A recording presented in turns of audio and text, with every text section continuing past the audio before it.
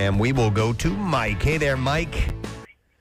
Hi, good morning. Hey, good morning, Mike. All right, so Mickey Mouse is also known as what in Italy? Il Topolino. Topolino.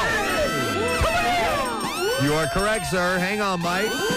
Got yourself a 4-pack of tickets for the Progressive Insurance Atlantic City Boat Show, Wednesday through Sunday at the Atlantic City Convention Center. You can get your tickets today at acboatshow.com. So thank you, Mike. Hi, Mike. All right, and we'll dive right into some of the entertainment stories this morning.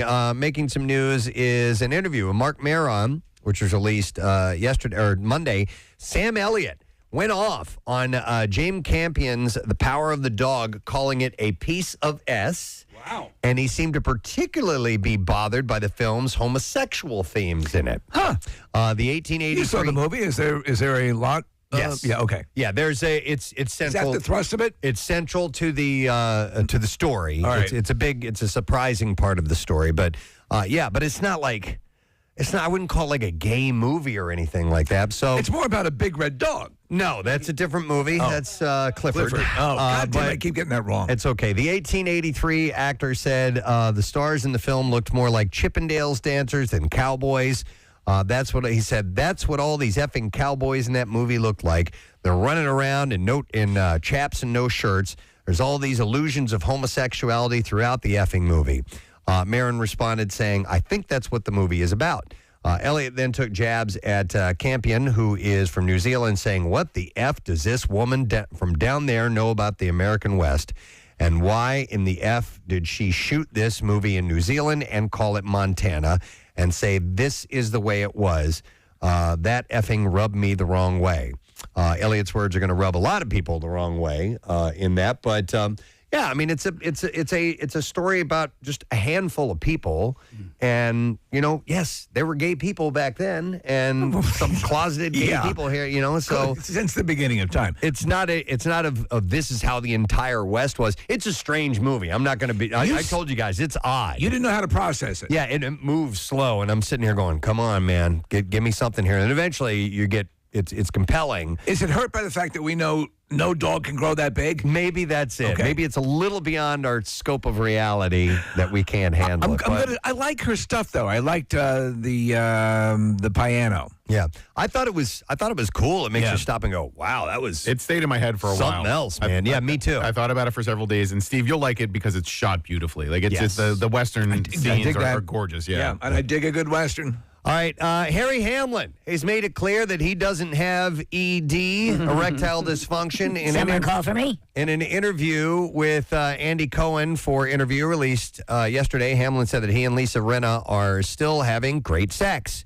Considering the fact that Hamlin and Rinna have been married for almost 25 years, Cohen asked the 70-year-old Clash of the Titans actor, I've talked to many other couples who have been married for 10-plus years, 15 years, 20 years, and who can't say that the sex is still great. What do you attribute it to? Hamlin replied, I'm sorry about that. A lack of erectile dysfunction, perhaps? I don't have that condition. Do you take a special pill? So Cohen asked, do you take a special pill or are you just Harry Hamlin? And he said, I am Harry Hamlin, and I've never had the blue pill. Is it blue or purple? And Cohen said, I believe it's blue. So he was here in the studio. He was a guy who was self-deprecating. Yep. He was just a really down-to-earth guy, and I always wondered if he'd be kind of a jackass because he was a good-looking guy, and but no, he was exactly what you wanted. I liked him a lot. Yeah, absolutely.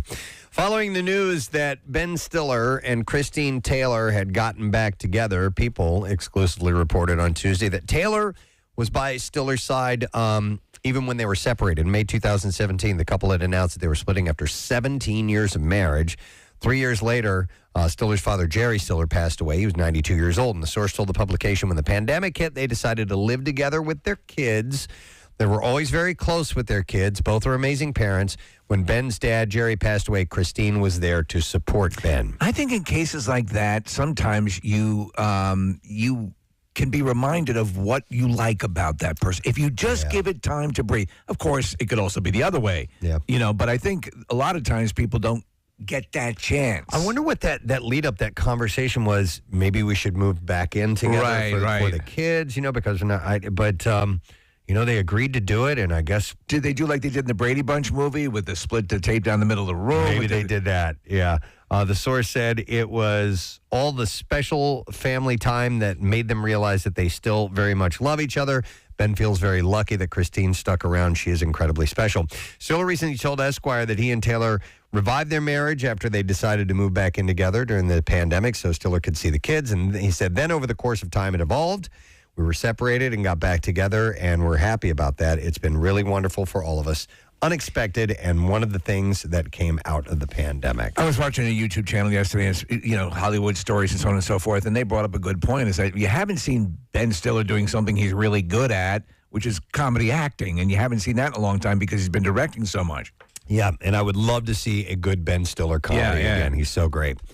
On Jimmy Kimmel Live on Monday night, Courtney Cox shared a story about the house that she used to live in, and it was a bit spooky. While Cox had previously said she relates to her character in Shining Vale for going through a midlife crisis and going through menopause, it turns out there's another reason. So she said, I live in this house in Laurel Canyon, which is in L.A., obviously, and it was Gypsy Rose Lee's house and Carole King's house.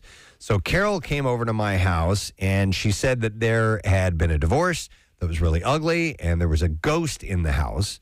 And I was like, yeah, whatever. But other people would stay there with me, like friends of mine, and said they felt an encounter with a woman who was sitting on the edge of the bed. And I was like, yeah, whatever. And she added that she and King even did a seance, but she didn't listen to a word because she was so in awe of, Carole King being there. And then she said, I was at the house one day, not being a believer. The doorbell rang. It was a UPS guy, and I opened the door, and he said, do you know that this house is haunted? And I go, yeah, why? Why do you think that? And he goes, because there's someone standing behind you. Oh. And then she was like, let's sell the house. She added she couldn't sleep there alone ever again, and it freaked her out. So they got rid of the home. Shining Vale premieres on Sunday, March 6th on Stars. I don't know what Shining Vale is about. I haven't seen anything about it. Do you know? No. Okay. I know that critically the word is pretty good on it. Okay.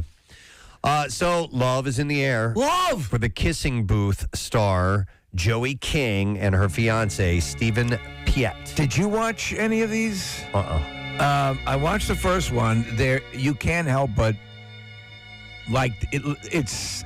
Case, it's like Marry Me. Did you watch one of the Kissing Booths? Have you? No. Okay. What is it? It's about it's like a coming of age story. It's more of a teen thing. Okay. But it's a romantic thing.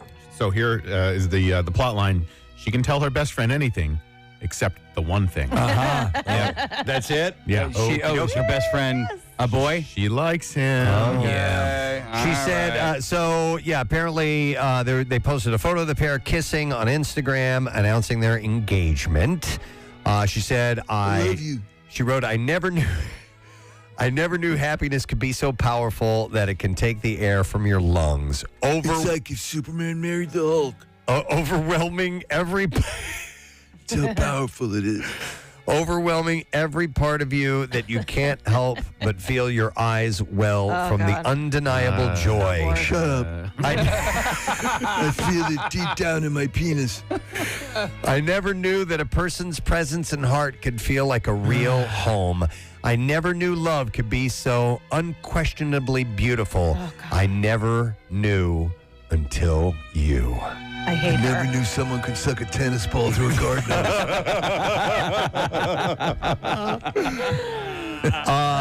She said the date was 2/2/22 when you asked me to marry you. Of course it was. And made me the luckiest lady alive. I love you more than an Instagram caption could ever do justice.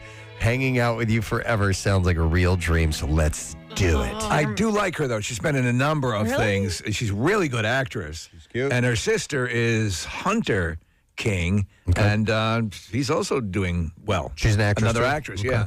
yeah. Piet, the guy, posted the news through his Instagram, writing, the weather was less than perfect, cold, windy, perfectly imperfect to ask my best friend to spend it like His quote is there. I gave you the goddamn ring. Yeah. A lifetime of incredibly safe and vulnerable conversations, holding hands on silent cab rides home, exhausted from great food and red wine, and the laughter.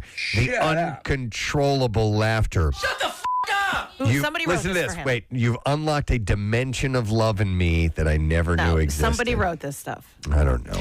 So on another Get the note here, writers. Preston, whoever created the word vulnerable, putting an L before an N. I know, Come on, man. vulnerable. Stop that. As a broadcaster, I really try to put that L in there. I should make it an R. Vulnerable. Vulnerable. Vulnerable. They should make vulnerable. Yeah. Somebody call them. Yeah. Call those guys. Who's that guy? I mean, I think that's guy.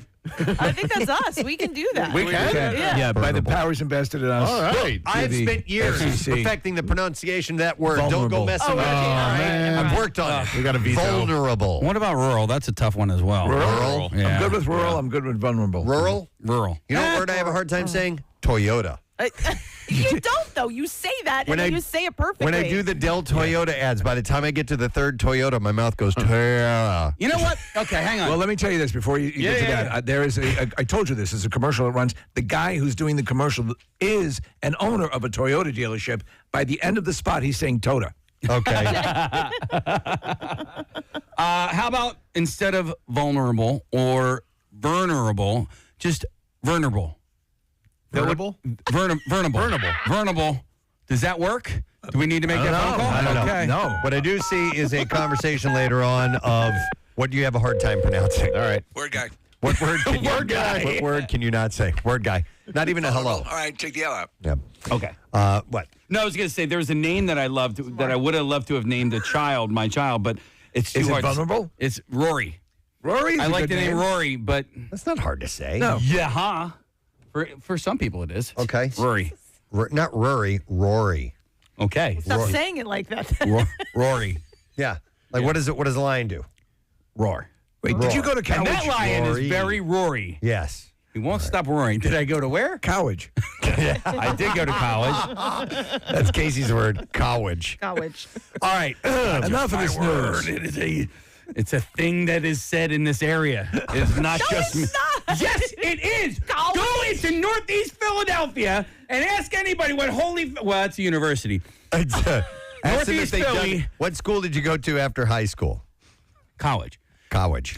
You're the Enjoy only person I've ever Preston heard and say Steve that. show currently. Yeah. It is not. It is a Northeast accent. Northeast Philadelphia accent, no It's doubt. not. Yes, it is. Casey, it's Yes. Huh. okay. All right. Later on, maybe. Hey, We'll- I'm the same way, man. I'm eyeing with you because it is. Okay. Listen, we're in the entertainment report here, Yeah. and I got to get back to entertaining. Come you. on, goddammit. All right, Hulk Hogan took to Twitter on Monday to clarify his relationship status after speculation stirred online. The pro wrestling icon said that he and his second wife, Jennifer McDaniel, are now divorced and that he has a new girlfriend named Sky. So he took the face. He said, "Yo maniacs, excuse me, yo maniacs." Just for the record, the Facebook and Instagram posts are of me and my girlfriend Sky. Gonna get a little vulnerable with you here. I am officially divorced. Sorry, I thought everyone already knew. Love my maniacs for life. He wrote. Sky, by the way, is a yoga instructor, Preston. Oh, is she? Oh, yes, she is. Okay, so Hogan filed divorce papers last October. McDaniel responded to the petition in the same day that it was filed. Hogan paid McDaniels a one-time lump sum of cash and bought her a new car in the divorce. The amount is not listed in the legal documents. The ex has agreed to a non-disparagement clause, according to the divorce papers, which prevents both parties from talking about the relationship without approval from the other. Yeah, so it seemed to, it caught a lot of people by surprise because it just sort of happened. McDaniel is also holding on to a property that she purchased with Hogan in Palm Isle, Florida, and the wrestling alum will keep their Clearwater mansion. I was watching an interview with Hulk Hogan. He's really a good interview. He's really conversive. Yeah. And he was talking about how Andre the Giant hated Macho Man, Randy Savage. Oh, really? Hated him. Did he say why? Because he thought he was too preening and full of crap, like Okay. insincere. Has nothing to do with his virulent drug addiction. cocaine habit? Yeah. I'm sure that could have been part of it. Man, but we saw that firsthand. Yeah, yeah. I know I've revealed this story before, but Randy Savage and Gorgeous George, who's a female wrestler, came by the studios at Y100. They walked in, tired. We're like, oh, this is going to be a horrible interview. They were just like non-conversive whatsoever. They both went to the bathroom. So we had this. This was the radio station was a former apartment. Yeah. So the bathroom you went into was like a regular bathroom bathroom that you would find in your home. It was a small one. Both of them went in together. Okay, they spent a little time in there. They come back out and they were ready to go, brother. Yeah. They were ready to go for the interview right after. They clearly went in and did a couple bumps. To get ready for the interview. So all right, well, interesting. I did not know that Andre hated Randy Savage. All right, let's see what else we have here for you. Entertainment reports that Dancing with the Stars alum Maxim you'll never be able to say it. Vulnerable. Chmerkovskiy. Vulnerable. Successfully evacuated Ukraine and made it to Poland. By the whole time when this is over, I will have figured out how to say his name. I hear you, and I understand your pain. I can't do it either. On Tuesday, Chmerkovskiy. Is it Chmerkovskiy? No, you're Preston. When you finally get it, you are saying it correctly, and I only know this because he was on Dancing with the Stars. Chmerkovskiy posted to his Instagram stories, "I'm in Poland," along with the Ukrainian Polish flags and a prayer emoji. Also, Sean Penn on Monday posted a photo to Twitter and shared that he and two colleagues walked for miles to the Polish border, leaving their car in Ukraine. And he wrote, almost all the cars in this photo carry women and children only, mostly without any sign of luggage, and a car, their only possession of value. So those seem to be the two celebs that are kind of checking in from that area. Yep. According to TMZ, Euphoria star Sydney Sweeney was spotted wearing a giant diamond ring in Los Angeles on Monday. And fans are speculating that she's likely engaged to her longtime boyfriend, Jonathan Davino. Isn't she the it girl from Euphoria? I don't know. I'm not really sure. Yeah. So Sydney Sweeney probably sounds like an it girl to me, Steve. And Nick just pulled up a picture. She looks like an it girl. Yep. Yeah, we'll go with an it girl. Let's go with an it girl. How about that? A cousin it girl. Julianne Hough is headed to The Great White Way. The actress and singer will make her Broadway debut in POTUS, or Behind Every Great Dumbass Are 7 Women Trying to Keep Him Alive. That's the name of the show. So Hough stars in a hilarious compilation video alongside co-stars Vanessa Williams, Rachel Dratch, Susie Nakamura, Leah Delaria, Lily Cooper, and Julie White to share the news. The actresses will play the 7 women in the title of the play, which, according to an official description, is, quote, a riotous comedy about the women in charge of the man in charge of the free world. In an interview with the New York Times, POTUS playwright Selena Fillinger, who is behind the morning show, said that she started writing it 6 years ago, adding of her inspiration. For years, we've had this endless cycle of headlines about powerful men abusing their power, and each time I was fascinated by the women orbiting the men and enabling them. And she said, the more I started to think about these women, the farce started to write itself. So it's a Broadway role for Julianne Hough, which is cool. I like her. We should send them our shart sound effect if they want to use that during the stage presentation. Yeah, maybe. It might add something to it. TV Line reports that HBO scrapped the Larry David story the day before the documentary was expected to premiere. This is a wild story. On Monday, HBO posted on Twitter, the Larry David story is being postponed. Instead, Larry has decided he wants to do it in front of a live audience.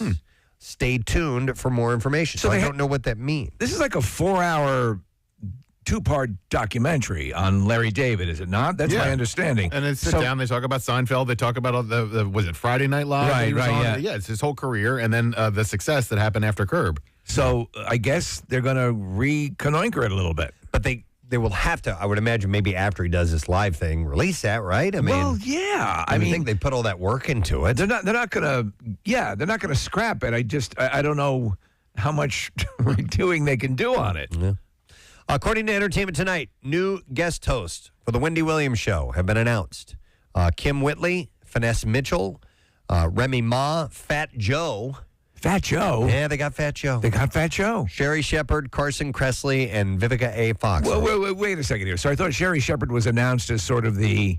She's getting her own show. Right, she's getting her own show. So Yes. Wendy Williams Show will stay on with these guests. Okay. So, all right, that makes sense then. Until the point that Sherry Shepard Show is ready. I guess Sherry so. Shepard Show. Well, I didn't see anything saying that officially that the Sherry Shepherd show will replace the Wendy Williams show. So, Steve, I have no idea. I very well could be. It seemed that that's the case, but I haven't heard definitively yet. So they're all slated to guest host through the month of March. So we'll see where that goes. And then finally, TV Line reports that Apple TV Plus has ordered the series Metropolis, based on the 1927 movie from Sam Esmail. Oh, I love that movie. The creator of Mr. Robot, by the way. The original film's description reads, Metropolis takes place in 2026 when the populace is divided between workers who must live in the dark underground and the rich who enjoy a futuristic city of splendor. Have you ever seen the original Fritz Lang Metropolis? Yeah, so they obviously it's a classic silent film, still with pretty amazing effects. And then they re-released it with a sort of a rock soundtrack that went along with it. Mm-hmm. And it still holds up, man. It's got some amazing imagery. We're ready for the clips, so let's get to them. You won, Preston. Super pumped. The battle for Uber details the rapid rise and fall of Uber CEO Travis Kalanick. And in this clip, Joseph Gordon-Levitt, who stars as Kalanick, is that how you say his name? Or Kalanick, I'm not sure, compares the businessman's life to musical legends. Here we go. These entrepreneurs do fit into a certain sort of rock star bucket, don't they? And you could compare the rise and fall of Travis Kalanick to the rise and fall of Freddie Mercury in the Queen movie or Ray Charles in the Ray movie. Maybe the difference is an entrepreneur like this isn't just making art. An entrepreneur like this is building systems that heavily impact a lot of people. What the hell are you talking about? Kalanick, there you go. New episodes of Super Pumped premiere Sunday nights, and that is me, man. on Showtime. Like halfway through that, I was like, I don't know. All right, here's the next clip. When a man wakes up with no memory in an Australian hospital, he must use what few clues he has to discover his identity before his past catches up with him in The Tourist. And here, star Jamie Dornan talks about playing a character with amnesia. Well, it's interesting because usually my process when you're playing someone is you do all the backstory, you try to build this idea of who it is, and then you try to forget it all, because as human beings, we don't go through life always going, I better remember like that incident in school. Like you just you know it, and then you let it go, and it just lives somewhere in the sort of the sidelines. I don't even know who the hell you are. The Tourist is coming soon to HBO Max. Can I make a correction on a mistake I made earlier? Yeah. Sure. Natalie Emmanuel, whose birthday it is today, she is not in the morning show. I was wrong about that. She's not? No, I thought she was. Her name is Gugu Mbatha Raw. They look very similar. I've seen her in something else then. Yeah, they're very both gorgeous women, and they both look similar. They have similar hairstyles, but they are different women. And Gugu is the one who is in the morning show. Okay, all right, cool. Thank you very much. Oh, Loki? she's in Loki. There we go. There you She's go. excellent in Loki. Yep, that's right. I was scrolling down. That's where I have seen her. All right. What a wonderful world. It is a wonderful world. And welcome to this wonderful world, dear friend. On Wednesday, we have a secret text word. Your chance to win a 4-pack of tickets for the Philly Auto Show. And that's going on March 5th through the 13th. So this week at the PA Convention Center. If you're interested, text the word secret to 39333, and we'll send a word back to you, and then we'll also grab one randomly. So why not go for it? Let's take a break. Come back in a second. Don't forget, we're going live on Fox Good Day as well this morning, so stay put. We'll return shortly. Preston and Steve on 93.3. Honey. Eddie Vedder. Excellent. Yes. Is she naked yet in any of those episodes? Amelia Clark? Yes. I forget how that proceeds early on in the series. Well, she goes into a scalding hot bath. Right. Full frontal nudity. Yeah.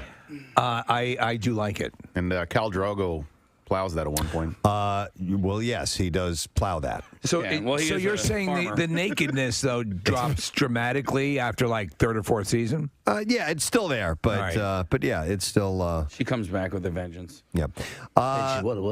She's got just a wonderful beef. Christ. Reach, you're not far off, man. Nice beaver. She's not like one of these workout feeds where things kind of look splayed all the time. Wow. Just natural. All right, so Speaking of beaver, I got to show you guys something. What? Where did you come from? I know. I got. It's a picture. okay. Well, yes. Later. Okay. That's just the reminder. Thank you, You're welcome. everyone. Jot that down. Jot that I'm down. writing it right down right now. Kathy not my has beaver. pick to show us. The beaver pick. I wasn't this excited when Adrian's men came on the show. Before we do the bizarre file, I should play that piece of audio. Okay. It's real short. It's very, very quick. It's not an audio illusion or anything like that. But we don't know where this is. Graduation ceremony. It looks like a college graduation. It was ceremony. college graduation, and as you walk up, this is your moment. This is your family is there. It's your time to shine. You get your name said with the thousands of people in attendance. You walk across the stage. You grab your diploma that you've worked so hard for And paid a lot for. Paid a lot for. This is the culmination. And as you're walking, they announce your name. Julie Jerkoff. Forgive me, Kirkhoff. What? Are you serious? Yes. This is legit. Julie Too legit to quit. Wait, one more time. One more time. Quiet, everyone, please. It's her moment. Yeah. Julie Jerkoff. Forgive me, Kirkhoff. Oh my God. Forgive me. Julie Jerkoff, forgive me. Julie Handjob, forgive me. Julie Handy, forgive me. Julie Blumpkin, forgive me. Julie Dirty Sanchez. Oh my God. Julie Jerkoff. Forgive me, Kirkhoff. Wow. You know what, though? That's better than just having your name read that most people are missing anyway. You know she was called Jerkoff throughout all her life. It had to have been a nickname at some point, or friends. Julie Jerkoff. Yeah. Or Julie Jerkoff. Forgive me, Kirkhoff. If you think about Julie Oh my God! I can't believe I said that. Or that professor won a nice bet. Yeah. Said she would do it. And Julie Salad Tosser. Oh, it's not even close. If you think about it, in high school, she probably had Jerkoff as a, I wouldn't even say a nickname. You know, they made fun of her. Maybe even her friends would call her that because it's such an obvious. But And then she gets to college where everybody matures a little bit and she loses the Jerkoff for a couple of years. It's and clear. then boom. Kirkhoff is I mean, you can come into that Kirkhoff. Dude, she's getting her master's degree. It's a Master of Science degree as she goes up and hears Julie Jerkoff. Forgive me, Kirkhoff. Well, and she doesn't. If this is the actual video that we're watching, she doesn't even flinch. The girl, Julie. You know what? When they're doing it, you couldn't even hear. You're so excited, and your focus is walk forward, shake hand, take diploma, walk off. You know, jerk off. Jerk off. Julie Jerkoff. Forgive me, Kirkhoff. Well, you did very well, Miss Jerkoff. And she sounds so sweet. The woman reading the names. Please come up to the microphone, Julie Jerkoff, and tell everyone how you achieved your success. Forgive me. It's the jerk-off way, I think, that we can all emulate. Oh my God! But there's countless names like that are being butchered in similar ceremonies going on. In fact, this very weekend, I'm sure. Absolutely. There'll be mangled names. Yep, loads of them. You realize, anytime we have a caller named Julie, we will have to play Julie Jerkoff. It's awesome. It's the best. It made my day yesterday when Casey sent that to me. So, on that one level, is it sort of cool that you have, I mean, since she's probably dealt with it her whole life, at least she has a meme now that's attached to her. Let's see. We have a caller on the line real quick, and I'm going to go to this caller. Hi, caller. Good morning. What's your name? My name is Julie. Julie Jerkoff. Thank you, Julie. Our first Julie Jerkoff. You're our first to be given the Julie Jerkoff Award. Following explosive fights on social media, Jersey Shore star Ronnie Margot Ortiz, he and his girlfriend apparently are done. He wrote on Instagram, on an Instagram story to Jen Harley. Yeah, he's a real silver-tongued devil. Listen to this. Yeah. Note to self, can't turn a natural-born hoe into a housewife. Damn. If you find them in the gutter, then leave them in the gutter. Note to self. Yeah. Ronnie later apologized, writing, I want to apologize. I love you. Earlier to my fans and especially to Tater Tot Kitty. Really? Tater tot kitty. That's somebody's handle. Like, I don't know if that's her handle or whatever, but I want to apologize to Tater Tot Kitty. Dear Tater Tot Kitty, I'm so sorry for those terrible things I wrote. I writ. He said, I acted out of my gut and not rationally. I was not rational. I should have never. Apologies to you too, Ravioli Ramon. He said, I should have never acted in such a manner, spelled M-A-N-O-R. Really? Yeah. Okay. Come on, man. It's where he lives. It's the name of the place. I should never have acted in such a manner. That's what it says. As you pull up Preston, it says, I never should have acted in a manner. And then he writes, my deepest apologizes. Wait, seriously? My deepest apologizes. A-P-O-L-O-G-I-Z-E-S. All right. My deepest apologizes. My deepest apologizes to Tater Kitty. The pair welcomed a baby girl named Ariana Sky together less than a month ago. It was wild to be there in the delivery room. I mean, the baby fell out of her butthole. You remember a while back we had a couple of televangelists who were talking about how they needed a new jet. Yes. And they to were spread the word. Jesse Duplantis. Yes. Is his name. The Duplantis Ministries, right? Televangelist with a global reach is asking disciples for money to buy a jet that costs $54 million, quote, so we can go anywhere in the world in one stop. If you're watching the video, he's dressed as I imagine Willy Wonka would dress when he retires. By the way, so I'm waiting for Marissa to get the full audio over, but Duplantis' solicitation comes 4 months after another televangelist, the Newark, Texas-based Kenneth Copeland, announced that he had just bought a new Gulfstream 5 jet. Oh, someone got a little jealous. I think that's what it is, Steve. I think that's what it is. Wait a second. What did that son of a bitch just get? Yeah. Well, this will not fly in the eyes of the Lord. I think it's keeping up with the Joneses. The aircraft. Listen, you insufferable prick, I saw what you just bought, and I'm going to get an even bigger jet. Hallelujah. The aircraft, when first sold in 1998, carried a $36 million price tag. That's what this other guy bought. $54 million. You need to understand. You just cannot. You're waiting in line, and you're going through TSA, checking, you're taking your shoes off. That's time wasted from spreading the word of the Lord. That's it. That's it. Oh, my. And then you got the crying kids kicking the back of the seat. I cannot put together a proper homily on a flight with the riffraff, the human filth that populates these various aircraft while I'm trying to get out there and minister to the human filth. That we got part funds one my over. lust for high-end aircraft. All right, here we go. This is the audio of him pitching this. He made a video of this. Yeah.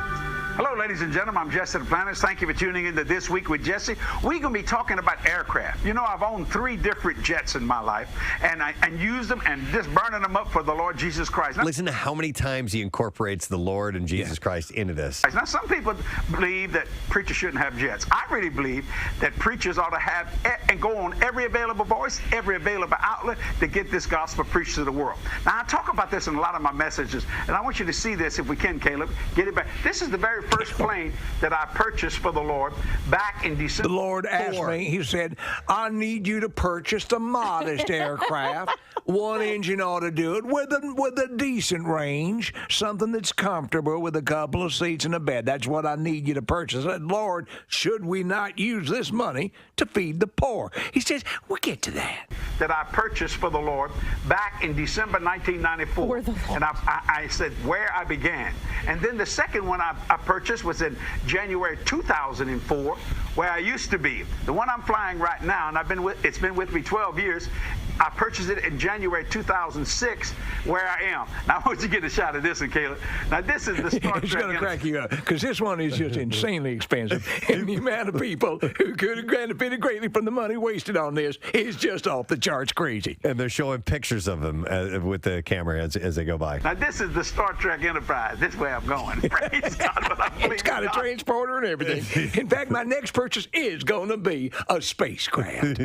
Praise God, but I believe in in God for. Let me just say. Wait, this is what I believe in God for? Yeah. Is that what he said? This is what I believe, yeah. I think he says, praise God, but I believe in gospel. Oh, okay. Where I'm going. Praise God, what I believe in God for. Yeah. Let me just say this.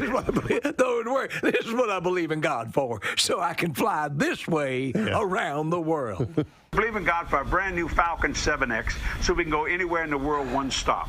Now, people say, my Lord, can't you go with this one? Yes, but I can't go at one stop. That's it.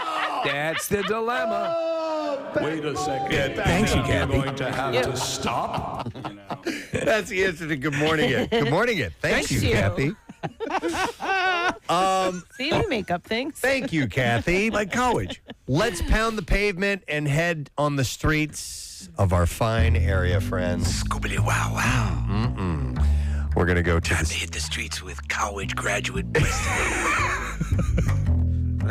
the city beat. I got some stories in our region. Actually, I thought about renaming a part of this section Jersey Side because I have a lot of New Jersey stories. And we had a lengthy Jersey discussion yesterday on the pumping of gas and the possible changing of that law. Yeah. I mean, let's face it. It's a big part of our situation. Our experience here is what goes on in New Jersey. But they have streets, too. They do have streets in New Jersey. So they also have plastic bags, but not for long. The New Jersey bag ban, the single-use plastic bags in most instances and paper bags at large grocery stores in several weeks will be done.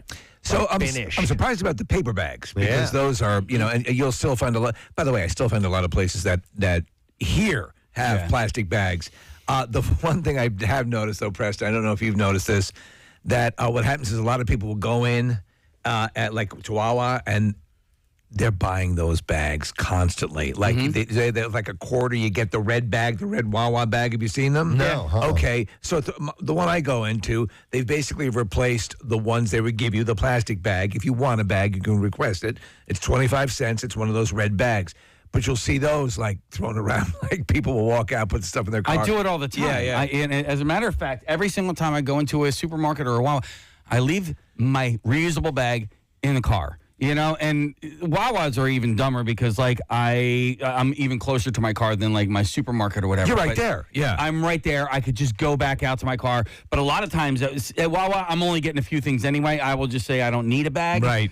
But I will be at the checkout line at the supermarket, and I'll go, damn, I got to buy another one of those bags, or a few different bags. Yeah. And I have reusable bags. They're always on me in my car. Rochelle is really good about taking the bags, and I always forget. And I bought her a bunch of bags, as just like stocking stuff for gifts and things like that.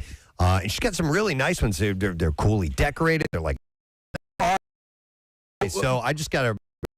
I'm going to go out and buy a bunch and throw them in your car and have them there ready to go. Honestly, so. It's a chance for the businesses to make more money. Put a bag kiosk at the checkout so that if you want to buy because we'll buy them over and over and over again because they're going to do exactly what you do, Case. You end up there and you go, all right, just give me the freaking bag. You'll eventually remember if after a while. Well, I've gotten to the point where I do. I remember now. I have 8 or 9 of them in my car. I always keep them in my car. And, when I bring the groceries into the house, I then put them back out in the car because otherwise I won't remember. But I have the ones that are like the freezer bags. I have God bless you, because Nick, I have a bag full of 250,000 bags. Yeah, so do I. That stops me from closing the door all the way. Kathy, I think you'd be proud because my bags are organized by like temperature control. So I have the freezer bags on the left part, and then the fridge bags in the middle, good. and then just the regular I don't know, nylon bags or Can whatever. You come to my house? Yes. Steve, I have a basket of bags, and it gets in my way in the garage. Right. Damn it! So I need a box for these bags. The bill to ban bags and other single-use plastic items was signed into law in November of 2020, but allowed for an 18-month lead-in time so that stores and consumers could prepare. The ban will likely be the strictest in the nation when it goes into effect on May 4th. May the 4th be with you.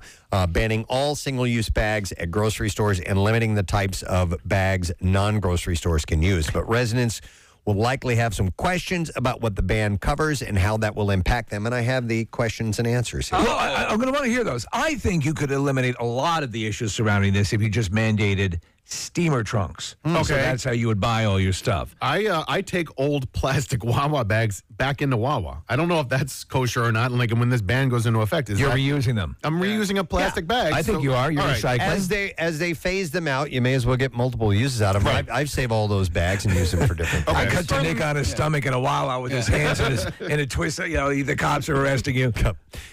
So here you go. First of all, when does the ban go into effect? New Jersey will ban the distribution of single-use plastic bags and certain types of takeout food containers starting on May 4th. So what's the deal with the paper bags? Why paper bags? So non-grocery and retail stores can still provide paper bags. So a clothing retailer or a small bodega will be just fine to hand over your purchase in a paper bag. Quick question, City Beater. If like you order food through Uber Eats or something, will the food now come loose? Don't know. Will they just pull a burger out of their pocket? That may not qualify. Larger grocery stores, anything over 2,500 square feet, cannot give out paper bags. For reference, a trade publication says most grocery stores are between 12,000 and 40,000 square feet. So they will not be using paper bags. You need to bring your own bags.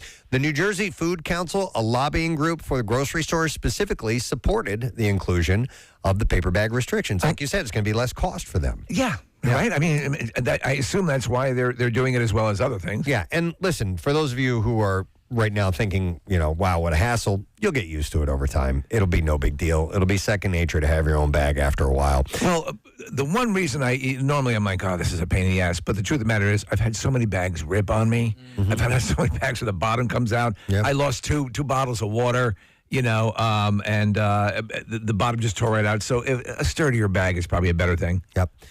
Bring your own bags. Reusable or single use is just fine, they said. Be prepared to buy a reusable one at the register or carry out your purchase without a bag. Stores cannot require customers to purchase a reusable bag. Now, also the question is, do other states also ban paper bags? No. New Jersey's bag ban is unique in its restriction on paper bags. It's the only They're state. unique over there. Right? Big time. They're unique. Pump your own gas, no paper bags. Yeah. I'll tell you what you could do, and this might be kind of cool. Put a boat hitch on the back of your car. All right. Take your shopping cart out.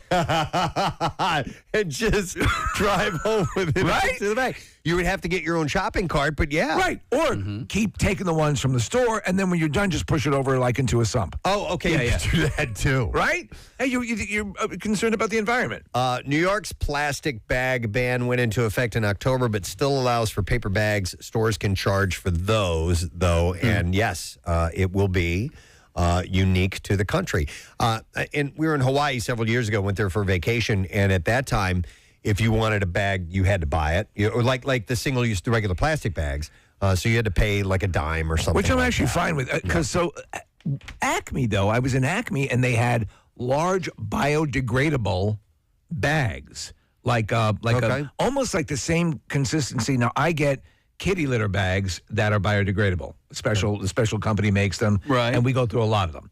And so it seemed to be the same sort of material used in these Acme bags. I don't know if they were just getting rid of them. And it said they were biodegradable? It did. I thought. All right, well, that's good. I'm probably wrong, though. That's a good bet. Here's a text that says, we don't use any bags. We keep laundry baskets in the car. And just bring all the food back in the cart. That's a good idea. And then when you get out to your car, you put it in the basket. That's a great idea. Taking it in the house would be so much easier after that. Yeah. Get a boat hitch. Okay. Put a trailer on it. All right. Put a washing machine in it. Okay. Put your groceries in the washing machine. You should get a boat, too. Yeah. As long as you have the hitch. Fill the boat with your groceries. Yo, We're saving the environment. How much weight will you attempt to carry in at one time I will carry as many bags as I can possibly handle just to cut down on the amount of trips. If I can get them all in one shot, I won't think about how I'm going to open the door when I get in. All right. But, I'll try to get them all in one shot. Preston, put a table next to our outdoor gate for putting things down. So you can open the gate. Right. Put the gate. So I blew my wife's mind the other day because I did 4 kitty litters, boxes of kitty litters. 2 and 2 in each hands. That's amazing. That's 100 pounds probably, yeah. Now, I think, honestly, I've lost use of 3 fingers on each hand. See, that's what I was going to say. Sometimes I feel like I'm losing blood circulation in certain fingers trying to carry all of the bags in. It's a nightmare. So we're getting to a close point where the NFL Combine's going to happen. That's where they put all the college, all the college students, and they'll like lift weights, and they should have a husband combine, right? How many bags of groceries can you carry in at one time? Because like that is. Let me throw something into this competition because I think it's great. If you ever get like if you ever go to Costco or BJ's and you get like iced tea bottles. And they come sort of in a heavy plastic wrap, and there's an opening at the end. If you scoop your fingers under, you can hold them, but you've got to hold them the right way because, no doubt, right? You have to go like 2 knuckles deep, or else you're gonna start tearing through. Mm-hmm. Steve, and then add a cat that's trying to get outside while you're coming in with all the bags and not having figured out how you're going to open the door, close it, and keep the cat inside. How many 12 packs of soda can you carry in one hand? One hand, not arms. 2. Because they had those little in the boxes or in the plastic. In the boxes. In one hand, I only go for 1. Really? Yeah. I don't try to do multiple. Occasionally 2. If I bought like 3 in one hand, well, yeah, but like tucked underneath. Like, because they have he's saying with your fingers, right? So because on the tops of those, I'm talking about the long on ones. the cardboard lip. On the you can reach in. You can reach in, and you can put 2 fingers in the one, and then 2 fingers in the other. It's risky. You can spock it. Dude, I can't. No, I couldn't do that. It's as much so it is. There is a strategy to it because you have to know physics. Yeah. You have to know stress on the cardboard. Yes. The ability simply to lift it up isn't all you're going to be dealing with. But I can do 6 in one sitting or in one carry because you get 2 in each hand and then 1 under your arms. 1 under your arms. Yeah, you know what I'm saying? I hear you. Right. You're definitely a champ. I would. How many angel food cakes? All right. So anyhow, the plastic bag ban in New Jersey is going into effect on May 4th. Why are all the calls lighting up? Did we say something? One other question, Preston. Yes. Can you pump your own gas into shopping bags? Only if it's a bring your own bag. Hang on. We'll go to a couple calls here. We're doing the city beat, and I have some other things to get to, but people are interested in chatting. So let me go to Darlene. Hey, Darlene. Good morning. Hey, good morning. How are you? Wonderful, Darlene. What's up? Okay, so if I shop at Aldi's, I will bring my bags with me because that's a requirement. But if I go to, Giant or Acme or whatever, I bring my bags with me. Mm-hmm. But then I have an awkward situation because the cashier will just automatically start putting my stuff in the plastic grocery bags. Oh. And then I'm too awkward to tell them that I have my own bags, so then I just go along with it, and then I take my bags with me home. Well, you can speak up. It's not going to be that awkward for them, I don't think. Would you ever consider bringing a gun with you? What is it? Just bring a gun. Fill up this bag. No, I've seen that happen where people don't mention it in time, and they have their own bags with them. Here's where I forget to do it, okay? Because we do the self-checkout a lot. Thank you, by the way, Darlene. If you bring your own bags, you have to hit the, I brought my own bag thing, and then you have to put your bag on, because your bag might weigh something, and it has to be on the little shelf there so that it calculates the weight. Okay, so go ahead. I learned something about that this. Drives me crazy. When you're doing that, Preston, after you put the bag or your item on the little scale after you've scanned it, yep. When the little button on the computer screen turns green again, you can take whatever item you put on that scale off. Oh, on the scale to like weigh produce and stuff like that? No. I'm describing this wrong. So you where you're going to bag your stuff. Yeah, you put it over there and it senses that you have paid for this now and you've placed it over here. And then because that little thing will either say like finish pay on it, when that lights back up green again, you can take that and put it wherever you want. I didn't know that. Okay, that's cool. I didn't know that either. All right, I thought it held an accumulative weight the whole time. That's what I thought too. All right. Anyhow, what else is this? What does this say? It says no. Wait. This one. The WMMR Life Olympics, pumping gas, carrying groceries. I'm in for this competition. No, Casey and Steve dress like Tom Cruise in cocktails serving up gas. No, that one wasn't as interesting. Okay. Let me see. I have some other things from City Beat, and we'll stay in New Jersey for this one. This is pretty cool. Marissa pointed this out to me. I didn't get a chance to mention this yesterday, but over the weekend, a Twitter user from Arizona pointed out that Ukraine's official Twitter follows New Jersey.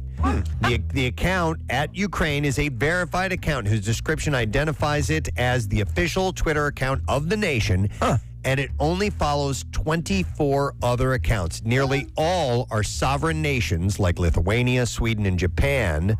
And at NJGov, the official Twitter account for the state of New Jersey. Is there a particularly high Ukrainian population in New Jersey? I don't know. I wonder if it has anything to do. There's a decent amount of Ukrainians and Russians in Northeast, in Philly. Yeah, we had a guy that was doing some work in our house who was Belarusian. I guess is that how you describe Belarusian? Belarusian. John But I wonder, so in the summers, a lot of times people from Eastern Europe will come over for summertime jobs at the Jersey Shore. I can't be the reason why. They're coming over here for you? No, for summer jobs. Oh, I thought you said I can't be the reason why. No, I said that can't be the reason why. New Jersey is... Listen, I'll take a lot of the blame. I misunderstood. I'm like, wow, I don't know why that would be the impetus. So a Twitter user, real quick, Nick, a Twitter user named P_nut pointed this out. They said whoever runs the Ukraine account replied back, asking, they said, why are they following New Jersey? And they wrote back, whoever runs his Ukraine account wrote back, because they're cool. Well, they posted funny tweets over the last few years, especially during the pandemic. And the humor helps you get through. And New Jersey's Twitter account was pretty funny, is pretty funny. So I can get that. It's just interesting because they're not the only funny Twitter account out there, and yet they are the only state that the Ukraine follows.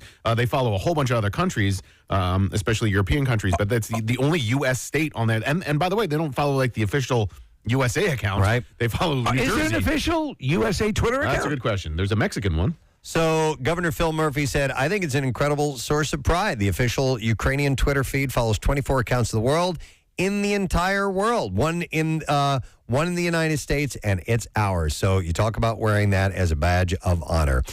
We support your gas pumping policies. The NJGov account has gained 400,000 plus followers and national media attention for its often snarky and offbeat takes at sibling-like teasings of Delaware and other states. So it may not be a surprise that to some that Ukraine took notice of it. So interesting, right? Yeah. All right. Let's see what else we got. Are we staying in New Jersey? Yeah, I got one more Jersey story. Wow. And then if we have time, we'll jump over to Philly.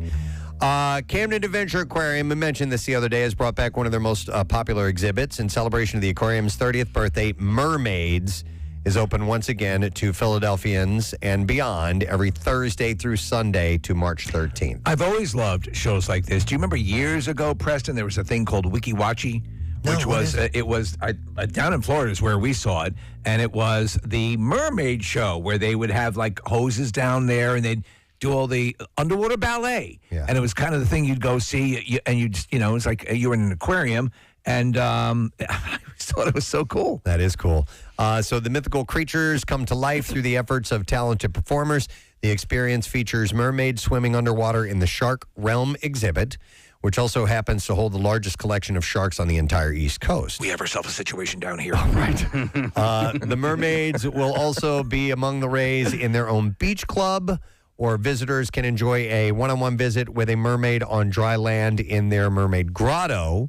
While their professional photos can be taken, kids can also create a magical mermaid tail or a pirate hat craft with the help of an Adventure Aquarium team member, and all guests can also get their face painted as well. We used to, when my kids were younger, we got a membership to the aquarium. We went there regularly. Great. We still have one, yeah. Yeah, and I have not been in a while. I would like to get back over there. Have you ever tried to swim in one of those? They had the swim fins for a while where your feet were together, and you would. I've never tried that. Yeah. No, it looks hard. It is hard, but you move. You move. You move. Yeah. So I would like to try that. Yeah. We have done the swim with the sharks. We did that like 3 or 4 times at the aquarium, which was really, really cool. Do you know what I'd like to do it again. What I think is one of the wild side things of the aquarium is the porcupines. It's like it's like, and they have hippos in the aquarium. Yeah, and you pet a porcupine. Like what the hell's a porcupine doing in an aquarium? The funnest part about watching the hippos is watching them poop. When they take a dump, it's just amazing. And they're underwater, and they have it's a glass wall, so you can see them under the water. And yes, they will blow a giant amount of debris out of their ass. We had yes, exactly. We had the opportunity to go back when they brought them back and they feed them bok choy. Yes. So they brought you see these huge cement pillars. Like, what is this about? And they actually retract into the floor, and then they start raising up. They bring the hippos in. And when you're standing alongside a hippo, and that maw opens up, there's a picture we use all the time of Marissa standing in front of the one with the mouth open up. It's like amazing. Yes, they're magnificent, big creatures, and they can kill you in a second. Yes, they can, and do many times. So yeah, you can check out the mermaid experience now, and there's also a lot of there are different little packages that you can buy and do at the aquarium that you may not be aware of. So you may want to check out their website. I love the anchovy exhibit. That was great. The anchovy exhibit. I did not see that one yet. The world of anchovies. All right, let's see what else. Let's move into Philly. Let's go into the city. This sounds like a lot of fun. This sounds like it has Marissa written all over it. But Dining in the Dark is currently running. It's like the opposite of Dinner on Blanc. The Twisted Tail in Head House Square. They're doing that every Wednesday through March. And it's 3 courses, 3 different options to choose from: meat, seafood, and vegan. And diners are led on a journey of senses utilizing taste and smell, and sight is on the back burner. So you're blindfolded, and they bring this stuff out to you. What if they try it poop in front of you? Well, then you're going to have an interesting dining experience. I would love to do this. It's on a Wednesday night. I'll never go do it because it's in the middle of the week, but I would love to do something like this. This is exactly Marissa. Yes, totally. Marissa, have you ever done one of these Dining in the Dark, not knowing where you're eating things? No, I've been to Twisted Tail. I was actually the very last table at Twisted Tail before they closed for the pandemic. Oh, no. What if you accidentally reach for the candle on the table? Well, I was thinking about that, like if you're like grabbing somebody else or like your forks bang into each other or something like that. But I think it's pretty interesting. And Twisted Tail has great food and a great bourbon program, Preston. Oh, really? Yeah. What did it used to be, Maurice? Was that Dickens Inn? It looks like it was it's right Dickens Inn, yeah. Yeah, in that section of town. I mean, there's been a lot of turnover over the years. I don't remember what it used to be. Yeah, it's right up the street from Kavanaugh's. Yeah. Across from Bloomsday. Oh, yeah. So the venue is completely blacked out on its second floor with just a few candles to light the way. And while you sign in and wait, a server comes to lead you to your table. As you order drinks, you're then instructed to put on your blindfold. And each time a course is brought out, servers give you hints on how to eat it. And then you just go and give it a shot. Okay. Yeah. Interesting. So Casey thinks it's stupid. It's carrying the chef's table to a whole nother level. Right. There's going to be a ton of knocked over glasses. Yeah. Fires. You would have to be careful. So when you go to the bathroom, do they unzip you? So I'd imagine what you would train yourself to do is when you're reaching for something on the table, you put your hands flat on the table and run your fingers out like this. Sure. So, That's baked Alaska. But also, how would you know exactly where the food is on your plate? Yeah, I know. Unless they're serving a lot of finger foods. So you would have to assume that's in like a big bowl of mashed potatoes. But I would love to try it. I would love to try it and see how my taste buds react to. Can I tell what I'm eating? Without the benefit of visually. Yeah. Yeah, I think that's cool. Yeah. So each course, with each course, the room tries to guess what was served. So people there can kind of converse with each other and try and figure out and describe what they tasted. The event was created to not only offer an innovative experience for the users, but also to create an opportunity for those who have been adversely affected by the pandemic by partnering with world-class venues and leading chefs, producers, and restaurateurs at and release states. I got this article from the Metro, by the way. So it's nothing you would do. It's nothing I would do. But if you're adventurous, that would be, I'd like to try it. Like during the week, though, is the only day. Right. Yeah. It's a 90-minute event that's every Wednesday, and tickets are currently available on Fever's Marketplace online for $80 per person. That's when I watch Japanese flirty dancing. Sorry, I'm all booked up.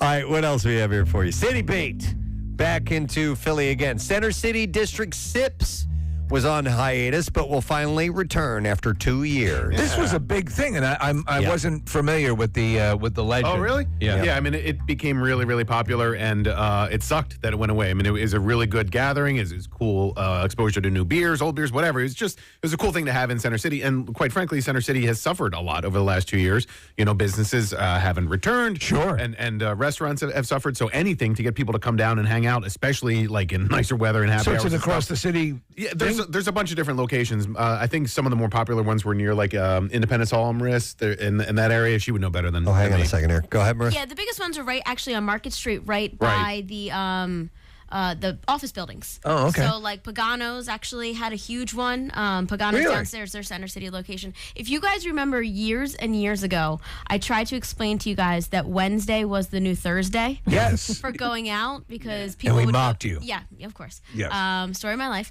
Because Thursday people start going to the shore. So Wednesday was the day that Center City would try to get people to stay in town, go to happy hour because the weekend what people start going to the shore on Thursday? People who don't work on Friday? Oh God, for years before I started working for you guys, I went to the shore Thursday. I would leave after work at midnight, and that was why did you have Friday off? It was just my schedule. I would have Friday off, and I wouldn't go in until Monday at 3:30. So I would leave for the shore on Thursday. So people who work 4-day work weeks can do the Thursday or shore. work from home, or a lot of the people that I had the shore house with. Or teachers. No, a lot of people that I had the shore house with were sales reps, so they would do their sales calls in Jersey on Friday. So they would come down Thursday night, leave during the day on Friday, go to their Jersey visits, and then come back down. Yeah, Summer Fridays is a big incentive for businesses to get younger people too. Fridays off during the summer. Oh, that's a big enticement to get people to come work for your place? Yep. All right. Oh, really? Okay. Yeah. All right. Hell yeah. We do that here. Damn right. I'd be on board for that. No We problem. always phone Friday show in. Yeah, but we physically have to be here. True. That's the sucky part. That's why we have to start broadcasting from the shore somewhere. Someone has actually talked about that and mentioned that recently in a hallway discussion. It'll be a shore along the Delaware River. All right. So anyhow, they're eyeballing June. And the 14-week program will be back and possibly bigger than ever, according to the Center City District. So, what if they did the SIPS program blindfolded? Oh, that'd be so good. just walking around city streets with a blindfold on. we actually walking around? You leave it on the whole time? Our blind friend Tucker texted in and said, "There's nothing exciting about eating in the dark." To him, it's just Wednesday night dinner. All right, that's it. City Beat, we got to take a break. Casey's wrapping it up. Gotta go. Yep, we got to go live on Fox Good Day. So gotta go. take a break and we'll be right back. Stay with us. Now people say, can't you go with this one? Yes, but I can't go at one stop. And you see, if I can do it with one stop, I can fly it for a lot cheaper because I have my own fuel farm. And that's what's up. You just said, by the way, on this $54 million jet that it has a 5,000-mile range. Yeah. That's not flying around the world with one stop. It's just... This is the way to travel. And I know you have issues at home where you can't feed your children. You know, it's hard to cover your bills. But if you ever do get the chance to fly on an aircraft like this, it will open your eyes and make you ask yourself, dear Lord, why don't I have a jet of my own? Oh, my God. It's the audacity. Yeah. The absolute robbing of human beings preying on their faith. There I was in Zone 3 waiting to load onto the aircraft. Zone 3. And I said, dear Jesus, I'm surrounded by a sea of human filth that is keeping me from spreading the Lord's word. What can you do for me? Can you hook me up in a $56 million plane? Will get it done nicely. And I can fly in one stop. And it's also economical. Is it very economical? Yes, Lord, it's very economical. You know, they got down there down in the Cabo San Lucas, they got these young ladies that need to hear the word of the Lord. I need to. Oh my God! I need to see this guy in Down there, Casey. Let me tell you something. The girls have literally gone wild, and they need the word of the Lord Jesus Christ to tell them that if the tops are coming off, if the tops and pantaloons are coming off, make sure that at some point the Bible opens up. This is Cabo. Girls Gone Wild Girls in Cabo. Gone Wild in Cabo. You've seen video. I have seen video, and I'm distressed. I could get there in one flight. I mean, you just want to punch this guy in the face Absolutely. with all your might. I don't know. I kind of want to join him on his jet. I wouldn't mind This riding is along. my new friend, Kathy Romano, and I believe the word the Lord would use is bodacious. Yeah. We're praying together. Yeah. I put dildos in my mouth. And that's how. That is not very That's religious. akin to saying "open sesame." When this fine young, and she's a broadcaster, I want you to know, so she spreads the word herself. But when she said she put dildos in her mouth, I got to tell you that jet door opened right. I put dildos in my mouth. So I thought this one would be a nice, light conversation. Anne Frank. Yes. No, but actually, this is actually a little bit of light information about Anne Frank that was recently discovered. It's pretty amazing. Yeah. Researchers using digital technology deciphered the writing on 2 pages of Anne Frank's diary that she had pasted over with brown masking paper, and they discovered 4 dirty jokes and a candid explanation of sex, contraception, and prostitution. Wasn't it Bert Kreischer who got Anne Frank confused with Helen Keller? Yes. That's And actually, right. there's an on-running joke about that on a website I go to a lot, which is fark.com. And it's not only Anne Frank and Helen Keller, but they've also thrown in, oh my God, the pilot. You're talking about Amelia Earhart as well. Sully Erna. So they always, is Sully Erna. No, Sully. I thought you said Sully Erna. I'm like, no, yeah, I don't think he's a pilot. I don't know why I immediately thought, when you said pilot, we're clearly talking about women. I mean, he did land that. It's a good movie. I don't know why Sully has not brought up the fact that he hid in a in Amsterdam during World War II, because that's an even more courageous And story. what blows me away is the dude was blind and deaf and able to land that plane. Yes. Amazing. Well, I mean, he landed it in a river. Well, I but, guess you know. he doesn't want to puff himself up too much. All right. So anyhow, let me find something else. I can't wear the earbuds. I have small ear holes. You can't wear the earbuds? Yeah, they fall out. Ooh, your ear holes are so tight. Tight ear holes. Oh, man. You can get That's awful. Can you fit that in there? I'm going to work with it. Wait. Yeah. Wait. Oh, ow. No, you're too big. Stop. You're stretching it Stop. Your plot is too big. You're going to tear a hole. Oh, my God, I'm going to bleed. Ear lube. I need some ear lube. Well, what you I can just get. gave you an ear pie. I actually bought these things that were like $2 on Amazon. I just got that. I'm sorry. Wait, just got what? Ear pie. You ever heard the term cream pie before? Never mind. Go ahead. I bought these things for like $2 off of Amazon that go around your earbuds, so you can A C-ring.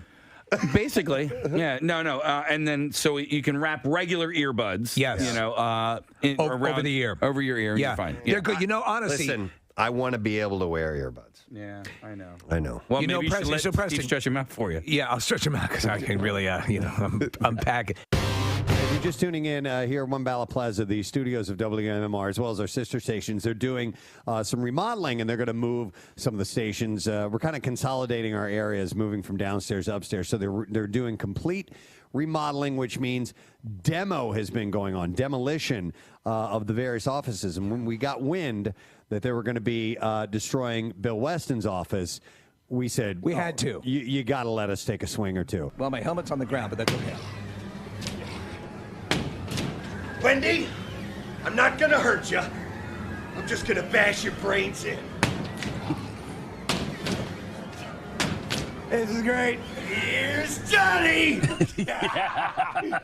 That is awesome. Oh my God, look at this. Oh my God. Bill's mailbox. There we go. Give it to him Look at as a that. keepsake. I have the video. By the way, did we ask Bill if he wanted that? No. Okay, all right. Hey, Bill, do you want this? Clear the wall.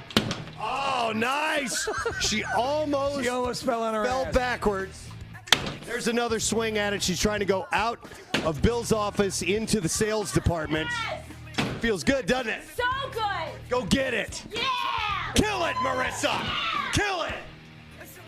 A lot of rage here, man. Yeah, but it's funny. It's She like, packs a punch. It's like watching an angry dwarf.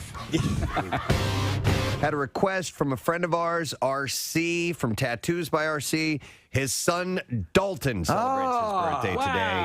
Wow. And RC wanted me to mention, we haven't seen Dalton in a while. I know. He's been around. He used to come around when he was a kid, and we haven't seen him, but he's a man now. Full-grown adult, man. He was a little kid when he came in to visit the show, and I'm wondering, how long has time 21? passed? I'm guessing he's 21. All right. Yeah. That's just a guess. I'll have to check my Instagram message that I got from RC and get back to it. But this It'll be my regular Saturday night thing, baby. Oh, yeah. Oh, yeah. No, he can't be that old yet. Well, he's All right, he's I'll at look it least up. 20. At least. Oh, yeah. Yeah, keep playing that clip over and over until I get this, Steve. Oh, yeah. Oh, yeah. Are you looking or are you I'm just looking laughing? it up. I have to go into my phone. Oh, my God. Let's see. Oh, yeah. It says here, he turns 20 years old. There we go. Booyah! Yeah. Oh, yeah. Yeah, that's Oh, yeah. It'll be my regular Saturday night thing, baby. Oh, yeah. Oh, yeah. Oh, yeah.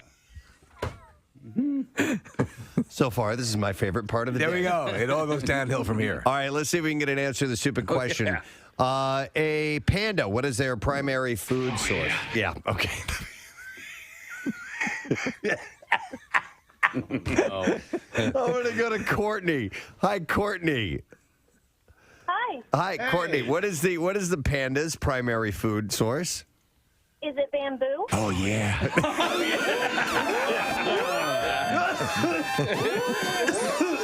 Yeah, hang on. Hang on, Courtney. We're gonna. Caitlyn Jenner Yes. has 6 kids, but Oh, yeah. yeah, she's. You're going to be my regular Saturday night thing. Oh, yeah. I might not make it through the show today. Caitlin, huh? Thought you'd be bigger. I mean, no cooler. But she. Roadhouse with Caitlyn Jenner. Oh my There you go. God. Pain don't hurt. No. Except when they cut your balls off. That was pretty uncomfortable. I'll have to say that did sting. That pain hurt? Yeah, that pain sort of hurt. The knife attack at the bar, no, not so much. Cutting my balls off, yeah, that actually pinged a bit. Can you stick to the script there? It pinged a bit. That pain hurt. Okay, sorry. Oh, yeah. Oh, yeah. So the royal wedding was over the weekend. I'm going to touch a little bit on this stuff, and we'll expand a little bit further on it later on. But, of course, it took place on Saturday, and they are officially husband and wife, Prince Harry and Meghan Markle. They became the Duke and Duchess of Sussex at London's Windsor Castle. The ceremony took place at the Gothic St. George's Chapel at noon, but was no ordinary wedding, even by royal standards. So there's an Instagram thing that I follow. It's called Fish Dance Party, and what they do is they'll dub Fish concert music over people dancing. How did I miss this? No, listen. At one point over the weekend, there was a Fish Dance Party Instagram posting of people coming out, and it looked like they were coming out of the royal wedding. And I was like, this can't be. But I think it was legit. I'm fairly certain what I saw. Fish music was playing when they were coming out? Okay. No, but like ridiculous. A selection from Fish. I just need to know if I did indeed see Prince Charles and Camilla Parker Bowles come out dancing out of the chapel or whatever. No, I don't think they were dancing when they walked out. That is not. Dude, wait till Prince Charles and Camilla. They're Casey. I know. Casey. What is it? We're watching this right now. There's Yes. no way in hell the royal family would do something like this. But look at this. They're great lookalikes right there. They are not even remotely looking. That guy looks nothing like Prince Charles. I was looking at her. Oh. You thought this was real? I couldn't tell. It was on my tiny little. What is this from, though? It's a spoof. It's a It's a spoof. Oh my God. People. Yeah, we're watching this right now. This is it is absolutely absurd that Casey would think that this was legit at the actual royal wedding. I'm telling you, when Prince Charles and Camilla, the Camilla lookalike, I was like, well, that kind of looks like her. But Prince Charles, you know what, Casey? It was. I knew it. I knew it. It was real. Let him have this. Thank you, guys. They really are big Fish fans. We are so happy he is back in town. It's been a while since he's been here in this studio, and we know him as Gay Robot. We love him for that. Ladies and gentlemen, Nick Swartzen. Everybody is with us. Good morning, sir. I'm glad you got my name right and didn't call me Blink 182. You nailed it. It's that kind of day, Nick. It is. Flooding in the streets and in Preston's. Dear Lord. When did your friendship with Adam Sandler begin? We met on J-Date. It was J-Date. Yeah. So a mistake ended in a lifelong it was just friendship. A lovely turn of events. That's perfect. This goes with answering this question. A lot of people don't even know I do stand-up. So this generation now, it's funny because that's why I wanted to. They'll come to my show and they're like, "Oh my gosh, you're really good at stand-up." Yeah. And I was like, "Yeah, I've been doing it like 22 years, which is insane." And a lot of people just know me from movies, so it's kind of a bonus when they're like, "Oh my gosh." Yeah, yeah. You know, it's like Michael Jordan when they're like, go to see him play baseball, and they're like, "Oh, you play basketball? Oh my gosh, this is a whole other crazy." aspect. Wait, you're the Michael Jordan of comedy? No. Michael Jordan of baseball. Yeah. Yes. Exactly. Was Chuck and Larry the first movie you did with Adam, or did you do anything before that? Adam saw my stand-up on Comedy Central. Okay. Yeah. So he was in bed with his wife, and he was channel surfing, and he was like, "Oh, it's this kid." And I was a kid at the time, and he wrote my name down and went to the office, and he was like, "Who is this dude?" And a lot of the younger guys were like, "Oh, that's this kid Nick Swartzen." That was my first special. And I used to do jokes about my grandmother. Oh, I love them. And so he had a script called Grandma's Boy, and he called my manager, and I had a meeting with him, which was surreal, obviously.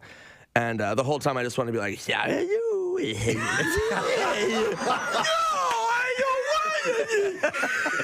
So I didn't do that, and that's why I'm still working with him. But there's a scene in that movie. Michelle Carmen, who's one of our calendars, is the girl who is across the street. Moon balloons. Oh Yeah, she's from Philly. And she's in one of our calendars. Yes. I remember Sandler called me up and he goes, "Hey man, I'm doing this movie Chuck and Larry with Kevin James," and I was like, "All right, cool." And he goes, "Yeah, it's a part for you," and I go, "Okay, great." And he goes, "Yeah, you're playing Jessica Biel's brother." I'm like, "That's amazing." And he goes, "Yeah, you're a gay brother."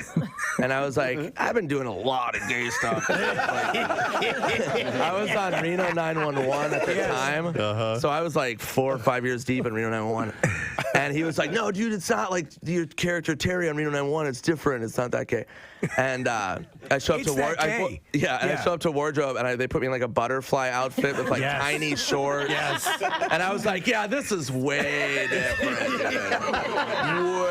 different." And then you end up playing in another movie I think is underrated, is Blades of Glory. Oh yeah. And you play the stalker. Yeah. Who comes up with the conceit that gets I saved the movie. Saved the movie, yeah. But that was another gay character. It was gay-ish. Gay. It wasn't like bursting into flames. It was just like half my leg was on fire. I wanted to ask about your fascination with bats, because we had seen an interview that you love bats. You want to have pet bats or something like that. What interview is that? I don't know. It says here he loves bats. Wanted to buy a bat farm in a recent interview. Did you That's want to buy? insanity. That's not That you. is completely false. Bats are horrifying. I want nothing to do with bats. So who You never said that in an who interview? grabbed the I piece of probably did, information? but I do a lot of mushrooms. Who grabbed the piece of information about the bat farm? I don't know what could possibly have happened there. In your data sheet. Bats are literally horrifying. I remember when I was growing up, I lived in an apartment with my mom, and there was a bat in the house, and me and my mom were freaking out, and they make a weird high-pitched sound. They're horrifying. Unlike anything you've ever heard, and they're making their location sound, their echolocation. You know it the second you hear it. Yeah, there's you know a the bat in second room. you hear it. And me and my mom freaked out, and we hid in her bedroom. We didn't know what to do, because it's like, it's like, do we call the police? Like, I don't know what to do. And the bat climbed. They can fit under, like you said, this tiny sliver underneath the door. That's all they need. It's like a horror movie. Yeah. And it came in, and it made this weird sound, and Yeah, I just end up killing my mom and eating her. And Okay. I just want her to live through that. So it's the absolute All right. antithesis The love of of a bad bats thing. is incorrect then. All right. How? Okay. Yeah, I don't know who said that. It was when you were in Austin for your third time. It says, why do you keep coming back? And you said, I love Austin. I actually looked into buying a place there. Just like the vibe. It's creative. Everyone is super cool. I love the music. And you have bats. I want to move there and buy a bat farm. It was a joke. Yeah. Yes. Yeah, I lied to that city. That was an open lie. Christy, did you come up with that information? That's our intern, Christy, Yeah. by the way. She tried to go see your show last night, but got stuck in traffic and couldn't make it. She went all the way out there to Bethlehem. I'm sorry. And couldn't make it. And you got a show in Albany tonight? I have Albany tonight and then Brigada tomorrow. Wow, dude. DC. Yeah, I'm on, I think it's like at 35 or 40 cities right now. I mean, so now besides the flight, and you got that stuff all handled. Are you a good traveler generally? Yes. I mean, I'm pretty easygoing. I mean, Okay. I have like a tour bus, so I don't have to fly a lot. You have a tour bus, okay? Yeah, and people think it's like wild, but it's really not. Like we go to like Whole Foods, and then like I'm trying not to like drink on this tour. I drank on the last tour, and it was just the wheels came off horrendously. I mean, it was ridiculous. Do you self-impose? Because my wife will sometimes do that. Just like, and not she's not an alcoholic or anything. She just I just want to take a month or two and just take a break. I'll go hard for like 5 years, and then I'll take like a month off. Yeah, and it really helps. Sure, it really helps. 5 years, 1 month. 5 years, 1 month. Yeah. It's all about the balance. You know what I mean? Great to see you, man. Thanks Yeah, for being cheers, here. guys. That is Nick Let's get Swartz. real Quick couple of short outs because I'm getting kind of backed up. Let me see here. I wanted to mention this one. It says, good morning, Presbo. My wife and I are big fans of the show. She recently introduced you guys to our 4 sons on their drive to school. And I'm asking you to send a giant shout out to my amazing, strong, loving wife, Nicole, who not only is a super mom to our 4 sons, but also giving birth to our 5th son, Noah, on Friday, March 4th. You guys rock, and that is from Jerry Rogers. So a chart, please, for Jerry, going for number 5 boys. That's crazy. Amazing. Wow. Another one says, let me start by saying my husband is a huge fan of your show. He's been listening for 10 plus years and never misses a morning. It's a running joke in our house whenever he tells me a story that he heard it from his friends, Preston and Steve. I know he would absolutely be thrilled to get a shout out on his birthday, Thursday the 3rd. Full disclosure, I'm not a full-time listener. I'm completely in the dark about how to go about requesting a shout out, or even if you're still doing them. On the off chance this does reach you and you are still doing the shout outs, I want to send it to Eric Wright on his 32nd birthday. He is the best husband and father we could ask for. We want his day to get off to a great start, and we love him more than he knows. And he's so grateful for everything that he does for us. We are so grateful. And I hope this reaches you in time, and that is from Morgan Wright. So this is for Eric. Should we punish Morgan or no? I'm kidding. For not listening? She's not a full-time listener. No, She's that's a cool. That's part-time wonderful. listener. Yeah. All right, and then another. I got this one a little while back. Was that our new chart? You know, I love that. Was that the one? Oh, Jesus. This one starts off by saying, "Yoo-hoo, Preston." I wanted to give a shout out to each individual member of the Preston and Steve show.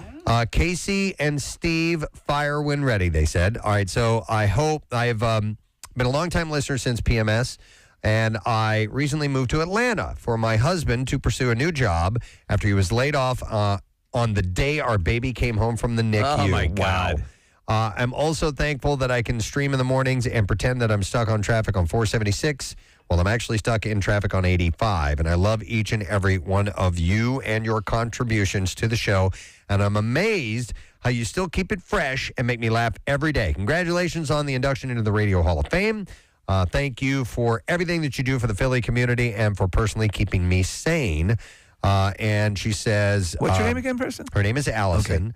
Allison Zaccardi. And she says, P.S., a shout out to the amazing staff at Einstein Montgomery and our Conchi midwife row. So here's a chart.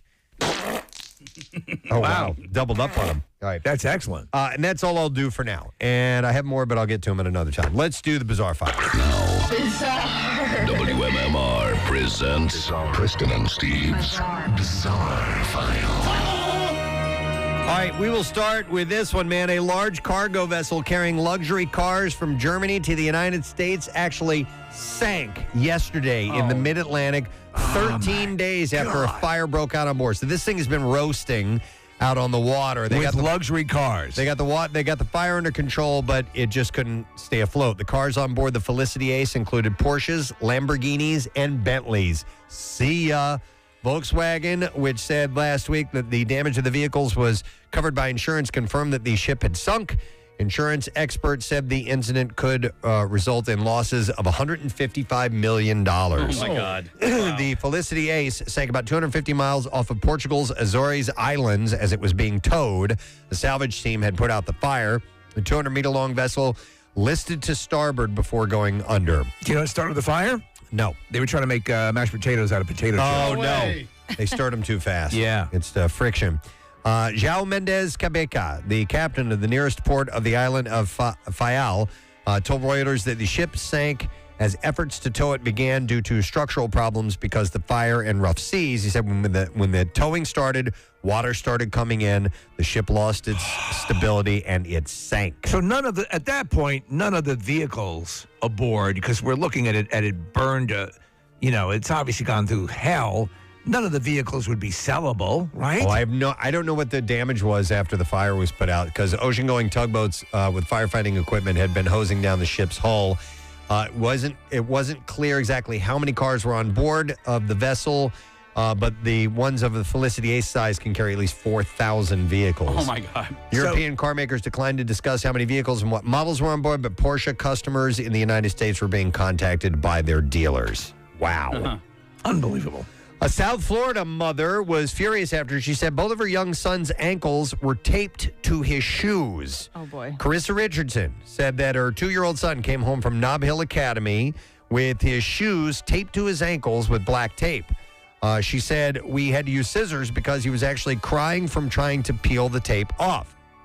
Richardson is stationed at Homestead Air Reserve Base, and her son goes to Nob Hill 5 days a week. Richardson said that her son's ankles were irritated from the tape. She said he was taking his shoes off in class, and for that reason, they had taped his shoes to keep his shoes on. Couldn't they just nail them on? The owners and director at Nob Hill Academy were deeply disturbed by the action and said in a statement, we have taken immediate action, and the staff member has been terminated. The safety and welfare of our children has always been and will be our top priority. This is the kind of general advice to teachers. Don't tape or nail or twist tie or zip tie your kids, and you should be good. Richardson also received a letter from the director who said that they spoke to her son's teacher and read in part she was apologetic and remorseful and understood her actions were not appropriate. She said she made an extremely poor judgment. All right, here's a tasty one for you. Officers in Wisconsin say they found a severed head at a home and body parts in other locations. A woman named Taylor D. Shabiznis is... That's Shabiznis. Yep. It's all. You want to know my Shabiznis? That's your own Shabiznis. That's none of your Shabiznis. Taylor D. Shabiznis is charged with first-degree intentional homicide, mutating a corpse, and third-degree sexual assault. A court commissioner set her bond at $2 million cash at a hearing. Shabiznis seemed calm when she appeared via...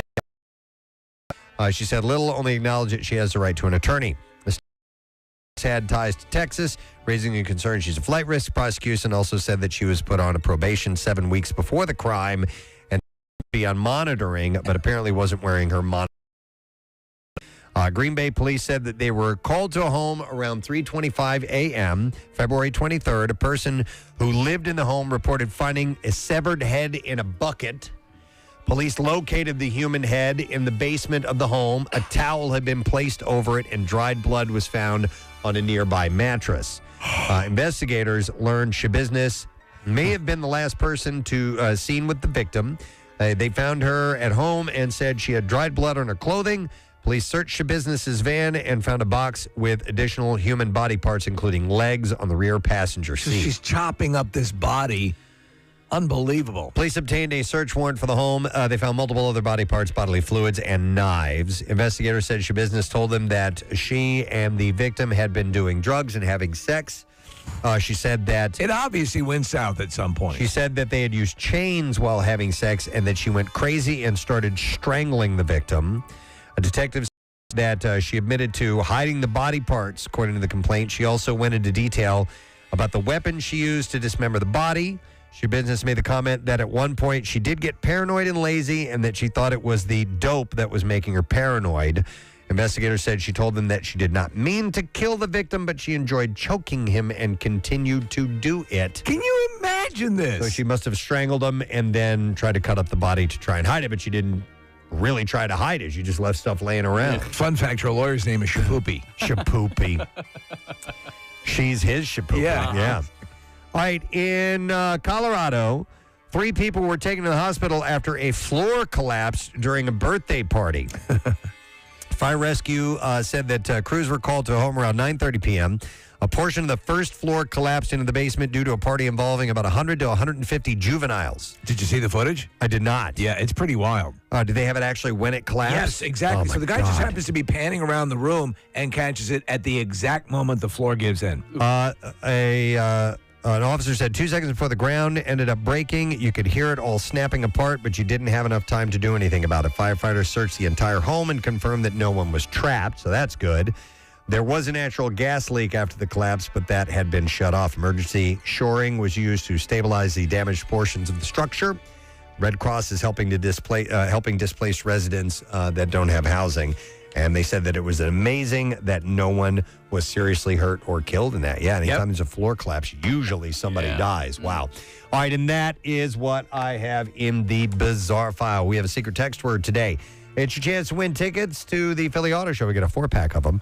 And that's going on this week, all right? Wednesday through Sunday at the Pennsylvania Convention Center. So you want to get on board. Wait, not Wednesday through Sunday. Today is Wednesday. Yeah. The 5th through the 13th Numbers. is when that is. Numbers. So it's coming. It's going to be here, and you can win tickets. So text word Go during numbers. 39333. We'll be back in a moment. Preston and Steve on 93.3 WMMR. Permanent internship, New right? Rock Breakdown. Elton John's. K-San? At No. K-San in San Francisco, yeah. As a jock? Well, even when I was a jock, I was only part-time. Okay. Didn't they change format? Yeah, and then in my last year, it switched to country and western, which was just ghastly. And what was your name again for that? Will Robertson. I couldn't give. I was so. You just couldn't. My first name is William, but none of the kids in my family ever went by their first name. My middle name is Pierre, and we've always gone by our middle names in my family for whatever bizarre reason. And so I said, I can't. This is such a vile thing they've done. I can't give them my name, but I got to keep my paltry weekend air shift. So, but the records were much shorter. It was hard to go to the bathroom. Yes, they're 3-minute records. Country songs are short.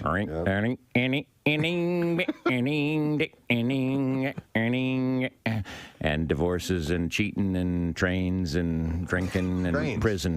Trains. Cheating on trains. Yeah. I mean, some themes that go through. Now I actually got to like a lot of the music too, but it was another. Here comes another 5 songs in country stereo. Yeah. Yeah, that's Country stereo. That was the tagline? Country stereo. Something like that. And then they had this horrible jingles. The spirit of the West is alive and well, and living in Contra Costa County, and and living in Marin County, and living in Sonoma County. Name all the counties. They name all the counties. Oh my God! We all got us a story there, Presbo. We do. Yeah, we do. And now decades, one station. Yeah. I've only been at 2 stations. That's wild. So Will Robertson and Kenny, what was his name? Who, me? Yeah. Kenny Knight. Kenny Knight. Yeah, but when I worked at a country station I did weekends. It was down the hall, and they needed a part-timer, and I did whatever I could to be in the radio business. I was Kenny Big Rig Rider. Kenny Big Rig Rider. Big Rig Rider. Yeah. We got to get us a morning show with Will Robertson and Kenny Big Rig Rider. That's a good team up. Hell right there. yeah. I like And it. then I went by Don Imus.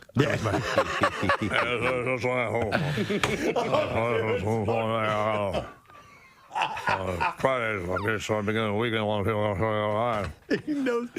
He knows that kills me when he does that. Oh my God!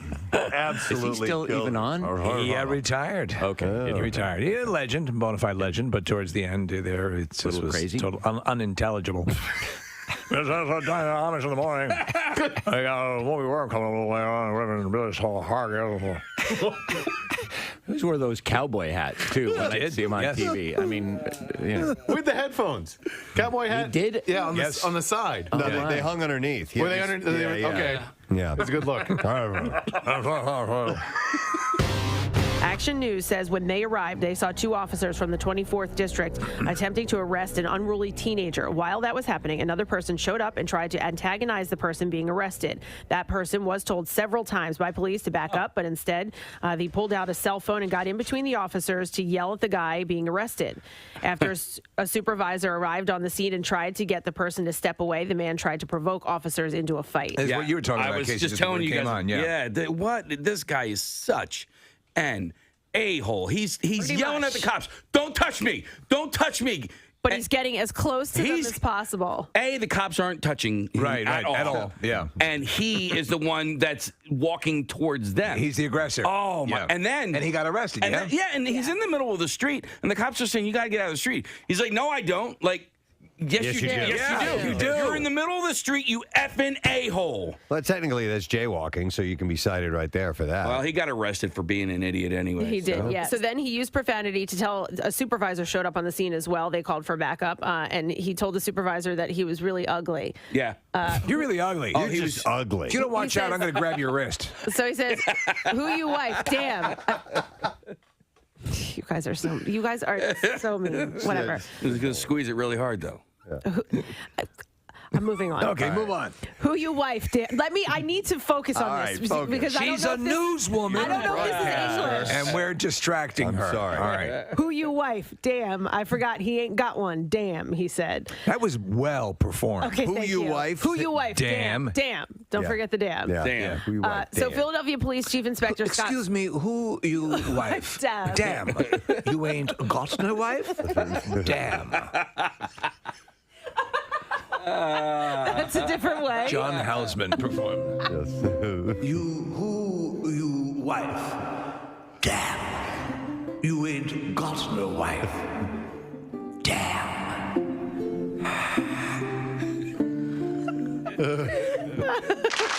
Well done. You know what? It's like I was there. Exactly. It's like I was there on the scene. The Harry Potter film franchise is indelibly linked to Alan Rickman. Yes. And his portrayal of Professor Severus Snape. But Rickman wasn't as enamored with the role as fans were and still are, a new trove of letters reveals. I think it sucks a bag of beans. Mr. Potter, this role sucks a big bag of Harry D. If he didn't like it or had issues with it, it certainly didn't show up on screen. He was excellent, and to his emotional, spoiler alert, ending in the series. Yeah. He was a critical part of it. Yep. Many of you are surely wondering why I have summoned you at this hour. His deliveries. Just so good. It's come to my attention that earlier this evening, Harry Potter was sighted in Hogsmeade. Mm-hmm. Now, should anyone, student or staff, attempt to aid Mr. Potter, I just love the way he drags out those words, man. they will be punished in a manner consistent with the severity of their transgression. Furthermore, any person found to have knowledge of these events who fails to come forward will be treated as equally guilty. It's so good. Fantastic. Wow. It's so sad that he's You will gone. be called to my office, where I shall spank you with your pantaloons down around your ankles. I shall do so liberally and with great care. There will be a modicum of probing. Digits will be involved. If that doesn't scare you straight, I don't know what I might would. even break out the wand. At which point you will receive an enema unlike any you have ever received before. In fact, I will pay to have the owl watch the whole Oh my God! He's a cuck. The owl's a cuck. Absolutely. Hedwig? Yeah. That's his And then, when it is all done, I shall pleasure myself into the sorting hat. Oh my God! Not the sorting hat. Oh, man. Oh, my God. He's gone off the deep end. That's when Rickman became bored with the character. Right. He decided needed to add a little flavor to it. Sure. Oh, wow. Because of his pentameter, I have had this ongoing debate as to whether or not he says yippee-ki-yay, I'll say truck. Yeah. Mutta truck or mutta trucka. And that haunts you? Well, I mean, I've talked about this ever since the movie came out. Does he put an ER at the end of... I don't think Bless he me, does. Father, for I have sinned. Yes. I'm worried about Alan Rickman's delivery of the role Yippee-ki-yay, Mother Trucker. Do you have any sins to tell me about, son? No. I just thought I'd talk about I just this. wanted to seek your counsel. Yeah. I don't know. I don't think there's an ER. I think it's Me neither. The question you just raised is easily one of the most imbecilic things I've ever heard. I want you to come to my office, where I shall lock the door and spank your buttocks. A man was spotted riding on the hood of a car barreling down the express lane of I-95 in Florida late Sunday. It appeared to be talking on the phone while he was doing it. Yes, that's with anchovies and pepperoni, please. Yeah, he's on the hood of a car going about 70 miles an hour. The driver in the other car that was filming this says the words, "What the actual F?" We're in mid-highway. He's one hand holding on to the crease of the hood, and the other hand holding the phone to his ear. A female passenger in the car seemingly could not believe what her eyes were seeing. According to the video, she said, "What is that? Oh, my God." The driver, Daniel Maida, who was filming this, told the Miami News Times that the man on the hood was somehow hanging on to the Mercedes-Benz C300 with one hand and appeared to be talking on the phone with his other hand. A woman behind the wheel. Now, baby, I know I made a mistake. I know I made a mistake. But I think we can work this out. I just want you to listen to me, or at least slow down by 20 miles an hour. We knew we were going to have one gentleman for sure that was coming in. We have two here this morning. This is a momentous occasion. Call it an honor. I'd have to say, because he is the best-looking 60-year-old man I've ever seen in my life. It's his birthday today. Yes. So we first want to welcome our friend Sean Wayans, who's been here on many occasions. And his brother, Keenan Ivory Wayans, is here celebrating his birthday today. Hello, this is how you do it. This is how you do it, man. Welcome to Philadelphia. Yeah, well, now all the women in my family are going to kill you because you said my age. And they all lie about theirs. So You were working as a stand-up when you met Robert Townsend, correct? yeah, well, when I met Robert and Eddie and all of us, we all started out at the same time and in the club in New York at the Improv. Yeah. And that's sort of how we, started working together. And you I believe, if the legend is correct, that you are one of the writers or co-writers on Raw, correct? Yeah, on Raw. I worked on that with Eddie. I also produced it, and Robert directed it. I remember that day. Oh, there was a picture. Put the picture back up. Yeah. I was back there with you guys, right? And I was slapboxing with Eddie, and I almost hit him, and then security grabbed me and was like, all right. All right, Junior, you about to mess up this money. Go sit your ass down. Wow. So that's cool. But all you guys have had such a massive effect on comedy and a type of comedy that I love, we all love. That is, you helped usher it in. Eddie Murphy did as well. What happened in my career was I started out, sort of by myself. Yeah. And then as my family started getting into the business, I kind of realized that it was either going to be all of us or one. So I decided to make it about all of us. So I kind of stepped away from acting and started to cultivate. Yeah, exactly. So, and Sean, we were talking earlier about how you were first on the show as the DJ. Yeah. And you'd already been doing comedy. You're doing stuff like that. But so from your point, Keenan, as you're seeing family member after family member, I want to do this. I want to do this. Mm-hmm. Is it a double-edged sword, or what do you first say to them when they come to you and they say you as sort of the default patriarch? I want to do this. He nurtured us. Yeah. My thing with them was as long as you're willing to work. I always wanted them to know that it wasn't easy, and I would give them small opportunities in the beginning. I never gave anyone a starring role who wasn't ready, and like I said, I made sure that they all put in their work, and it is the fact that they're. I think I'm going to whip out the pipe this morning. Yeah. I didn't have it yesterday. Yeah, and I think I'm going to smoke a bowl right here in the studio. all right. That's what I'm going to do. No, it's the historian. And yesterday I didn't realize I was doing a historical story until part of the way through, and I didn't have my pipe ready. So, okay, I like that. But this is. But we're not going to mandate the pipe since you kind of came in through the other door. This is true. All right. But so this is an interesting look at the historian, by the way. So this is a look at the historian. No.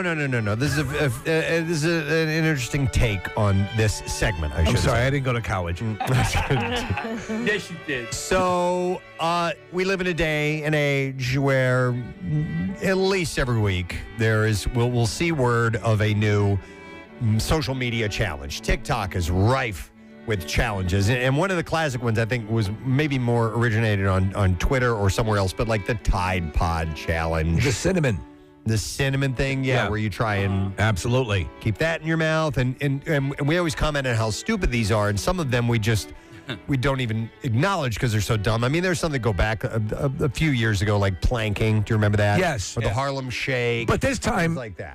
In this time we're at currently, because of all the social media that's available, specifically TikTok, there seems to be one every couple days. There does. But the historian is here to tell you that throughout the history of mankind, we have been doing stupid challenges as a race. All right, as the human race, we have been taking on stupid challenges and fads. I'm going to cover some fads as well in this, okay? So is this going to be on the test? It may be on the test. I would pay attention. I would take notes if I were you. So we'll begin with some that you've probably heard of before, like the Goldfish Challenge. That's a classic. Whenever from the 50s, I think of the Goldfish Challenge. Talking about swallowing a goldfish? Right, swallowing a goldfish. Yes. Oh. You ever know anybody that swallowed a goldfish? I do. Me too. Yeah. You actually swallowed one? Yeah. It was not a proud moment, but Was it was it a college? college moment. Okay. And I was one of two people in the room who did it. And it was we bought those goldfish specifically to do the Goldfish Challenge. Oh, my goodness. Well, the goldfish trend actually they know exactly who started it. It started at Harvard University at college in 1939 when freshman Lothrop Withington. Lothrop? Yes. Lothrop, what are you doing with that fish? Fluffy. Oh, this is ridiculous. I hope you don't do that to the dog. He bragged to his friends that he once swallowed a live fish. Lothrop? His friends put together $10 and they bet him that he couldn't do it again. Lothrop chewed up a goldfish. He chewed it. Won $10 and became a legend after doing that. And swallowing goldfish spread and became competitive, with students eating more and more fish to win pre-internet viral fame. Chewing a goldfish, I did not know that was the original way it was supposed to done. swallow it I whole? always heard you just pop it down. I think it eventually turned into that. All right. Yes. I had a friend who could swallow things whole and then Regurgitate? bring them back up. He Wow. would do Yeah. like lit cigarettes. He would do goldfish, like anything. It There's was like people that can do that. There's a There's a party guy. There's Yeah, it the was guy on- whose whole act. Yeah, it was I think was he Australian? I think he's David Australian. Blaine does it too. And he did it all over. He would do like this. You go. Yeah, he would Make go. that sound. He would go. And he would. Did you ever see that? so weird. I feel like I have. He would take like a miniature Rubik's cube. Yeah. It's completely solved. Throw it in his stomach and then mix it up. He did light bulbs and stuff. and then too. he would Light kick it back bulbs. up. He would but mix it up. Yeah. He had incredible Wait. control of his stomach. Did we have him in studio, or am I misremembering? No, we did not. No, I don't. I absolutely would have. This guy was big in like. He was on Letterman a lot. and- Exactly. Yeah. Yep. He was in there. So anyhow, the swallowing goldfish spread, and the hopefully never to be broken record belongs to Clark University's Joseph Diliberado. He ate 89 fish in one sitting. The trend is not practiced widely these days, but it never fully died. You can check out YouTube for evidence. You know, it's on funny. that. Like I'm recoiling, and I'm like, I must have eaten 60 pounds of salmon in the. Yeah, I know. We eat fish as human beings. Yeah. All right, another fad or a challenge. Can I guess one of that time? History? Sure. Historian? Yeah. Piling in a phone booth? Well, yes. You want me to get to that one? Oh, that's Because that to me, when I think of the goldfish, I think of that around the same time as the phone booth challenge. So that was in the 1930s, and then the phone booth cramming, as they called it. Let's see, involved, of course, many people as you could fit into a phone booth. 1959 was the high water mark of the trend, with college students from the UK, the United States, Rhodesia, and other countries trying their hand at squashing into call boxes. MIT managed to smash 19 nerds in a phone booth.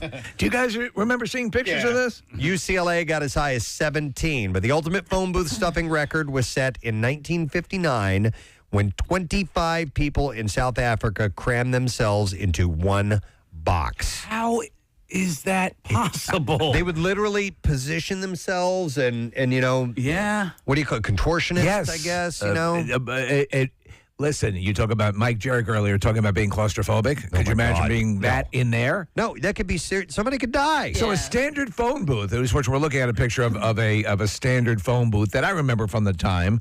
Are other countries at that time, did they have bigger phone booths, or was they a set standard? The UK's seemed bigger. The call boxes, I've been in right? the call boxes, Yeah. so I don't really know. But this took place in South Africa. Canadian students reportedly crammed 40 kids in a box, but it turned out that they were cheating by using an extra large phone booth. So, Steve, I guess sometimes they would liars keep an eye on what that was. So, yes, Steve, you got that one right. All right, so another one that goes back as a stupid challenge from the past, not just viral, but this is back in the day. Pole sitting. Yes. Popularized in the 1920s by sailor, attention whore, Alvin Shipwreck Kelly. Attention whore. The pole sitting challenge, a.k.a. flag pole sitting, which I think is what that song is named after, Yes. flag pole sitter, involved staying on a small platform atop a pole for as long as possible. It's another David Blaine thing. This little blip on the pop culture radar went viral and then shrunk to obscurity by the end of the 1920s. It is periodically popping back up, though, like David Blaine or the Harvey Danger song. The longest pole sit ever took place from 1982 to 1984. Oh, my God. Long past pole sitting's golden age when H. David Werder spent 439 days on a post in Clearwater, Florida. How do you even pull that off? Werder's world record is a little suspect, though. He lived in a capsule on the top of a pole that seemed to have straddled the line between platform and small room. So it was kind of a, instead of being exposed to the elements that whole time. We did our own sort of contribution to this. We had our intern at the time, Joe, sit on a toilet. Yes. It was in a... It was a punishment. Yeah. It was in a cherry picker. And it was... Where were we off? We were off... It was right by 95 in the Blue Route. Yeah, there's Pisano Concrete. There you go. Because we knew it would be a high visibility area. Right. And we'd put Joe up there for 24 hours sitting on that thing. His legs got numb. Oh, man. It's poor Joe. We did some stupid He things. should, by all rights, he should hate the hell He should out of hate us. us. Yeah. But anyhow, that was our version of it. We had people go by and honk their horns. Yeah. And it drove them It was crazy. actually good weather, though, I remember. Yeah, it was. All right. So it was okay. Yeah, so it was fine. So it's fine, yeah. Other stupid challenges, and you guys all know this, but streaking. And streaking is not necessarily, it still is done today, but it was in the 1970s. People were doing it all the time. There was a song by Ray Stevens, was it The Streak, right? The Streak, yeah. So interrupting something by running around naked was a huge thing in the inexplicable 1970s. But vulnerable. Streaking has a surprisingly long history before then. You can go back to Lady Godiva, who supposedly rode naked through Coventry in the 11th century. In America, our ultimate streaker was George William Crump, or the first streaker, I should say. He was suspended from Washington and Lee University for streaking incident in 1804. He went on to become a congressman, by the way. The trend caught on in a mass way in the 1960s, and by the mid-1970s was inspiring novelty songs, dinner table arguments, and mass streaking runs. The fad's high watermark was the 1974 Academy Award ceremony. Yes. Where the presentation for the Best Picture Award was interrupted by a nude hippie running out of the wings, flashing a peace sign, and then dashing off stage. I think it was in front of David Niven, was it not? It was, yes. He was, I guess, either the host or he was presenting the award. And he at had a that good time. comeback. Do you remember what it was? I don't remember what it was. You remember what he I said? guess we can see his shortcomings. Nice. The streaker, gallery owner, and pioneering gay rights activist Robert Opel said that he posed as a journalist to get backstage, but many think the stunt was planned since Opel wasn't arrested or was doing press interviews right after the ceremony. Yeah. I mean, with all the security, but it was kind of wild. So at that time, I also remember, and it wasn't a trend that other people were doing, or a viral sort of thing, pre-viral. But Morgana, remember her? She would run out onto The big boob lady? Yes, yeah. And she would kiss athletes on the field. She would go to kiss. Yeah. And but there weren't like a lot of people doing No, that. she was the only one. She did her own thing. However, here's another one for you, and this is a weird little, more of a fad, really. Intentionally infecting yourself with parasites to lose weight was a trend that began in the early 1900s. And people would swallow a pill said to contain tapeworm eggs so the worms could live in their guts and steal their food. It doesn't seem to have been all that widespread, and there's doubt that the pills advertised in the Victorian age periodicals even contained tapeworms, but still, some people bought them. So this was primarily during what years? It was around turn of century. Victorian age, so early 1900s. Huh. Yeah. And there's a Now, video I that put came Ebola out in my coffee. I'm sorry, Steve. There's a video that came out 2 years ago. It's called The Tapeworm Diet, Pros and Cons. And so I guess maybe people still consider this. There you go. It says in this article, it's still a thing today. This woman in Iowa said she bought a tapeworm off the internet and swallowed it to lose weight. And even Khloe Kardashian said she wanted to give it a try. Oh, my God. For the record, tapeworms can lead to malnutrition, anemia, discharge of prolatids, and even death. Yeah, sign me up. It won't help you lose weight either. Any tapeworms that could theoretically be found in pill form wouldn't be the kind that leads to weight loss anyway. But you always have someone to sing a duet with. Yeah. How do you kill a tapeworm? You put a firecracker up your ass. Once it's in your body? Don't know. Okay. I mean, I've heard stories of them going in and surgically removing tapeworms. Exactly. There used to be the old, and this had to be a wives' tale, where you would not eat for a while and you would hold the food up, and the tapeworm would come up out of your. Shut up! I That's swear funny. to God, yeah, that was an old wives' tale. Wow. That's how you got rid of a tapeworm. The things that people will do to lose weight. Here's another fad where we're talking about, fads and challenges on TikTok today, and there have been plenty of them throughout the years. In the 1970s and 80s, many doctors prescribed jaw wiring to overweight patients. Yes, I remember that. I knew someone. They got the jaw wired. A friend of the family had her jaw. She was obese. Yeah, had her jaw wired shut to keep her from eating. But you know what she did? She drank beer like crazy. Oh my God. Kidding. Yeah. Didn't matter. Yep. Still packed on the calories. She didn't lose any weight. Yeah. It was crazy. Hey, what were those diet pills that were pretty popular back in the 80s? Yes. Hydroxycut? No. Was it called Fuel? There were actually diet pills for a while called AIDS. Yeah, no, this one, it is, think of like a red and clear capsule, and inside the clear part of the capsule. Diatrim? Diatrim. Diatrim. Yeah, I remember That's those. what I think. And essentially it was caffeine. It was ephedrine or ephedrine, exactly. Yeah, diet pills were a big thing in the 80s, and eventually people realized you can't take a pill to lose weight. No. Well, but the thing was it was like racing people's bodies. So like, it was like extra. I don't know if it was caffeine or whatever the hell was in it, but it wasn't healthy for the. It's not good for you. Yeah. So according to this, it says if let's see, what does this say? It says if we make it literally impossible to eat anything solid, they'll have to lose weight. Seems to have been the thinking. I'm so excited! Oh, yeah. She was taking weight pills, right? All right, was that it? Yeah. Typically, patients had their mouths forcibly kept shut for around 9 months. Oh my God.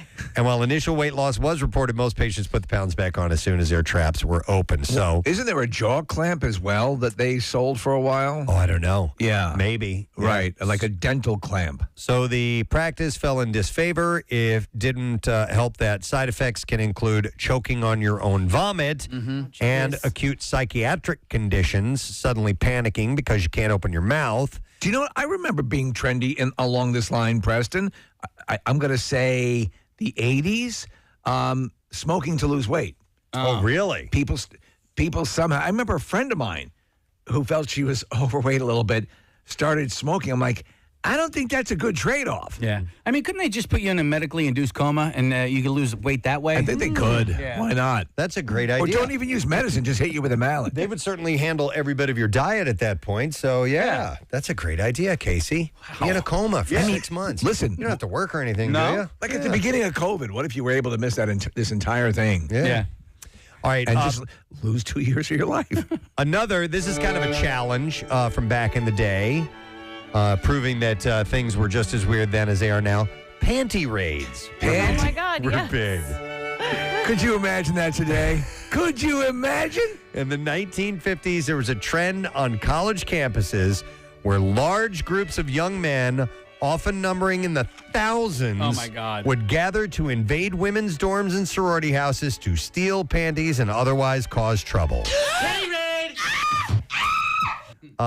There's a lot to unpack with panty raids, actually. They were partly protests against gender-based housing restrictions, partly just college kids being stupid, and partly expressions of toxic masculinity. As gross and terrifying as the idea of the panty raid is, these often spontaneous protests set the stage for the more serious student activism of the 1960s. So maybe we can When they got serious about panty raids. hippies on panty raids. So, yeah, panty raids were a big thing for a while. Yep. All right. Other challenges and fads from days past. All right, this one I've never heard of. All right. Apparently, limping became a fashion trend. We're going out limping tonight. Yes. Throckmorton, are you coming? What was that guy's name from Harvard? Oh man, hang on. Let's go back and watch him. Linthrop. We're going out hobbling. Lothrop Withington. Lothrop? Yes. Let's go limping like poor people or sick people would do. People with infirmities, they're hilarious. Listen to how this happened. Adopting bizarre fashion because someone famous did it first is as old as time. Cripples are so amusing. Back in the 1860s, women from London to Edinburgh began limping. And it wasn't rickets, dropsy, or another disease of the pre-industrial age, though. It was called the Alexandra limp. That's not like the Harlem Shuffle. No, we're going to go do the Alexandra limp. So you would pretend you had a limp? Yes. Okay. And here's the reason behind that. Alexandra of Denmark, the bride of the Prince of Wales, was an influencer of the time.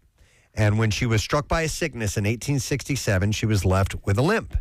And she kept being famous and stylish, and she would show up at glam occasions with ornate walking sticks. And before long, her fans began copying that look right down to the way she limped as well. That's like if the Kardashians had to all of a sudden use a cane or were limping. Right. Other people would start to do They it. might take that on just to be like them. So before long, her fans began copying the look, copying the limp. The style went viral, mostly among the young and rich who would actually, Kathy, they would buy shoes with two different sized heels to force them to limp, to make it easier for them to walk around like they had a limp. Oh my gosh. So this was of the more elite were doing this. Yes, the stylish were doing this. And they were doing it based on another elite individual.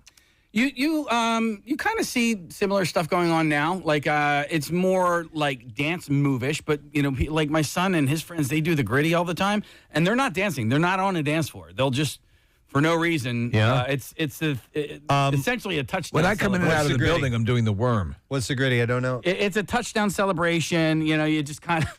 I'm not going to do it well, Press, but you kind of like lean. You lean forward, and then you like. Casey's doing it. I can't do it. But if you look up Justin Jefferson touchdown celebration, he does a gritty after. Yep. Is it just mainly? Is it from him alone? Well, I remember him doing it sort of. I don't know if he did it first, but it's like a stutter skip, and you're kind of waving your arms down low and then going up high, like you have, like you're pretending like you have glasses or something like that. Yeah. Didn't Soupy Sales used to do that with the moose or whatever? Remember that dance from years ago? Fine. Soupy Sales doing. I think it's the moose. All right, Soupy Sales dance, Soupy Sales moose. I need Soupy to see Sales that. it was a kid's. Television host years ago. Why don't you forget the moose? Wow. For a moment. All right. So anyhow, the limp, the Alexandria limp, it says here, like most fashion trends, went from nothing to ubiquity and then back to nothing pretty quickly. It was over after a few years, but people were actually doing it. We'll see if he does the moose. Is it the moose or the mouse?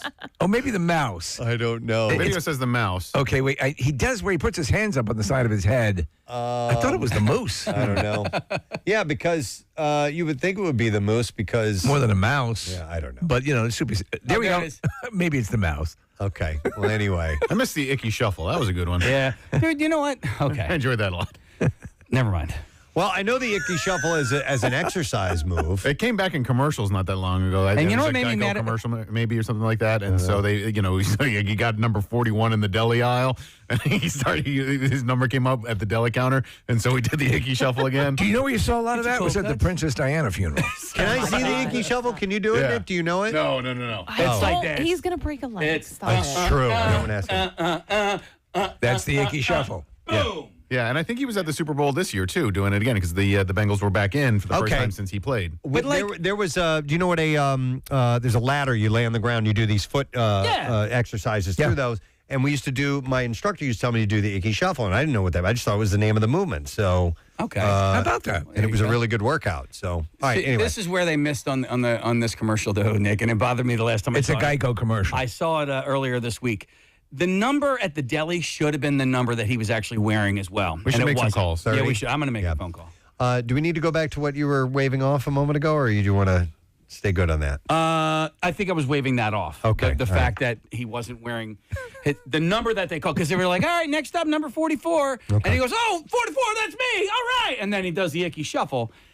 Casey He's really had an been issue with wearing the number 30. I got you. All right, so limping was apparently a trend at one point. Well, listen, so that's just as stupid as the Tide Pod Challenge. Okay, so this one is macaroni, but it's not about the food.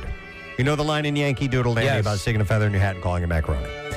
It's not about a noodle. It's a reference to a dumb but awesome trend popular among proto-metrosexuals in the 18th century England. Did we ever establish what that exact lyric means? Stick a feather in your cap and call it macaroni? This will explain. All it. right. Okay, so at the time, macaroni was an exotic dish in England, and eating it was seen as the mark of a well-traveled person.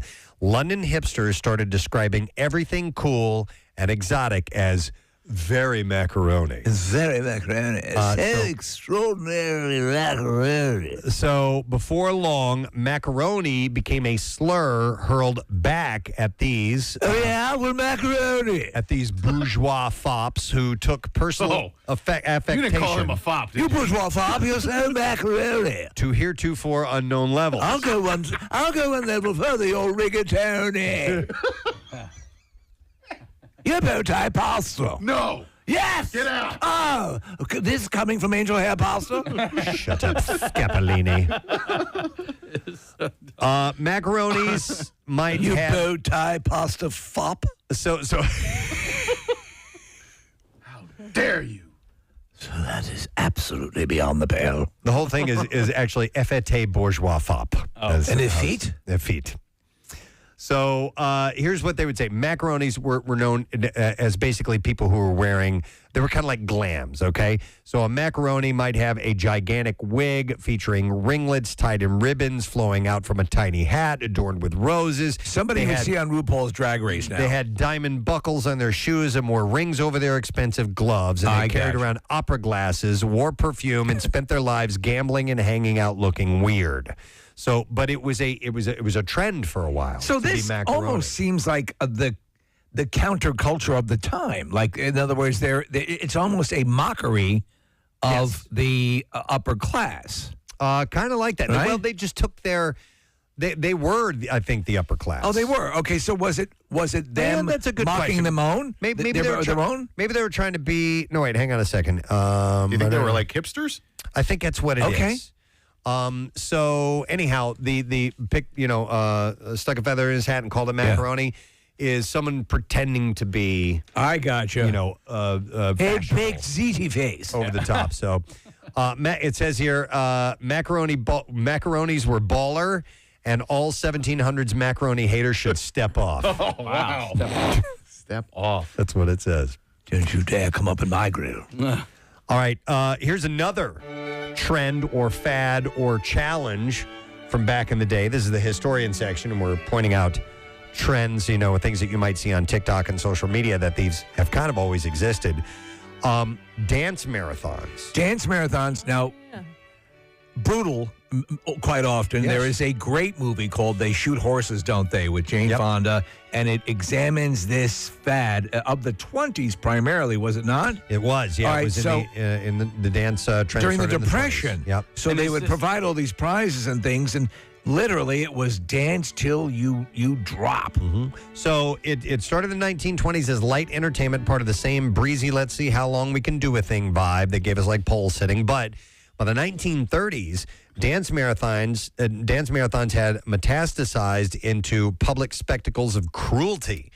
Curious people would pay $0.25 to watch bleary-eyed dancers drag each other around a ballroom, sometimes for weeks at a time. Have you ever seen the movie They Shoot Horses, Don't They? No. So, Preston, now that I'm thinking about it, it's very similar to American Idol, or so people would come and sit in the stands and they would pick their favorite couples, or they'd pick the people they were supporting, and they would bring prizes or donate food or money and stuff like that. There's one scene where in fact it's running on the screen here in the studio, where Red Buttons, who's an old guy, has a heart attack, and his dance partner is picking him up and trying to move him across. Oh my God. And they would so it wasn't just dancing, they would do these little races, and a siren would go off. They'd get about 10 minutes to go back, go to the bathroom, whatever, quickly. And they were all taking speed and everything to stay awake. It was horrible. So the dancers themselves were a mix of Depression-era poor folks for whom a couple of $100 in prize money was life-changing. And also ringers, secretly hired by shady promoters, often so that they wouldn't have to pay out on the prize. So the guy who's running the thing is a great actor, Gig Young, and he's like, hey, he's selling the sizzle, how he fought in WW2, or not at that time, WW2 or World War I or whatever, but he's talking about, the sailor, and come on, show your support. And it's a big thing, but the thing the movie that captures so well is, as you said, how cruel it was. It was unrelentingly cruel. At least one person died during these displays, and sleep deprivation psychosis was seen as well. Eventually, city government started banning the contest because the whole thing was so distasteful. The trend has a real legacy, though. Every charity walkathon owes a spiritual debt to this fad as well, because they started these thons, these long things. It's true. Yeah, I didn't even think about where it all came from, but it is those dance marathons. And Nick pulled up some of the stats from the most famous thon we know, which is the Penn State thon. Yeah, which does incredible work. And celebrating its 50th anniversary. And this year. In fact, Thon 2022 shattered the 2014 record by raising, listen to this, $13,756,374 to combat childhood cancer. That's amazing. Yeah. That's unbelievable. And that one is not cruel. Yeah, didn't Fonzie and Joni do a dance-a-thon? I think they did. Yeah. Fonzie and Joni? Yeah. Oh, really? Yeah. That sounds familiar. Interesting. All right. And then I think I only have one other thing here, one other trend, one other these are interesting. Fad. Yeah, I thought they were kind of cool. Man.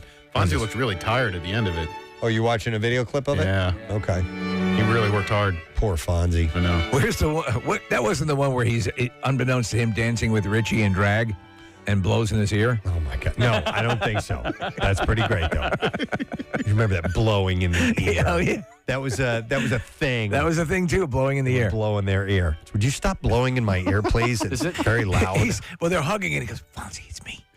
And you see the look on his face. All right. The last trend that I will mention from the past is what's called nightshade eye drops. Never. Oh, wait. Kathy, you'll find this interesting. Maybe I have heard of this. No beauty trend on TikTok is as disturbing as the Victorian practice of using deadly nightshade eye drops.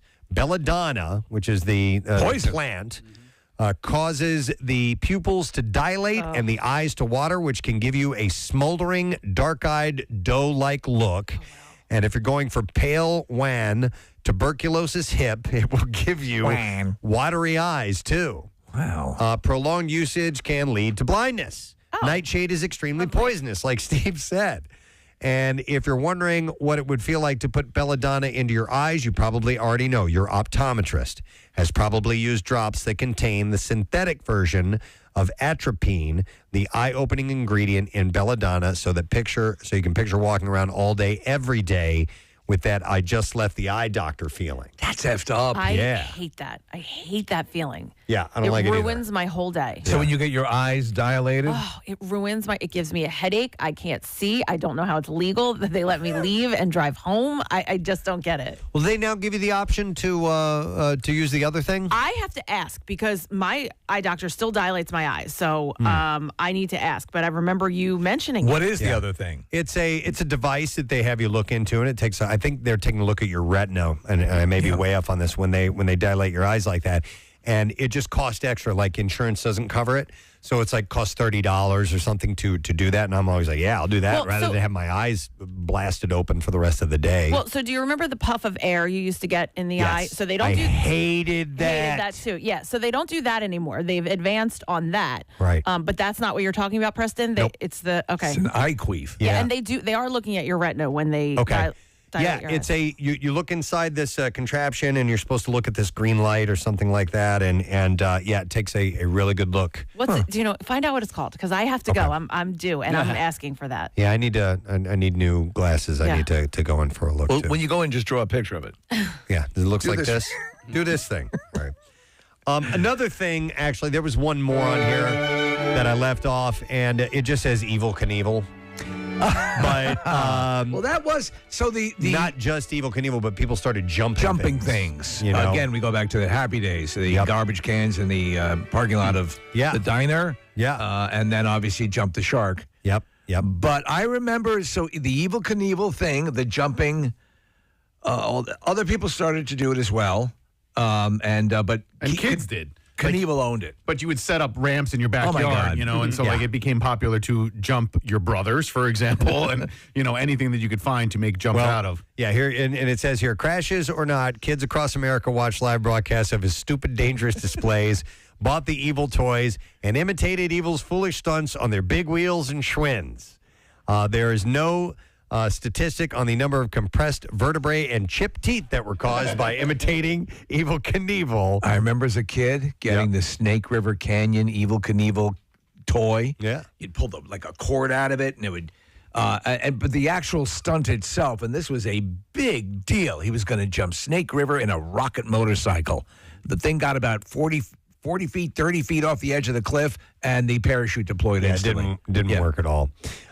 So anyhow, these are fads, these are trends that were around before social media, and just as stupid as the ones that are done today. So it's just what we do. Yes, it's what we are stupid. We do.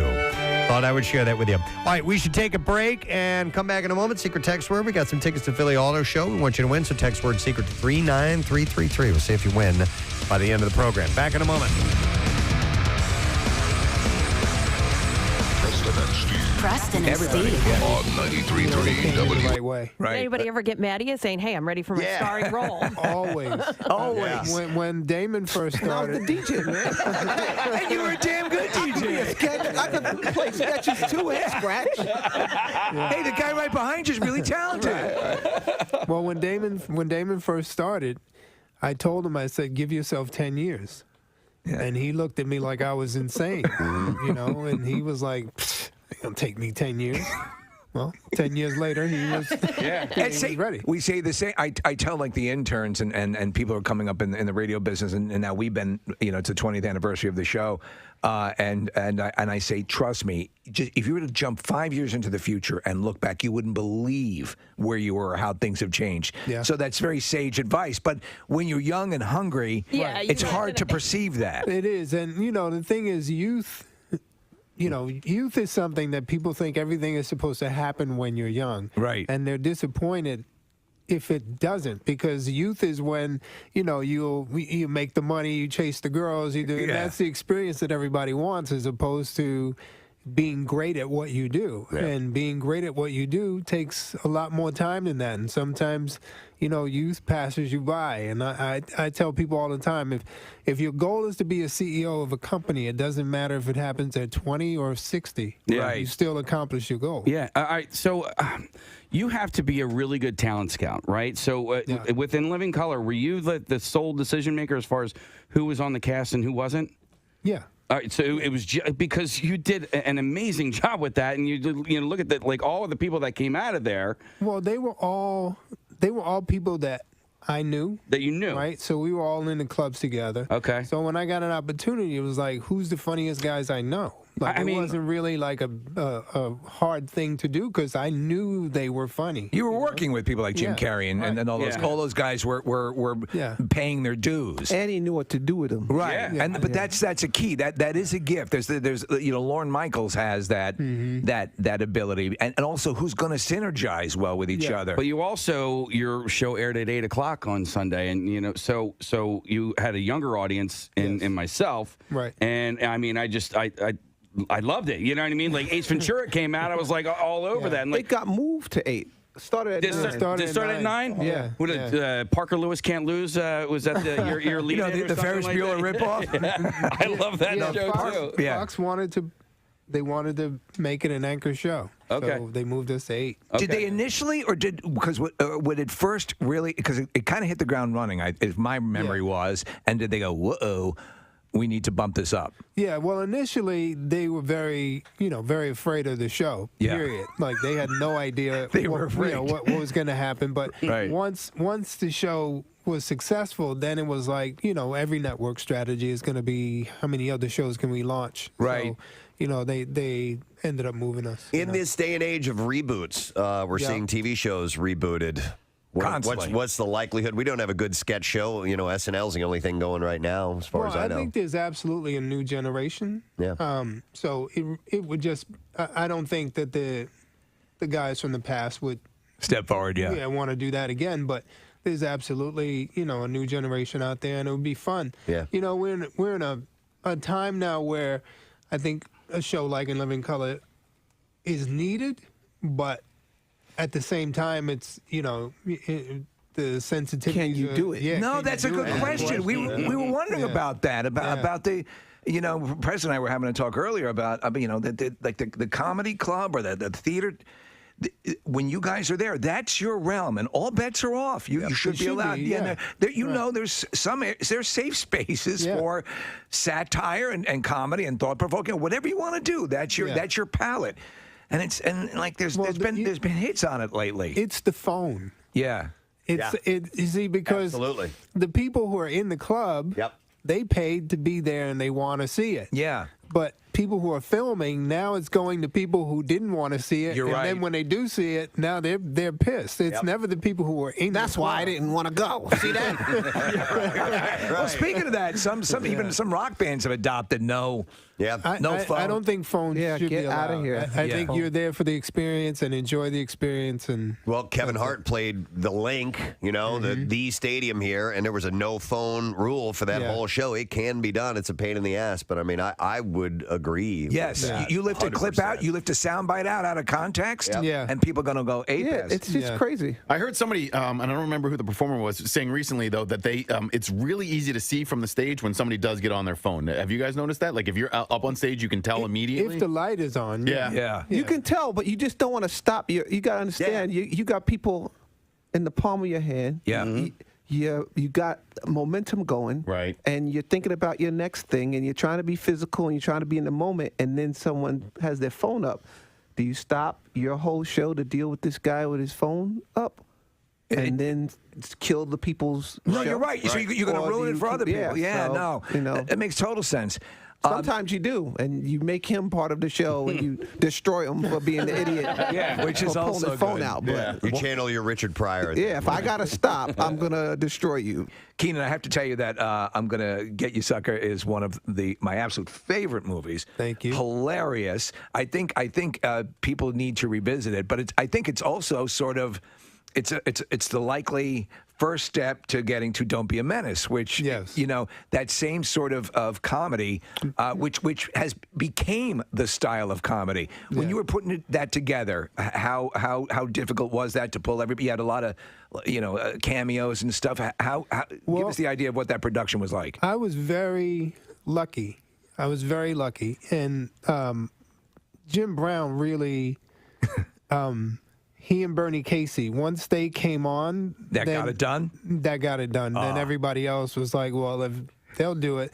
And they were essential. Yeah, they were what Leslie Nielsen was. Yes, they were the icons of the era, and So once I was able to bring them on board, it went really smooth, and it really was. It was an homage to them. So And the blaxploitation movies of the because those 70s. are the movies I grew up watching, and so did I. They were enjoyed awesome. them. Yeah. So, when I was writing it affectionately. So that's why I think that they responded to it. And then these guys did the same thing for their generation with "Don't Be a Menace." Yeah. So I was on the set of "I'ma Get You, Sucker." 17-year-old boy watching his big brother do his thing, and just taking it all in and going, man, one day I want to do a movie just like this. Yeah, and you did. A couple of years later, Don't Be a Menace was born. It's Sean and Keenan Ivory Wayans here, and we want to do something special because it's a special day, and we have something to bring out for Keenan. It is his birthday today, so we got a cake for you, Keenan. Yes. He don't eat cake, though.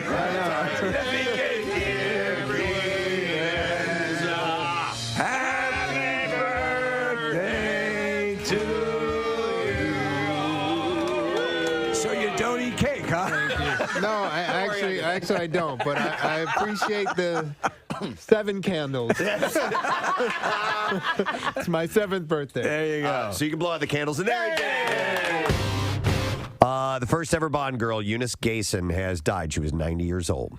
She starred as James Bond's love interest, Sylvia Trench, opposite Sir Sean Connery in Dr. No back in 1962. The iconic scene of all Bond movies, when James Bond first is introduced, she is across the, I don't know if we have the audio of it from the clip, but she is across the table, and here it is. I admire your courage, Miss... Trench.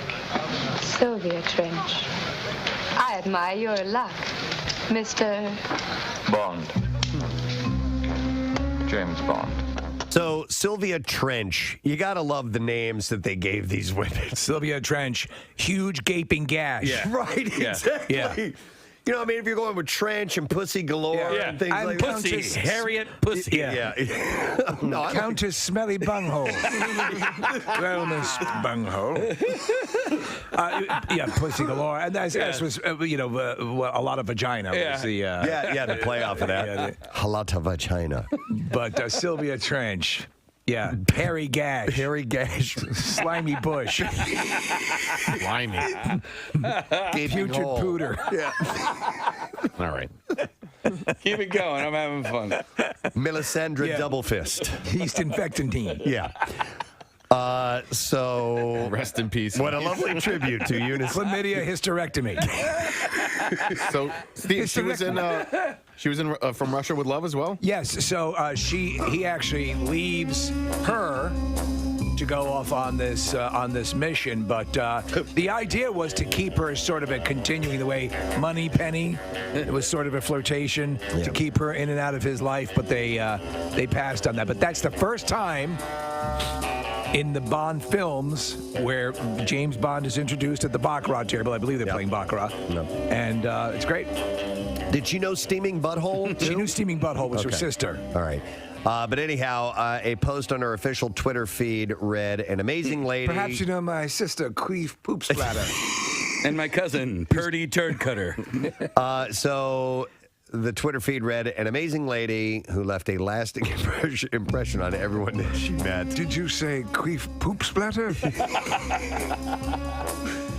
She will be very much missed. You know what? I got to point this out. Lately, when you've come in here and we're doing this crossover thing, I don't know where you're going. Excuse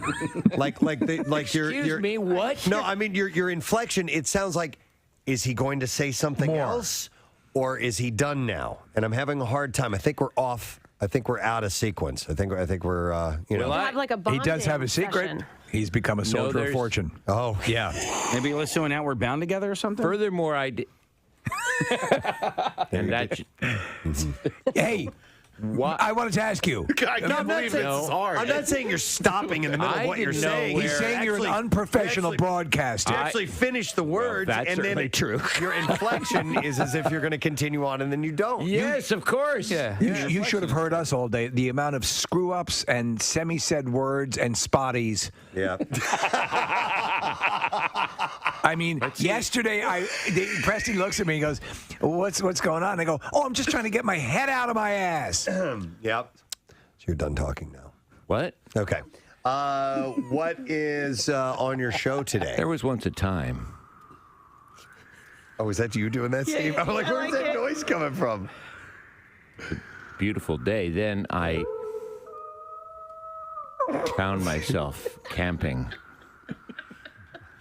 That part's wrong because I wouldn't camp. Oh. That part's wrong in my own story. And well, I'd like to correct my story. A Motel 6 is camping for me. You going to U2 tonight? Yes! And you have access to right? You can be on premises, yes? Something to talk about. Thank God. Oh, my God, yes. It's like a first date. Oh, my God. We found something in common. I like spaghetti, too. I have a follow-up question. Do you think that the band will do anything for the radio station? I believe they've been made aware that it's the 50th birthday, but I don't know if they're planning on saying anything. I don't know. There could be something from the stage, possibly. May I recommend something? Yes. Put like a coil of speaker wire over your shoulder, put your hair in a ponytail, hold a Guinness, and pretend you're a roadie. Okay. Yeah. I like that. Yeah. I'm going to do that. Because, but again, I cannot right, affect an Irish accent like you can. Well, just pretend. You could, in fact, make it a horrible one. Okay. You know? Oh, goshly. Gosh. Did you just say, oh, Garshly? The hell does that mean? This man's an imposter.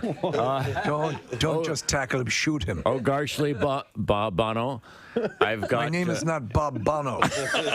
I've got to tie me shoe. Bob Bono. Bob Bono. I remember you back when you were playing the clubs, don't you know? Don't you know? Potatoes. Potatoes and leprechauns, right? And Am I leprechauns. right? Yo. Mr. Bono just goes, he's one of us. Potatoes and leprechauns, am I right? Wow. Shillelaghs, right, guys? Shillelaghs, potatoes, and leprechauns. Right, everybody? I love this text from somebody that says, I think you two just canceled.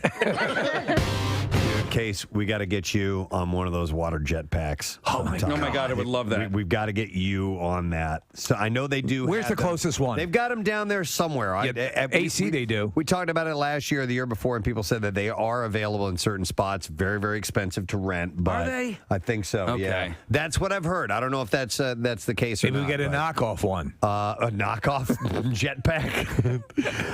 But I personally would love to go on one of those things. But I'm dying to see you on one. You see the dudes who are able to flip down and go underwater and dive it down and come back up?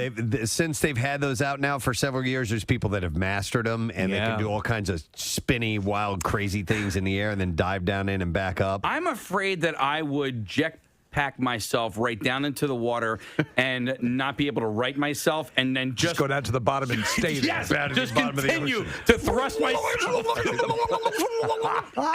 I don't.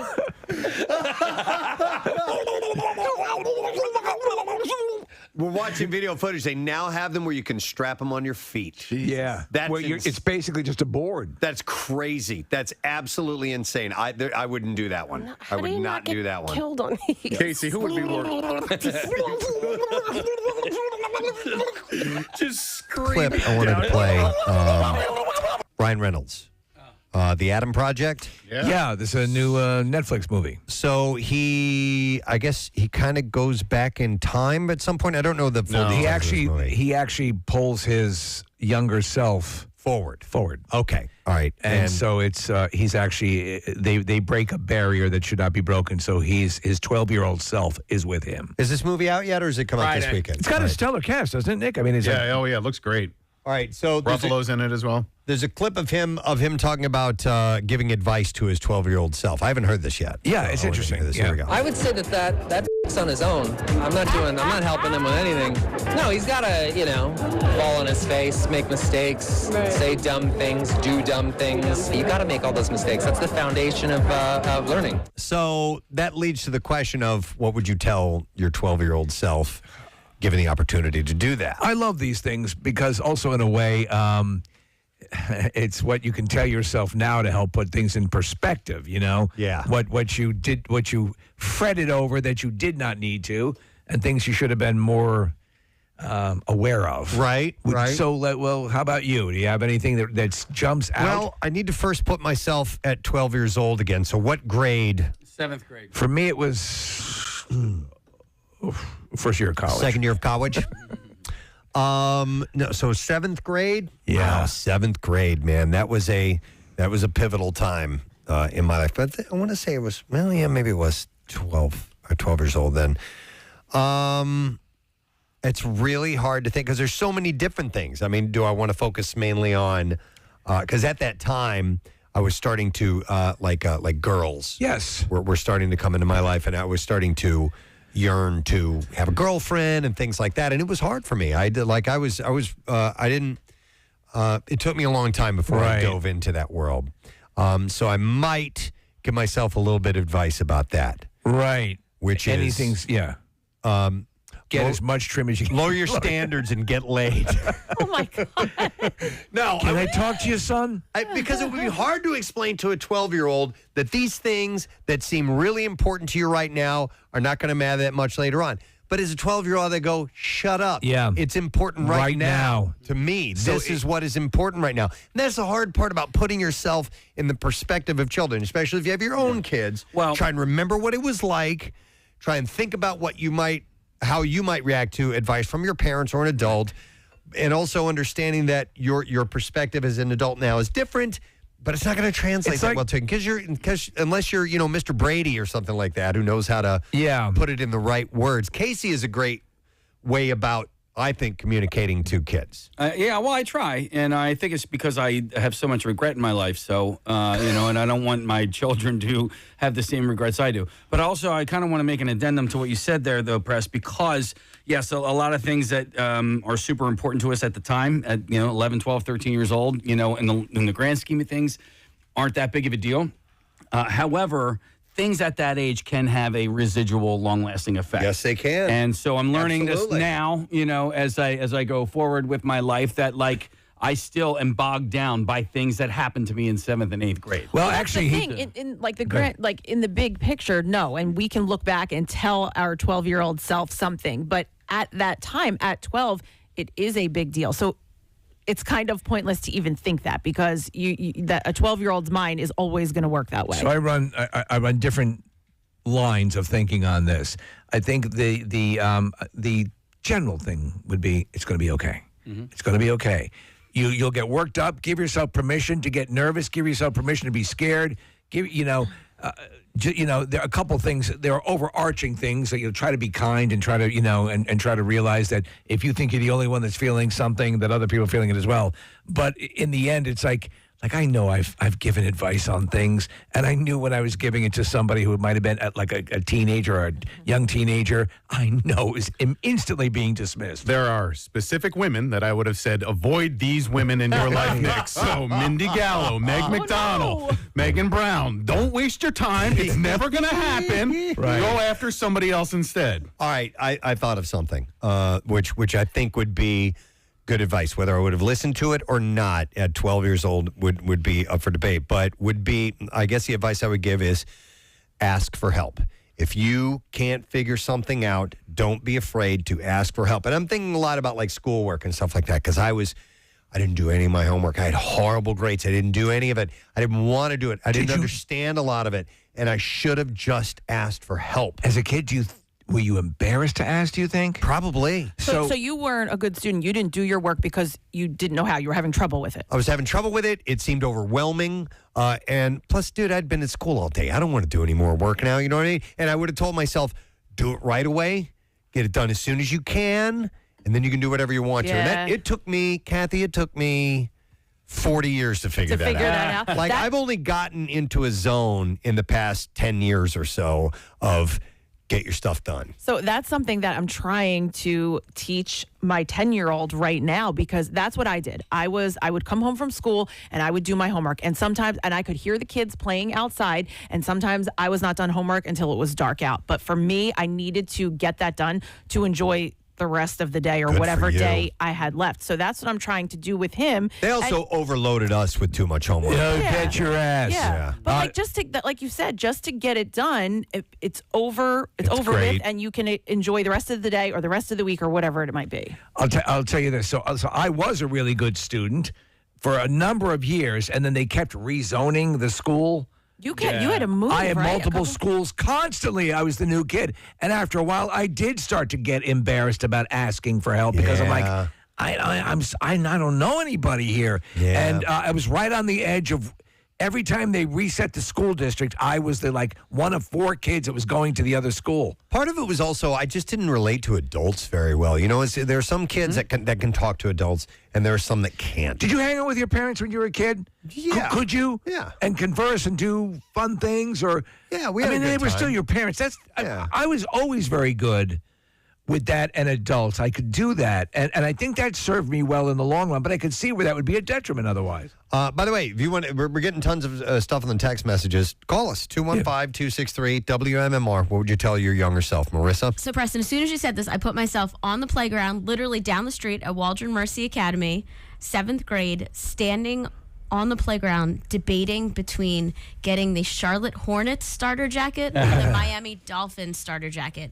And so I would tell my 12-year-old self, get the Eagles starter jacket because you will have a badass jacket to wear to tailgates 20 years later. Nice. Yeah, that'd be cool. That's good. I think really regret that. I think mine would be like friend related. Like I would probably say, most of these relationships or these friendships aren't going to last. So like it's not the biggest deal if someone's mad at you or you know what I mean? Like I just remember like friends being what my life revolved around. Right. And really, I mean, there are some friends that I still have from 7th grade, but the majority of them, no. Yeah. But those are important lessons to learn in the process too, Kath. Yeah, like you right. figure out these people, like you figure out what your values are, and you don't want to spend time with the people who have different values than you. You're like, yeah, all right. And so, but you don't know that unless you go through it in the first place. Yeah, sure. Do you know what's interesting though? Is sometimes those things again, it is that chaos theory that that it is that those things that made you feel uncomfortable or made you feel embarrassed might have also protected you at a point where you didn't put yourself in a situation. I always say the greatest, the most tragic words are what, it might have been, what might have been. I'm paraphrasing poorly, but that's basically the gist of it, not going for it, not taking a shot. But then there are also cases in which you look back at your life and go, God, man, I dodged a bullet on that one, you know? And so it works both ways. It does. It definitely does. I mean, listen, who's to say that if you gave yourself great advice that your life wouldn't turn out to be garbage? Right, after yeah. that? But, that's all... it could water go over the anywhere. cow. But I mean, it's all water over the cow. Yeah. But you've, you want to, if you can avoid any kinds of undue stress and things like that, you'd want to help to ease at it. To just know also, like I tell people when, like who are going to go through the surgery or facing the surgery, the prostate surgery that I had years back, there's so many people that are going through the same thing at the same time. That the perception that you're alone, you're the only one who's going through this, it's not true. Here's some text, and I'll go to some calls here in just a second. But this says, I had a difficult childhood. I'd tell myself, stay strong. It gets better, and that there is always hope. That's true. Things like that. Let me see. Another one says, I would tell my younger self to be happy first. And another one says, those are the exact 2 starter jackets that I stressed over, Marissa. Another one says, save money wisely, diversely, and do it every week. So there's a lot of different avenues that people would take as far as the advice to give themselves at 12 years old. Let me go to, I got Mike on the line. Yo, Mike, good morning. Good morning. What's up?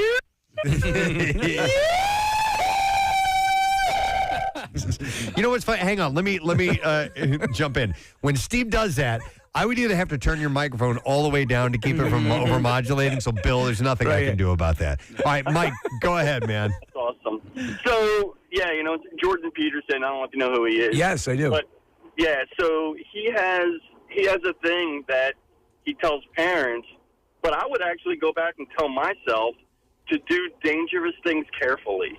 Like skateboarding and, like, bike ride, right? Yeah, it's BMX. But, like, do it so, I mean, because when we were doing it back then, like in the 70s and the early 80s, I mean, you were breaking bones, and you were right. You know, I mean, we never wore a helmet or like an arm pad back then, so.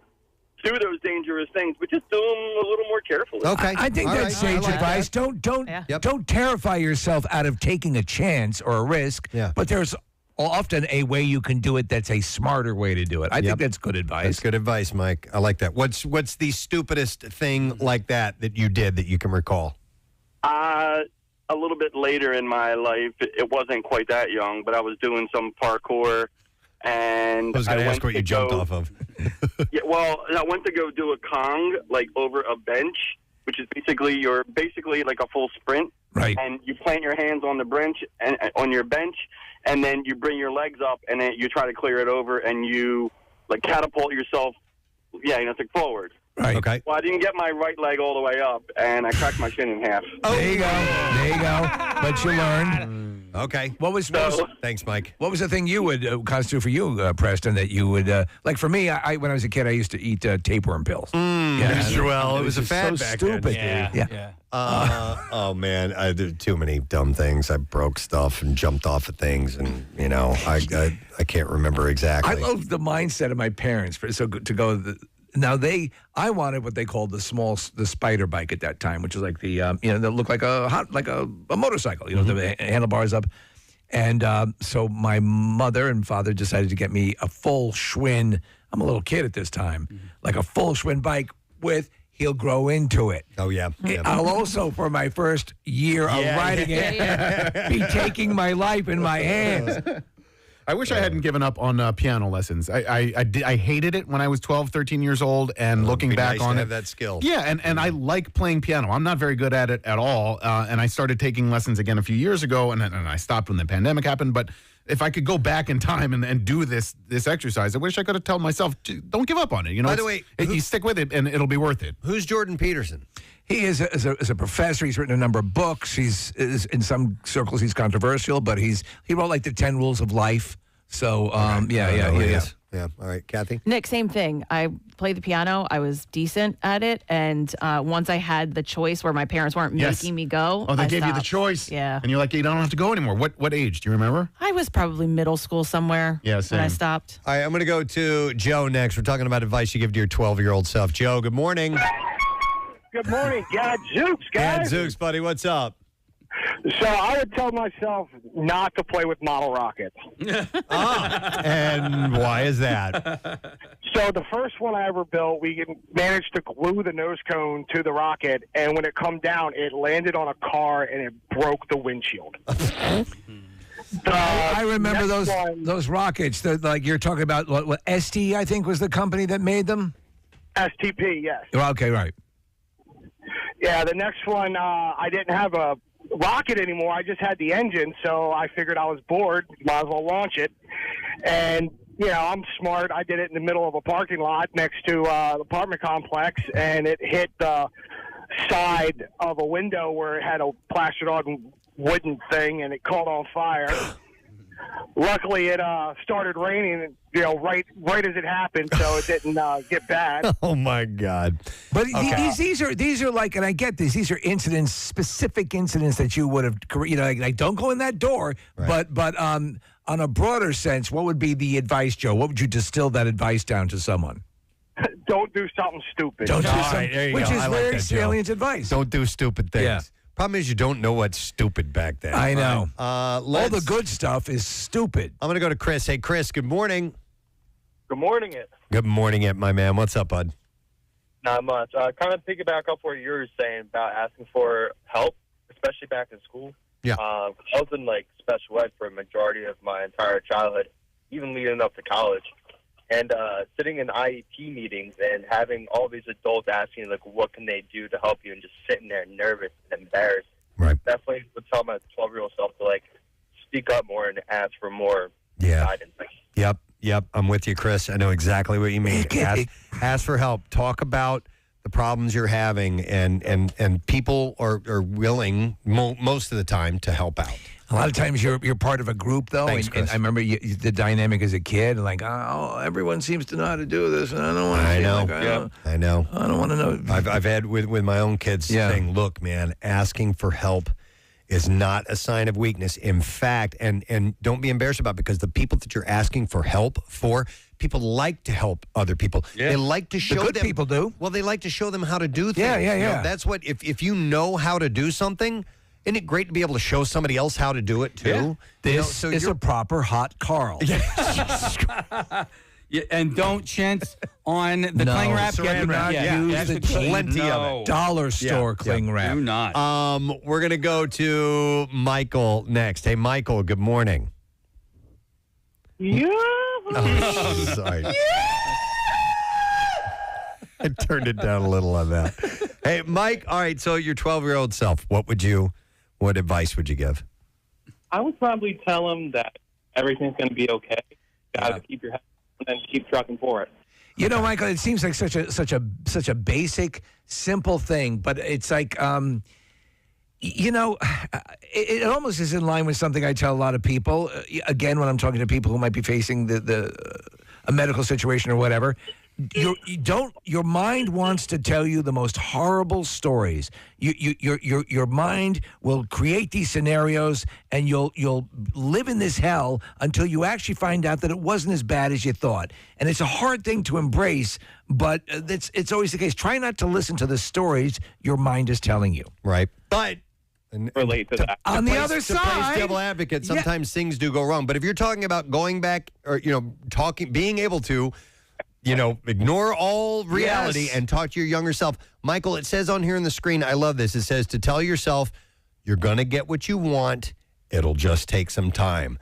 That is great advice. If you indeed have had a life that turned out the way you think, a life you wanted, going back and tell yourself, who's probably worried about it at that time, saying, dude, I spend tons of time that way. It's going to be okay. Didn't you? Yeah. Didn't you? Oh, my God, hand yes. wringing. Thanks, Michael. Preston, you and I with our mailboxes cleaning out our offices at Y100 because we were in a contract thing and not knowing what the hell was going to happen. Yeah. And okay. Yeah. What are we going to do? Or is a high school student or even, middle school, which is the age we're talking about, not knowing how things were going to go and worried about what my life was going to be like. And to hear from myself to be able to say, just keep doing what you're doing and don't worry. It's just going to take a while. You're not going to get everything you want right away, but you have a life ahead that you're going to approve of. I remember me as a I mean? 19-year-old saying to myself, I don't think this Carl's hot enough. It's a warm Carl. Here's a text right now. This is a good one. This is the advice that they would give themselves at 12 years old. Everything you hate now, you're going to like when you're older. Reading, vegetables, girls. Read more books and never stop learning. And if you run out of lotion, you can use conditioner. Oh, my God. Let's go over next to Bill. Hi, Bill. Good morning. Hey, fellas. This is a quote I like, and it kind of helped me a lot, and it's something I think it takes time to realize, so if you can fast-track it. Some president said this. I'm driving. I don't know who. Comparison is a thief of joy, right? Mm-hmm. So that guy that drives a Beamer and you drive a Ford Taurus, well, maybe his dad gave it to him, Maybe he got that job because he knows somebody. Don't compare yourself to other people out there in the Delaware Valley.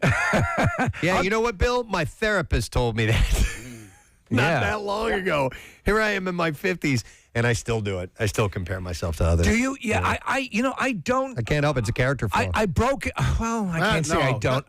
Don't call it a flaw. Thanks, Bill. It's a part of who you are and something you can work on, but it doesn't mean that it's like All right, okay. everybody goes through these types of things, right? And we're all human. We all have strengths and weaknesses, and it might be a weak now and then. It might be a weakness that you want to work on, but I don't think it's a flaw inherently. I think it's just something that's a natural reaction that most people do at one point, and most people do it throughout the day. You look at somebody else's car, and you're like, man, I wish I had a house that's bigger or the car that's nicer or whatever. But that doesn't mean that those people are inherently happier than you are or have a cool job like you have. I agree, and I should say that I do it less than I used to. But my dad, growing up, would always say. And you see that guy who has this or this kid who has that thing, go ask them how they got it. Go find out what they did to get it. Yeah. And in other words, he was always presenting it as perhaps there's an opportunity for you to do what they're, as you said, Preston, learn from people. Don't be afraid to ask. Right. It goes back to that a lot. Let's go to Marissa next. Hi, Marissa. Good morning. Good morning, it. Good morning, yet. What's up, Marissa? So I would tell my 12-year-old self to ignore the bullies and, yes, it will help shape you in life, but don't let them pick on you. Go talk to somebody, tell somebody. Don't let it eat you up inside. Marissa, so that's great advice. I would ask you, because we do acknowledge that it's hard when you're in the moment to see the validity of that. Would you do anything else to sell that point to your 12-year-old self?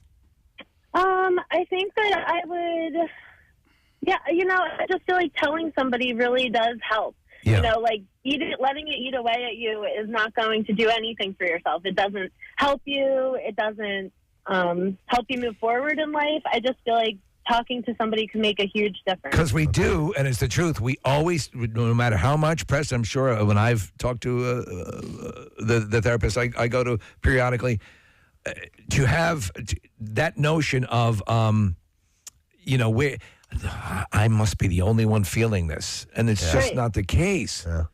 And I think, and you know what, Marissa, you had bullies. I tell you what, I think that they could be the bullies, the people that I considered that. I think they could be one of the strongest, what's the proper word to use? Not influences, but have affected my life to this day. Yeah. I totally agree. You know what I mean? I do feel like they have made me the person that I am because now I'm I give back to everyone and I always want to make sure that everyone feels good about themselves. Even when they're having the worst day, just smiling at somebody can make a huge difference. Yeah. But well, maybe you and I differ because my thoughts go to, God, I wish I would have just beat the living crap out of them or done something and not put up with that. You know what I mean? But I guess a more wise course of action would be Marissa's, which is tell someone about it. You know what I mean? Well, I can tell you I've had both situations play out where I did get to exact revenge, and it was it was not... Not satisfying? It's this person was it's like you consider the source. What did I do? What do you think that message got through? It didn't. I've said this to you, Casey. Like if someone attacks you, it's like they're imprisoned by their own crap. The judgment has already been rendered on them. They're already paying the price. They're living in the shell of crap that they are as a person. I'm not using technical terms there. But here's a text that says, this conversation is happening during a very pivotal time in my life, post-divorce, where I'm questioning and worrying about everything. Thank you. I needed this morning. It's our pleasure. I will go to Lauren next. Hey, Lauren, good morning. Hey, our President Steve licensed in my state. Licensed in your state. What was that? Licensed in your state. Oh, licensed in your state? Yeah, we got in trouble for that, didn't we? Only in Missouri. Yeah. What's up, Lauren? Well, I think the first thing I would tell my 12-year-old self, besides you're not going to end up with Luke Perry, and that's okay. But listen, right now, no one is. I'm going to get sentimental. I'm not going to go funny. I would say, how much your parents love you. I had a daughter recently, and I cannot even comprehend the amount of love that my parents had for me, and I don't think I truly understood it until I had my own child. It's funny, Lauren, on the flip side of that coin, and it's a second quote that we have of Ryan Reynolds about thinking about this, he reassessed his father a little bit. With like boys, obviously, I think the father is an issue. And my dad just recently recorded about 5 hours of audio of him reading through his journals and giving context to his life, to everything that predates us being cognizant of our lives with him as our dad. And there was a moment he recounted when he was in elementary school, and Preston, you talk about things that make an impact. I mean, my dad's 95, and he still remembers this. He talks about how he dreaded Valentine's Day in school because they used to give out the Valentine's Day cards from a central box in the class, and the teacher would give them out. And it wasn't for him. He felt bad for the kids that didn't get Valentine's Day cards, and that impacted him. Oh, yeah. And think about the people that didn't get the Valentine's Day cards. It must have been bad. So next time somebody says F your feelings, keep in mind how much they stick with you. Yeah. What's that, Lauren? that's so special that you have those memories from him, Steve. Yeah, he just did it, and I'm so glad. So I'm making copies for my brothers, and it's I had no idea that was something that here's a guy who fought in World War II, and that made an impact on him. Yep. All right, thanks, Lauren. Appreciate it. Kath? I do remember the point in my life where I thought, oh, my parents didn't have to do all that for me. I realized how much they had done for me in my life. And I was like, oh. Were you a mom at that point? Or no, was it, no. okay. I think I was maybe I was like just out of college or a little bit out of college. And I just remember being like, oh, because I would talk to other people and I'm like, oh, your parents didn't pay for your college? They're like, no, I have hundreds of thousands of dollars in debt. What do you mean? And I was like, oh, okay. And your parents didn't buy you a car? No, they didn't. We got our own car. We had to pay for our own car. I was like, oh, okay. Here's that clip from Ryan Reynolds, Steve. A lot of stories that I tell myself about my father to sort of account for some of my own deficits. And as I get older, I have to ask myself, are those stories true? And oftentimes they're not. So it was interesting to have a much more sober, truthful sort of look at my relationship with my dad. And that's sort of what we put on the page for Adam Project as well. Nice. This text says, I would tell myself to pay attention to mom and grandma's cooking and write things down. Oh, yeah. I probably should have done that. A lot of times, though, Kathy's just try her French toast. But they go on to say, I'm missing certain foods that they would make and have never been able to nail it down the same taste. Now, there are grandmothers, and we've heard about this, who will not give you that recipe. Oh, yeah. They will not give you that recipe. You're right. My mom wrote down a bunch of recipes for me. Yeah. Which is pretty awesome. That's very cool. I still have those, but you know what? Like, I have a recipe. I think it was my grandmother's recipe, but it's from my aunt. And I was like, well, write it down for me. Like, I do want it, and I want to keep it. But hers was like, a little bit of this, a little bit of that. I'm like, that is not going to turn out like Isn't grandma's. that Mambo number 5? Yeah. Let me go. Hey, it's our buddy Craig Legans who's on the line. Yo, Craig, good morning. Hey, all you cool cats and kittens. You change it up. I like it. Nice, Carol Baskin. What's up, man? Oh, man, I would tell my 12-year-old self, you're a black kid in an all-white school. It's going to get worse. It's not going to get. You're going to get a whole lot of great material for a great show you're going to do later on in life. Right now, it's going to get worse. But the most important thing I would say, my 12-year-old self, don't break up with Natalie Fenn. Best girlfriend I ever had. She was cute. She loved comics. She had, when you're 12, not all girls develop. She was developed and just had amazing body. And she liked me, so we were a couple. And then all these girls that I had previous crushes on started, noticing me. Like Jenny waved at me when I got in. Abby wanted to sit next to me in science class. And I thought, this is amazing, all because I was going out with Natalie. Craig, my guy friend. We've talked about that phenomenon. So that suddenly it's the Pete Davidson syndrome. Yeah. Oh, yes. Okay. Yes. And then my guy friend said, well, dude, play the field. Don't just date Natalie. Date Abby, date Jenny, date all of them. I said, wow, that's genius. So I break up with Natalie for no reason, and all these other girls that I thought liked me all of a sudden hate me because I dumped Natalie for no reason. So now they all think I'm a jerk. Natalie has another boyfriend in 2 seconds, and I don't have another girlfriend for another 5 years. Yeah, it's a classic scenario. Classic scenario. You know what?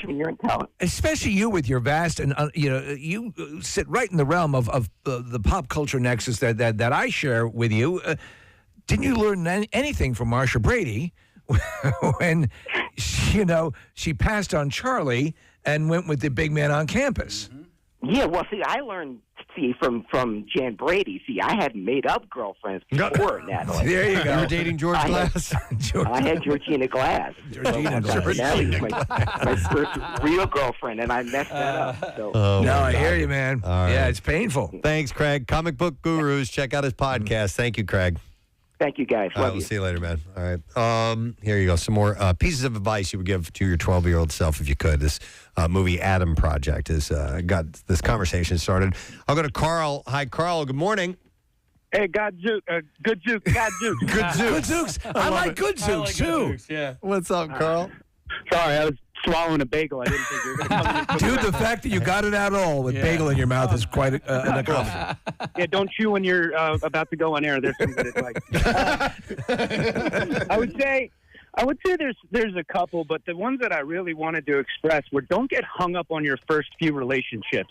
Yeah. Yeah, a couple lucky few people, wind up dating their high school sweetheart, but the amount of stuff I got hung up on in a relationship that prevented me from bettering myself as I grew really impacts me to this day. So let me ask you, how would you say that to your 12-year-old self? Would you say, look, I know right now, let's say, you're in a relationship. I know right now it seems like it's going to be forever, but the statistics, say that that's more than likely not going to happen, and you'll probably end up dating a lot of people. I guess you would have to word it like that, right?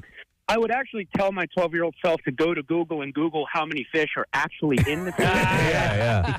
And that would be able... You're raising but though, Carl, the truth is that how many of our early relationships just killed us when they went asunder and just occupied it, just drove you sick to your stomach, up in your room, like on the bed, just moaning because how did this happen? It just kills you when you're a kid of that age and you're first having relationships. So that is good advice, and statistically the odds are against it. Yep, that's when you're 17 years old. You're like, there she is, forever. Right, and it may not even make it till the end of the week. Yep, that's it. And it says on my screen here, you had another piece of advice about money. Oh, no one gives a crap what shoes and clothes you wear. Just be a good person. Yep. Like no one will remember what Ed Hardy shirt you bought in 2008. Good point. All right. Just be a good person. Well, Dr. Mike says all the time, about he never hears anybody on their deathbed say, "I wish I had more money." So that's all right. Thanks, Carl. That's See sage advice. All right. I will go to Dan next with some advice. Hey, Dan, good morning. Yo, what's up? You guys rock. Thank you, buddy. All right, so you go back in time or you bring your 12-year-old self to your time, and what do you tell them? What advice? So I want to start out by making the point that my dad always told me, I can still hear him saying growing up, that whatever injury you sustain or whatever you do to your body now is going to affect you later. Mm-hmm. So now after all these injuries, I kind of I hear what he's saying a little more. So I think I would go back and tell myself to start playing golf because I like to golf now and not too many injuries with that game. Yeah, Dan, that's a good one. I would have told myself when I began playing golf, I was, a teenager, take lessons, learn how to do it the right way, right away. That's good advice. That's real good advice. Yeah, try and gear it into something not so, and it's, again, all of these things, and we talk about them, as if they're sort of hard and fast rules, and yet sometimes you enter a sport that traditionally can cause a lot of injuries, and you find out you excel at it. You may just love it. Yeah. You may just like to do that. You know what I mean? And how can you deprive, or what's the word I'm looking for? Deprive? Deprive. Yeah. So I said deprive. How could you DeVry yourself of that? I went to DeVry and I learned VCR repair. But why deprive yourself of that if you're good at it and you like it? Don't study VCR repair. It's all going to be right. What a waste of time. That's it. In fact, Casey, even worse, beta VCR. Yeah, don't get those little tapes. I thought it was going to take off. Damn it! It's like in 30 Rock, Tina Fey's boyfriend is the last of the beeper salesmen. Oh my God! I will go next to Keith. Hey, Keith. Good morning. Good morning. All right. So, what advice do you give your 12-year-old self? I would tell my 12-year-old self, do not barge into your mom and dad's room on that Sunday they were going to Great Adventure. Oh, no. What did you see? Well, they weren't playing leapfrog, I tell you that. It wasn't Parcheesi. Oh, my God. Oh, you poor thing. So who was winning the wrestling match? It looked like Dad had her in a good chokehold. Oh, my God. So, Keith, tell me what's worse. I saw my mom giving an unconventional mouth-to-mouth session to my dad, but nowhere near his mouth. I came back. Yeah, I came back. I remember. I can see the room. Yep. And the look on my face, my dad's face was not like, "Oh my God, I'm embarrassed." It was more like, "You son of a bitch." Yeah. I was getting a Hummer and you killed it. It's traumatizing, man. It's taken 40 years to get over that. A lot of therapy. Oh man, you poor thing. All right, thank you, Keith. I appreciate it. That's legit advice. Yeah. Just don't do that, kid. Yeah. That's When the gonna door's closed. scar you for a long Oh, ass yeah. time. Oh, I still can remember seeing my grandmother change her top at Flagler Beach in her home. I walked in. Jesus Christ. Changing your top? She was topless, up over her head. I walked into the room, and I'm like, Damn it. what are those? Okay, here's one. Well, talk about that. This is what my daughter would do. I one time, and this was just a few years ago, so she was still, she was around that age, about 12 or something like that. And there comes a time in your family where, as you have babies and toddlers, nudity is okay. Right, It's all right. yeah. But at some point, you stop doing that.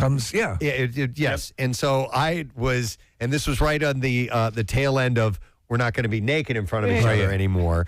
And my daughter said something, and I was heading off into the shower, and I didn't have my pants on, and I had my butt to her. And I remember this. I can't believe I did this. I was thinking of what I would do with my buddies, my bandmates. I brown-eyed her. Oh, my God. I spread the cheeks, and the second I did it, I'm like, why did you just do that? And it scarred her, man. Yeah. It was a few years. It was years ago. But it is now family lore. It is now brought up every now and then. Correct me if I'm wrong. Correct me if I'm wrong. Stupid. Remember when your dad brown-eyed you? It doesn't happen gradually. Like you resolutely know it in an instant, right? What? Like that this time has come. Yeah. Right. So that was it. It wasn't like don't you do had this anymore. It wasn't like you had all sorts of. I think we're getting there. So you tell your 12-year-old self, don't eventually brown eye my daughter. When you're about 50, don't do that. See if you can remember that. Wow. All right, we got to wrap this up. All right. I guess a good note to end. All right. Well, thank you guys. Eddie wanted to say he would tell himself stop running from people and stand up for yourself, and Doug would say have more self-confidence. Yeah. He used to be very hard on himself. Make sure you're doing that. And then the last one will be Chris, who says don't light the backyard on fire. So this is good advice. Yeah. And I think maybe we got something out of this. I hope. Yeah, and also relax on yourself. Don't give yourself such a hard time. If you can, Yeah. please do. All right, let's take a break, and we'll come back in a moment, and we'll do the Bizarre File, which is loaded with people who have tons of regret. That's So right. We'll get to that in a second. Make sure you stay with us. Where's Daddy?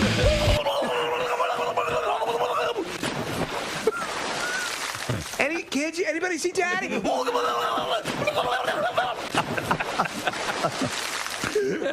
Please welcome Lil Rel Howery to the show. What up? What This up? morning, What it Rel. do? I'm excited. Thanks for having me. You bet, man. Thanks for coming in. For those who may not be familiar with you, you've had so many great, awesome roles, and you won the MTV Movie Award for Best Comedic Performance in the movie Get Out. That had to have been a nice little feather in the cap getting an award for that. Yeah, it's actually really dope because also last night my friend Tiffany Haddish received the same award. Yeah. So Yes. we just took it. I told her this morning, back-to-back years. And she's in Uncle Drew. Yeah, she's in Yeah. Uncle Drew also, which is such a fun movie, man. We did. So explain for people who are familiar. They may have seen the commercials. There were the commercials with featuring the character of Uncle Drew. Explain what Uncle Drew is about. So it started from. So people don't know this. Kyrie came up with Uncle Drew, and He created it. It's based on his dad. Because Wow. His dad still plays basketball. So he basically created this he's better as an older version of his dad, but his dad still plays all the time. Huh. Just this older guy who's on the court still balling dudes. Yeah. So it was him who came up with the idea Him of this. came up with the idea. This guy who sort of schools some street ballers. And the first time he did, I think we always forget. So they did it in Chicago first, and nobody knew who it was. So it was actually a real court, real game. He showed up in the old man stuff, balled everybody out. I didn't even know it was Kyrie until maybe the fourth commercial. Yeah, because it was hard. The makeup was done, first off, very well. You could obviously see body-wise, the guy, it would have been an exemplary shape. But the facial makeup was very well done. It was very well done. That's what was so amazing about the movie with all the prosthetics, with all the players. Yeah. I'm almost forgot how everybody looked in real life. Did you? Because they'll be in there for 5 hours. So when I show up on set, they already old. And when I left, they were still old. So I literally forgot how everybody looked until Kyrie did that press conference when he went to the Celtics. And I was like, oh. That's your face. Well, in the movie, so you have a team, and you have your adversary is Nick Kroll, which is borderline science fiction that he's got, but I got it. So he's your adversary because he plays a good prick. So you guys are playing off against each other. He sort of steals he just crushes you. He's your adversary. Yeah, he's destroyed my life in different times. So that spurs you on to have to find somebody to help me, and that's when I heard about Uncle Drew from different people, like the guys at the barbershop tell me about him, but I've never seen him. It's a stuff of legend, but you figure you'll explore it. Like, come on, whatever. Yeah. So it was like when Dax, his name, my character, discovers Drew, was really by mistake. It was after I couldn't find any new players to play on my team. And went around all these different playgrounds, and I just happened to be at a playground and see Drew take on this dude one-on-one. That's when I approached him. And so what his one deal is, he'll do it, but he has to be able to pick his own teammates. Right, that's where the story gets hilarious and fun. That it's taking this road trip to pick up all these other old dudes. And you're getting older versions of these great players. Shaq and Reggie Miller. Yeah. I mean, come on. Preston mentioned Get Out. Yeah. We had Jordan Peele in, I guess he was still working on Get Out. He was in promoting, I think it was Keanu. Yeah. And it became clear as we were talking that he was just a huge horror fan in this whole thing. And he was simultaneously sort of excited but nervous about what Get Out would be. None of you could have seen how this would take off the way it did. No, I mean, when we did it, it was one of those things where, like, either this is going to do well or it's not, right? And it wasn't a big budget, so we all did do it because we love Jordan Peele, and I just love the script. Once the trailer came out and then we went to reshoot the ending, I'm like, oh, I think this is going to do good.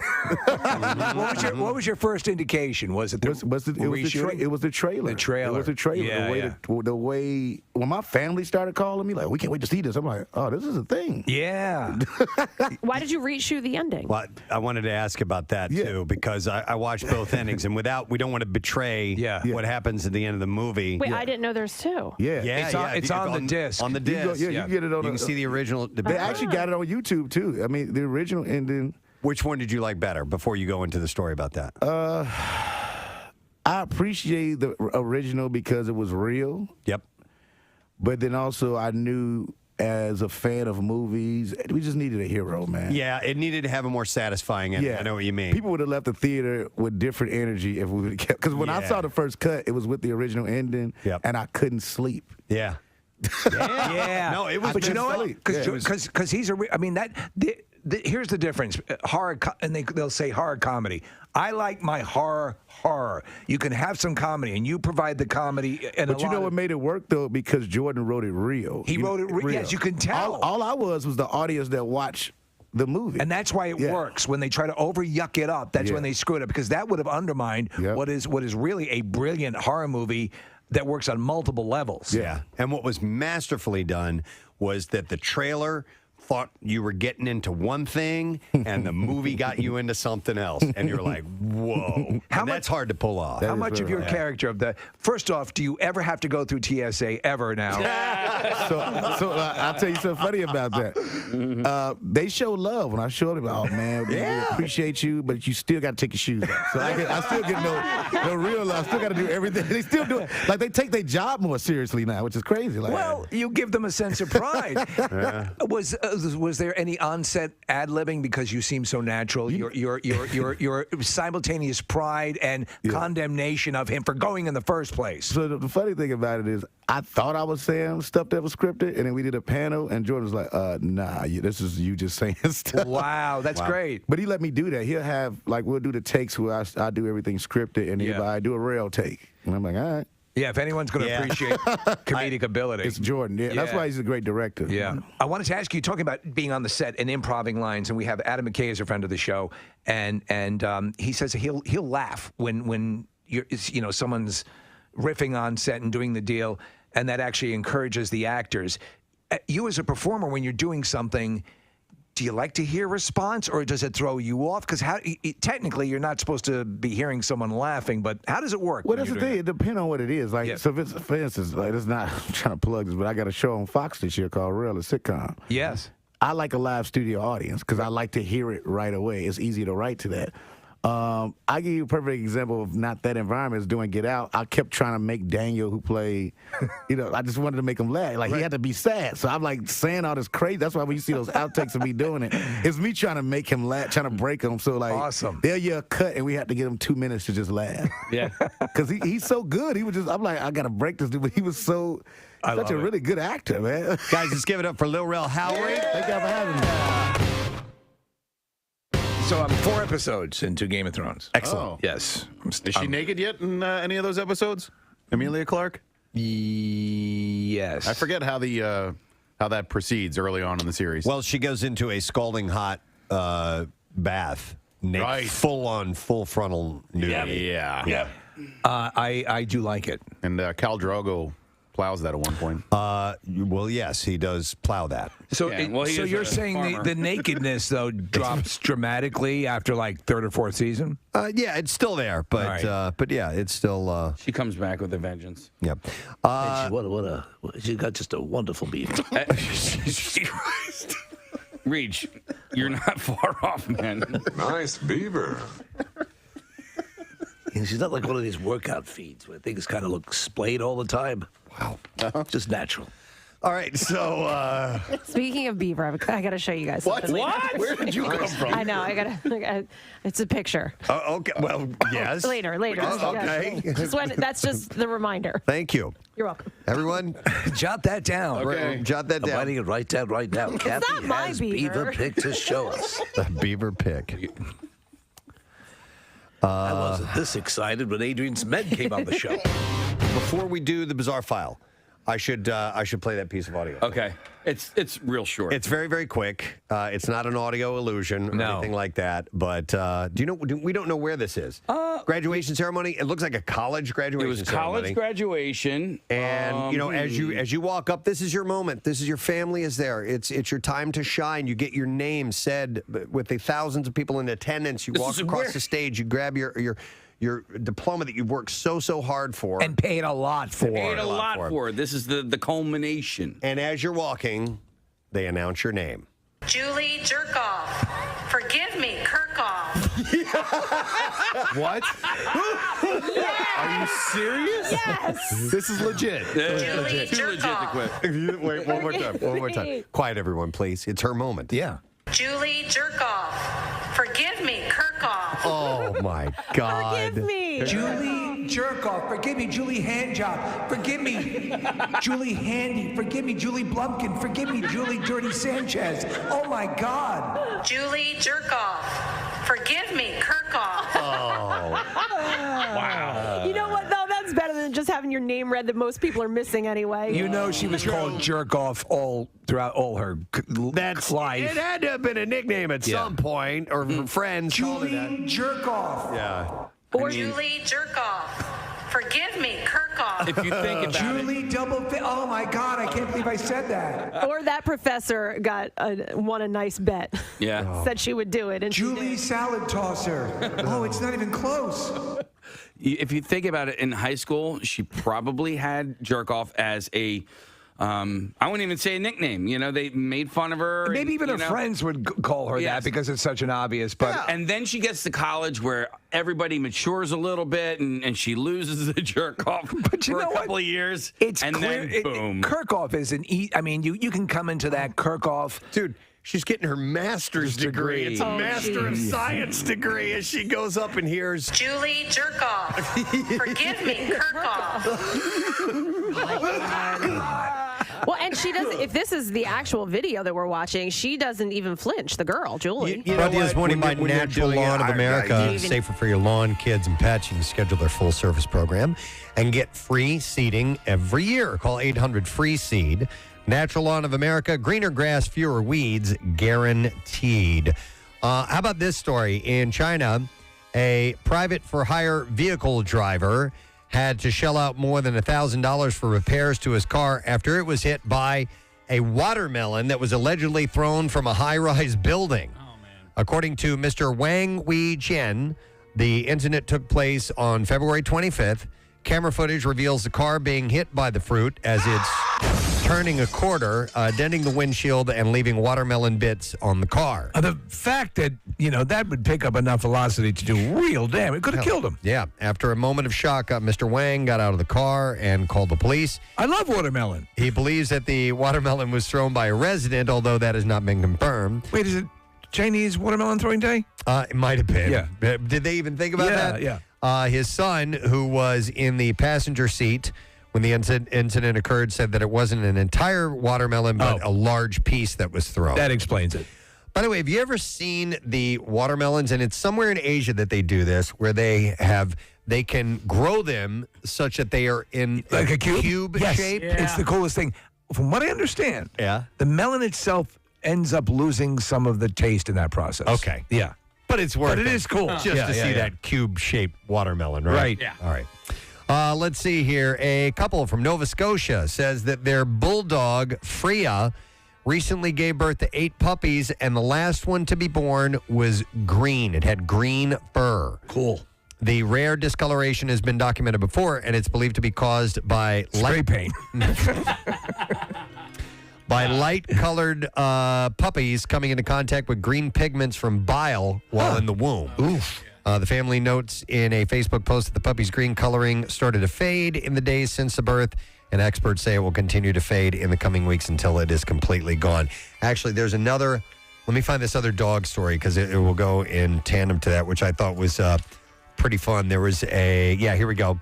A man recently took to Reddit explaining how he wanted to name his dog something funny to create more joy in his life. So he named his lab puppy Woof, and he says, some friends like it, others don't. My mom hates it. She said his mother refuses to walk Woof as she can't fathom calling Woof's name in a park as it would be too embarrassing. Woof, woof, Woof. Just they're saying Woof over and over. Right, Kath? Woof, woof, woof.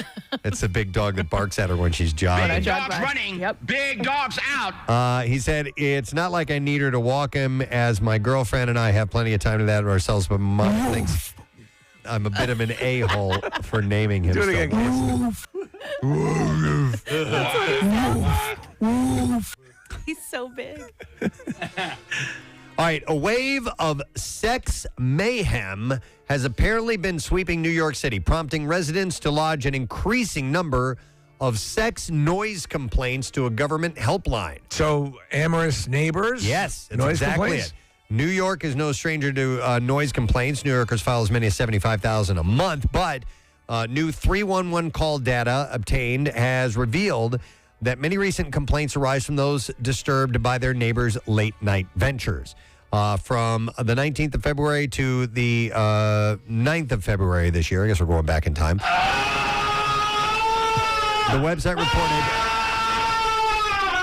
the official helpline received 277 complaints about noisy... Oh, my God. About noisy sex. Queens produced the most with 103. Manhattan came in second with 66. Brooklyn had 55, and the Bronx and Staten Island. The Bronx had 4. Staten Island Bronx had 48. Staten Island had only 4. Staten Island for you. In Queens, 56 complaints were lodged about, quote, hippies allegedly dressing up as Freddy Krueger, Pennywise, and the Easter Bunny, engaging in coital revelry as the theme song of Velveteen Dream, a pro wrestler, blasted in the background. Oh, that's interesting. So they're having a really good time. I love that clip we play of the porn movie. That guy went to the set that day thinking, I'm going to give it. I'm going to sell this performance. Yeah. Wait till you hear this. Yo, ever heard of Jerkmate? Let's see. Michael and Maria Spresler say they were having dinner at the Lobster House in Cape May recently. Okay. When Michael ate the last of his dozen clams on the half shell and felt something hard in his mouth. Oh, no. And he pulled out a 0.35-inch pearl. Oh! Yeah, he wins. Yeah. The couple says that they've been eating at the restaurant for 34 years and never heard of anyone finding a pearl in their clams there. The specialists say that the research indicated the pearl could be worth thousands of dollars, but they've decided to keep it for themselves. I found a pearl in a clam one time. Did you? But it was itty bitty, tiny. It was definitely round and whitish. And I looked into it, and I was told that it wouldn't be really worth anything, so I never did anything with it. By the way, the Lobster House, went there one time. It was a 4-hour wait to get in. Holy hell. I'm like, that's obscene. Yeah. That's ridiculous. So I don't know how they're going there every week, but I guess they do. Stop thinking of clams. So this seems like a slippery mess. Yesterday morning, the road had to be cleaned up in Birmingham, Alabama at Dead Man's Curve. That's actually the name of the area. Yep. Oh, wow. After a truck hauling 45,000 pounds of chicken fat spilled its contents onto the road. All right, so there weren't living chickens that were killed. It was just chicken fat. Just chicken fat. Were they from a place they do chicken lipo? I don't know what they were using it for, but maybe Gene Simmons started that. Chickens want to look good. Yeah. A little nip and tuck here, and you can be an attractive chicken. Yeah. You've had work done, right? You had a I face. had my entire face lifted off my skull, rotated and vacuumed. So chicken fat, and maybe it's from chicken lipo. So chicken fat is used in chicken broth? No, I don't think so. That's mainly from bones. That's true, right, yeah. Authorities say that no one was injured when the tractor trailer overturned, but cleanup did take a while. I didn't realize there was a chicken fat industry. Chicken wings. And then finally, a zoo in Florida shared a video of a crocodilian attempting to escape by breaking through the back window of a van during transport and attempting to flee down the road. I thought that was a dance that crocodiles go to. That's a cotillion. Oh, okay. Yes, that's a crocodile cotillion. The St. Augustine Alligator Farm explained in their Facebook post that the animal was being transported to another area of the zoo alongside other creatures when the massive reptile broke out the back window of the van as it was driving and began to flee down Anastasia Boulevard in St. Augustine. And they can run. The zoo said our crew acted quickly to recapture it and deliver it safely to its new habitat. At no time was there any real danger as the animal's mouth was secured as well. That makes a difference. I still think the greatest video I've been seeing, I guess all of last year, was that guy catching that alligator in the trash can. Yeah. Yes. That was phenomenal. Or the other guy where the on the shore of a pond there nabbed his dog. Yes. He jumped in. Oh, yeah. Was punching the alligator in the face. Got the dog back. Yeah, that was pretty amazing, too. All right, with the end of that bizarre file, I would like Kathy to get us a secret text word caller, please. 12. All right, we'll take the 12th caller at 215-263-WMMR. Let's see if you know that secret text word, because we got these Philly Auto Show tickets to give to you. Do a random texter as well. When we get back, we'll get trash and music news and lesson questions. Stay there. Your focus is walk forward, shake hand, take diploma, walk off, jerk off. Jerk off. Julie, jerk off. Forgive me, Kirkhoff. Well, you did very well, Miss Jerkoff.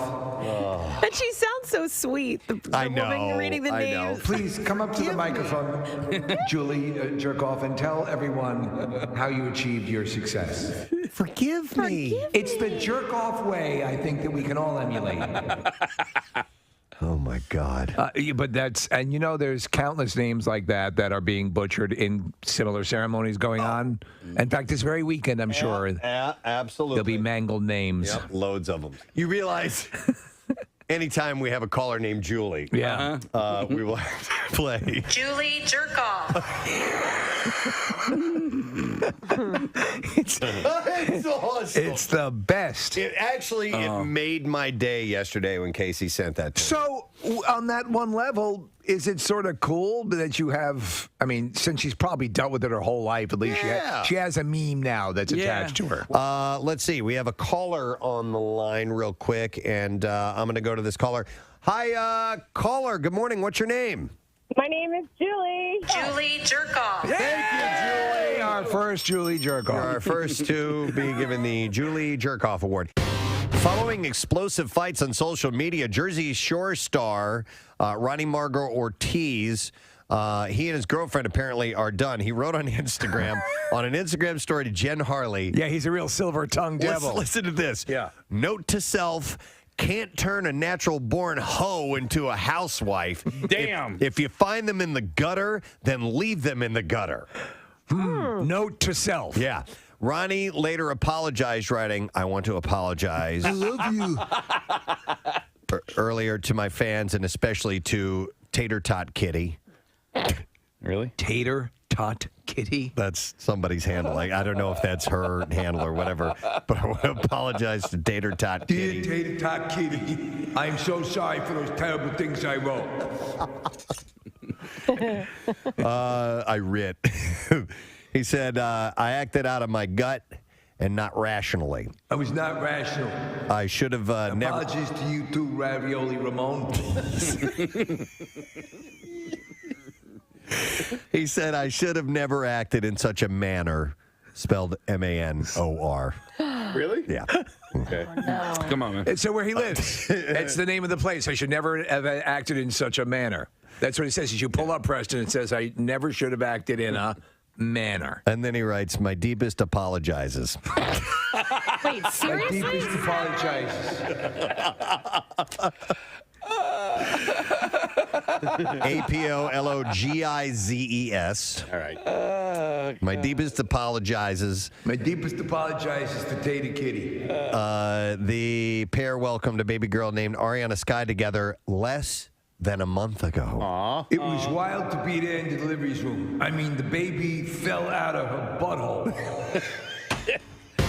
You remember a while back we had a couple of televangelists who were talking about how they needed a new jet. Yes. And they to were spread the word. Jesse Duplantis is his name. The Duplantis Ministries, right? Televangelist with a global reach is asking disciples for money to buy a jet that costs $54 million, quote, so we can go anywhere in the world in one stop. If you're watching the video, he's dressed as I imagine Willy Wonka would dress when he retires. By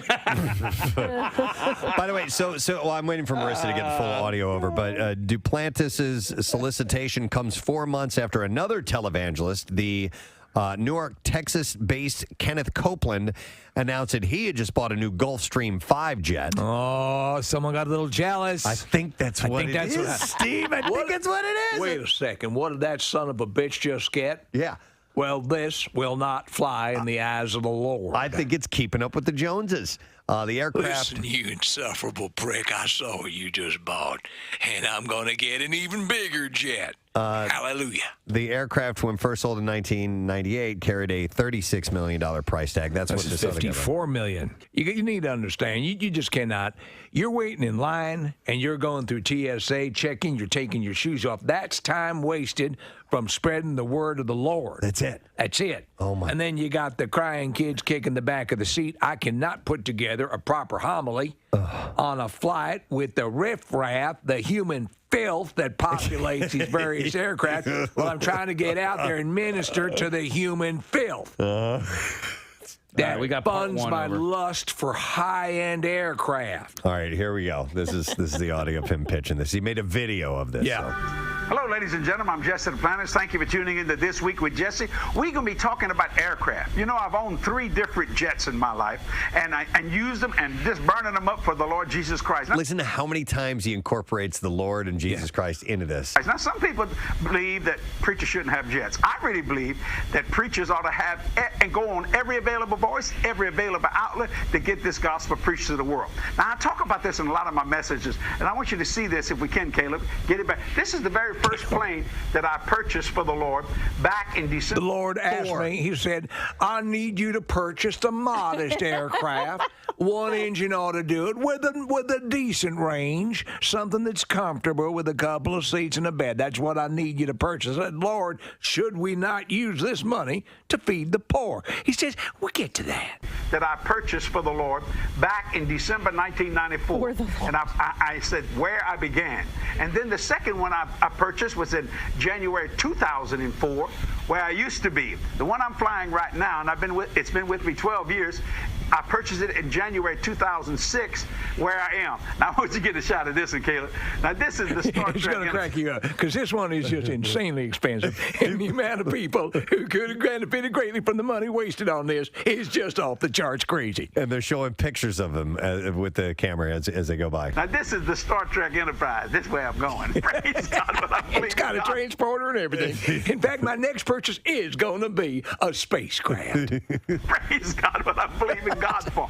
Let me just say. Wait, this is what I believe in God for? Yeah. Is that what he said? I think he says, praise God, but I believe in gospel. Oh, okay. Where I'm going. Praise God, but I believe in God for. Yeah. Let me just say this. This is what I believe in God for, so I can fly this way around the world. Believe in God for a brand new Falcon 7X so we can go anywhere in the world one stop. Now, people say, my Lord, can't you go with this one? Yes, but I can't go at one stop. Oh! That's it. That's the dilemma. Wait a second. You mean you're going to have to stop? There's the kicker. I'm backing that up. Hang on. Now, people say, my Lord, can't you go with this one? Yes, but I can't go at one stop. And you see, if I can do it with one stop, I can fly it for a lot cheaper because I have my own fuel farm. And that's what's up. You just said, by the way, on this $54 million jet that it has a 5,000-mile range. Yeah. That's not flying around the world with one stop. This is honestly the way to travel. And I know you have issues at home where you can't feed your children. You know it's hard to cover your bills. But if you ever do get the chance to fly in an aircraft like this, it will open your eyes and make you ask yourself, dear Lord, why don't I have a jet of my own? Oh, my God. It's the audacity, the absolute robbing of human beings preying on their faith. There I was in Zone 3 waiting to load onto the aircraft. Zone 3. And I said, dear Jesus, I am surrounded by a sea of human filth that is keeping me from spreading the Lord's word. What can you do for me? Can you hook me up in a $56 million plane will get it done nicely. And I can fly in one stop. And it's also economical. Is it very economical? Yes, Lord, it's very economical. You know, they got down there down in the Cabo San Lucas, they got these young ladies that need to hear the word of the Lord. I need to. Oh my God! I need to see this guy in down there, Casey. Let me tell you something. The girls have literally gone wild, and they need the word of the Lord Jesus Christ to tell them that if the tops are coming off, if the tops and pantaloons are coming off, make sure that at some point the Bible opens up. This is Cabo. Girls Gone Wild Girls in Cabo. Gone Wild in Cabo. Yeah. You've seen video. I have seen video, and I'm distressed. I could get there in one flight. I mean, you just want to punch this guy in the face. Absolutely. With all your might. I kind of want to join him on his jet. I wouldn't mind riding along. This is my new friend, Kathy Romano, and I believe that the word the Lord would use is bodacious. Yeah. We're praying together. Yeah. I put dildos in my mouth. And that's how. That's akin to saying open sesame. When this fine young, and she's a broadcaster, I want you to know, so she spreads the word herself. But when she said she put dildos in her mouth, I got to tell you, that jet door opened right up. I put dildos in my mouth. So I thought this one would be a nice, light conversation. Anne Frank. Yes. No, but actually, this is actually a little bit of light information about Anne Frank that was recently discovered. It's pretty amazing. Yeah. Researchers using digital technology deciphered the writing on 2 pages of Anne Frank's diary that she had pasted over with brown masking paper. Let's get to today's lesson question. Give away some more stuff. We're going to give tickets to see Waitress on March 29th at the Kimmel Center, or the Kimmel Cultural Campus. And the question that we go with is, who do we call if we want to change how to pronounce the word vulnerable? 215-263 WMMR. Who's the person that we would call if we want to officially change how to pronounce the word vulnerable? 215-263 WMMR. Give us a call right now if you know the answer. The trash business is a gold mine. 93.3 WMMR with Preston and Steve's Hollywood Trash. All right. While we're waiting for those calls, we'll get our trash stories. What's up this morning, Steve? Well, Paul Dano says he had a hard time sleeping while playing Riddler in The Batman because he couldn't shake his serial killer character. Dano says there were times he actually murdered innocent people. Wow. Oh, that's crazy. Bethany Frankel, the shipping care package is off to Ukraine following the invasion by Russia. Frankel says she sincerely hopes the Ukrainians will be able to use the skinny jeans and lip kits. Oh, my God. And finally, Matthew McConaughey denying a surgeon's claims that he performed a hair transplant on the actor. McConaughey says he simply lost his baby hair and then the adult hair grew in. Yep. That's your Hollywood Track. All righty. We'll see if someone does indeed have the knowledge we seek, which is who do we call if we want to change how to pronounce the word vulnerable? We mentioned that earlier this morning. 215-263-WMMR. We've had people call in and then hang up for some reason. I don't know why, but yeah, look at this. Yeah. People don't want to answer the question? I think Connor's cursing at them. Maybe that's it. Connor. No, Connor, don't do that. Nice. Cursing at them? We told you not to curse at the listeners, man. I mean, we even called this person, did we not? Well, he can't answer it. So let me go to Frank and see if he knows the answer. Hey, Frank, good morning. My name's Brian. So close. So it's like one letter off. Yeah. You can understand the confusion. Brian, what? Who do we call if we want to change how to pronounce the word vulnerable? The word guy. The word guy. He's in charge. Hang on a second, Brian, also known as Frank. We're going to get you a pair of tickets to see Waitress on March 29th at the Kimmel Cultural Campus. Get tickets for all show dates March 28th through April 3rd at kimmelculturalcampus.org. Do you remember the time that we had a brand new intern? It was her first time on the phones. It may have been her first phone call she put up, and she gave like the way wrong name. Waltrip. I forgot what it was. Walper. That was it. It wasn't. It was one letter. I think the guy's name was like Walter. And we were. It was funny. Yeah. And we weren't beating up on her. She did. But she cried. She got upset. No, we were having. It was like awesome. Are you kidding me? It was great. Walpert. We created the name Walper out of that. It was gold. It was awesome. So my mom actually laughed about that for weeks because we have to look this up because he might have actually been calling about something serious. Oh, really? No, I mean, it was the topic that we were having. And so we were just cracking up at Walper, and then he's calling in to talk about, having to put his dog to sleep or something like that. We had to switch gears from laughing to, I'm so sorry to hear that, Walper.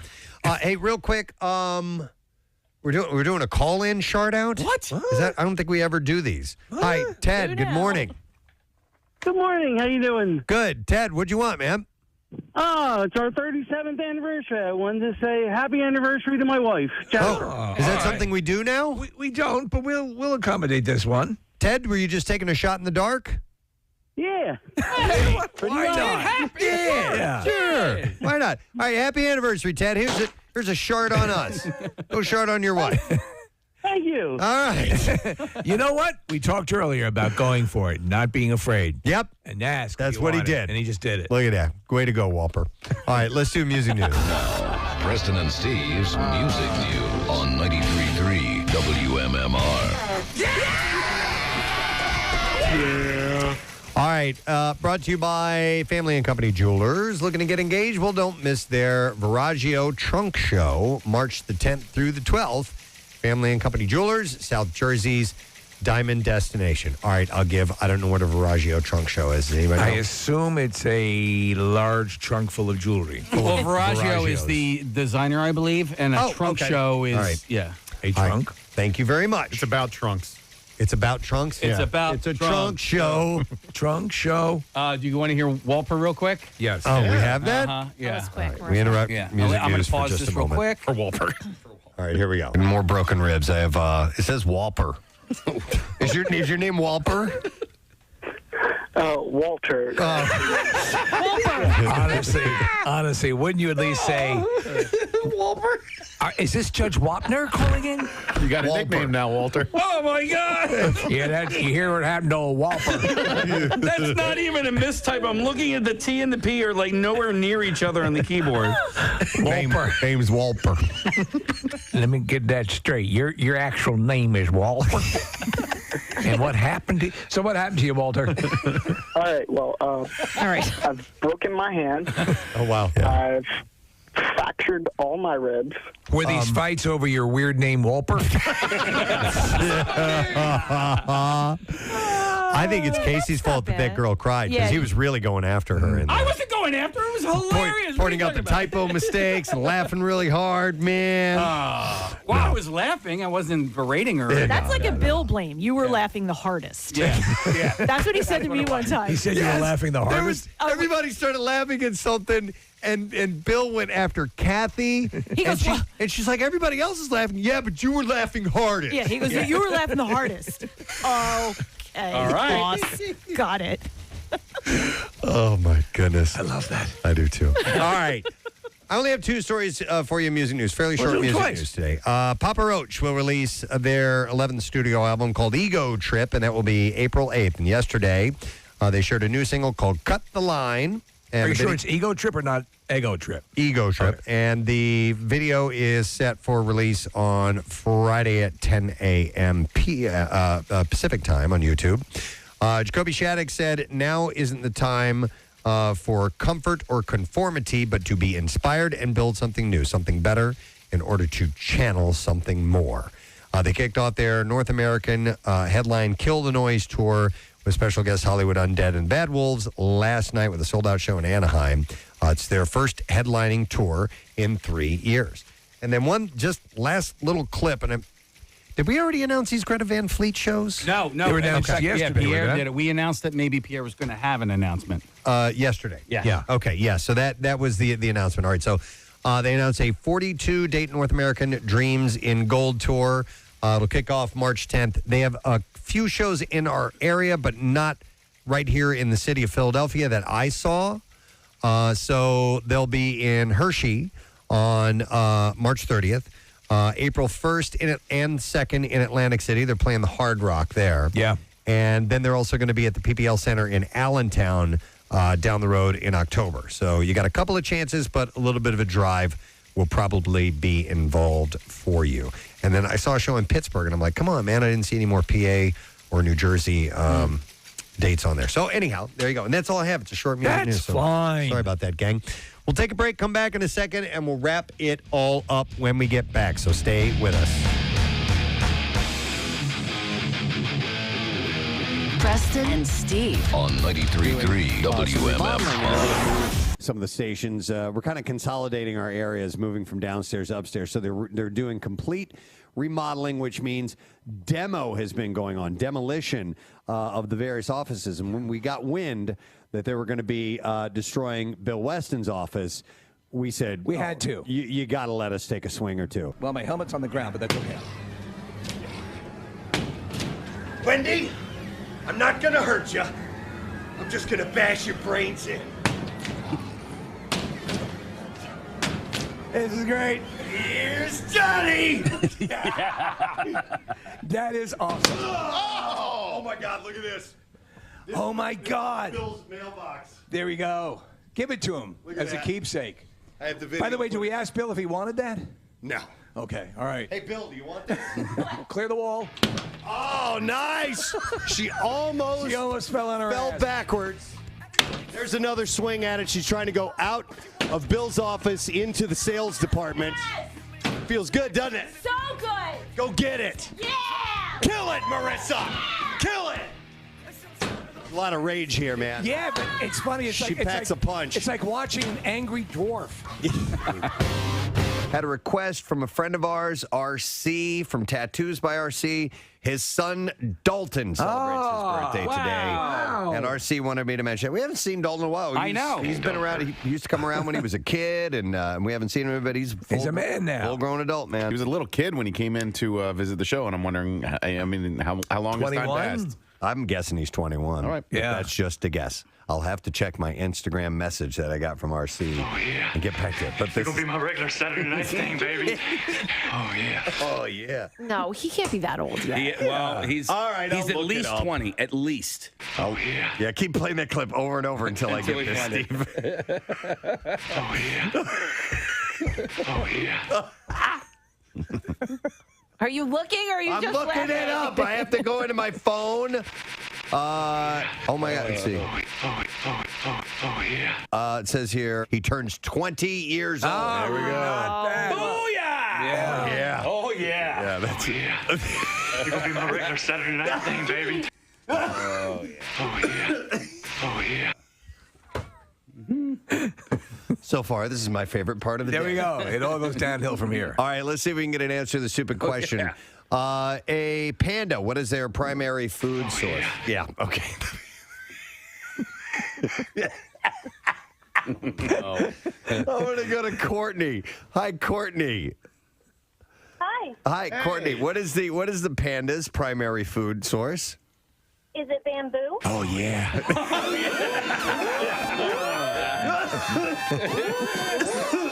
Yeah, hang on. Hang on, Courtney. You're gonna. Caitlyn Jenner. Yes. Has 6 kids, but Oh, yeah. yeah, she's. You're going to be my regular Saturday night thing. Oh, yeah.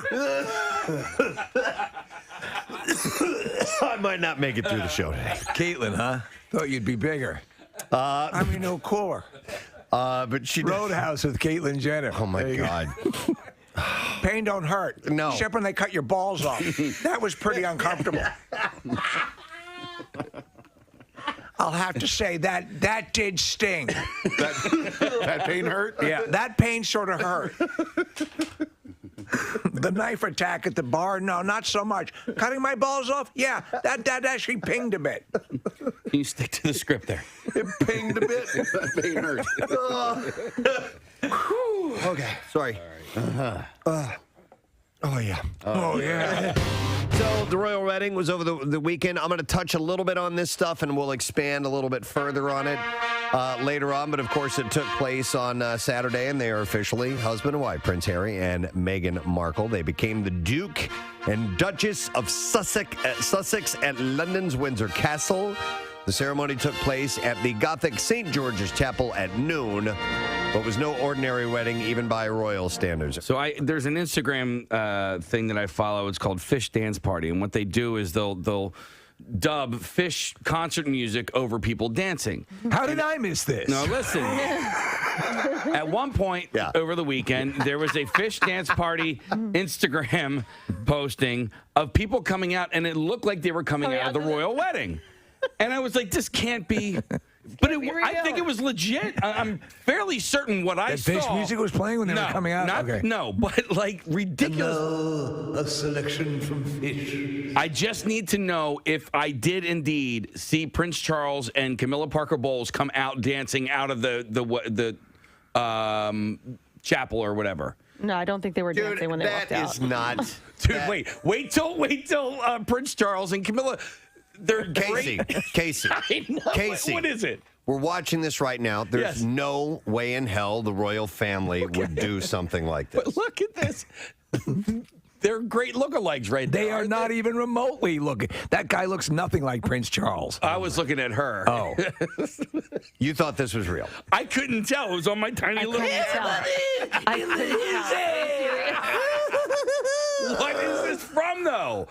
It's a spoof. It's a It's a spoof. Oh my God. People. Yeah, we're watching this right now. This is it is absolutely absurd that Casey would think that this was legit at the actual royal wedding. I'm telling you, when Prince Charles and Camilla, the Camilla look-alike, I was like, well, that kind of looks like her. But Prince Charles, You know what, Casey? It was. I knew it. It was I real. knew It was real. Let him have this. Thank you, guys. They really are big Fish fans. We are so happy he is back in town. It's been a while since he's been here in this studio, and we know him as Gay Robot. We love him for that. Ladies and gentlemen, Nick Swartzen. everybody is with us. Good morning, sir. I'm glad you got my name right and didn't call me Blink 182. you nailed it. It's that kind of day, Nick. It is. Flooding in the streets and in Preston's home. Dear Lord. When did your friendship with Adam Sandler begin? We met on J-Date. It was J-Date. Yeah. So a mistake ended in Yes, a lifelong it was just friendship. a lovely turn of events. That's perfect.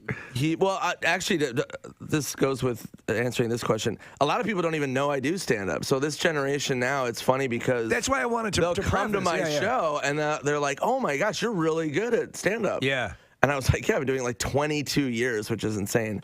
And a lot of people just know me from movies, so it's kind of a bonus when they're like, "Oh my gosh." Yeah, yeah. You know, it's like Michael Jordan when they're like, go to see him play baseball, and they're like, "Oh, you play basketball? Oh my gosh, This is a whole other crazy!" Wait, you're the Michael Jordan of comedy? No. Michael Jordan of baseball. Yeah. Yes. Was exactly. Was Chuck and Larry the first movie you did with Adam, or did you do anything before that? Adam saw my stand-up on Comedy Central. Okay. So he was in bed with his wife, and he was channel surfing, and he was like, "Oh, it's this kid." And I was a kid at the time, and he wrote my name down and went to the office, and he was like, "Who is this dude?" And a lot of the younger guys were like, "Oh, that's this kid Nick Swartzen. That was my first special." And I used to do jokes about my grandmother. Oh, I love them. And so he had a script called Grandma's Boy, and he like called my manager, and I had a meeting with him, which was surreal, obviously. And the whole time I just wanted to be like, "Yeah, you."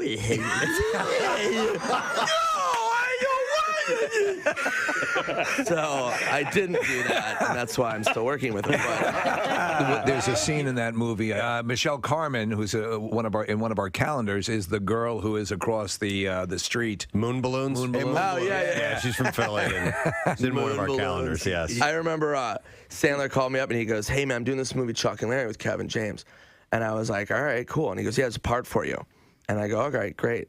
And he goes, "Yeah, you're playing Jessica Biel's brother." I'm like, "That's amazing." And he goes, "Yeah, you're a gay brother."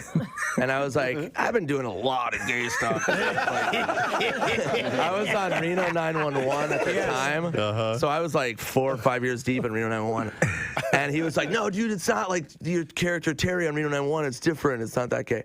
And I show up to I show up to wardrobe, and they put me in like a butterfly outfit with like tiny shorts. Yes. And I was like, "Yeah, this is way different.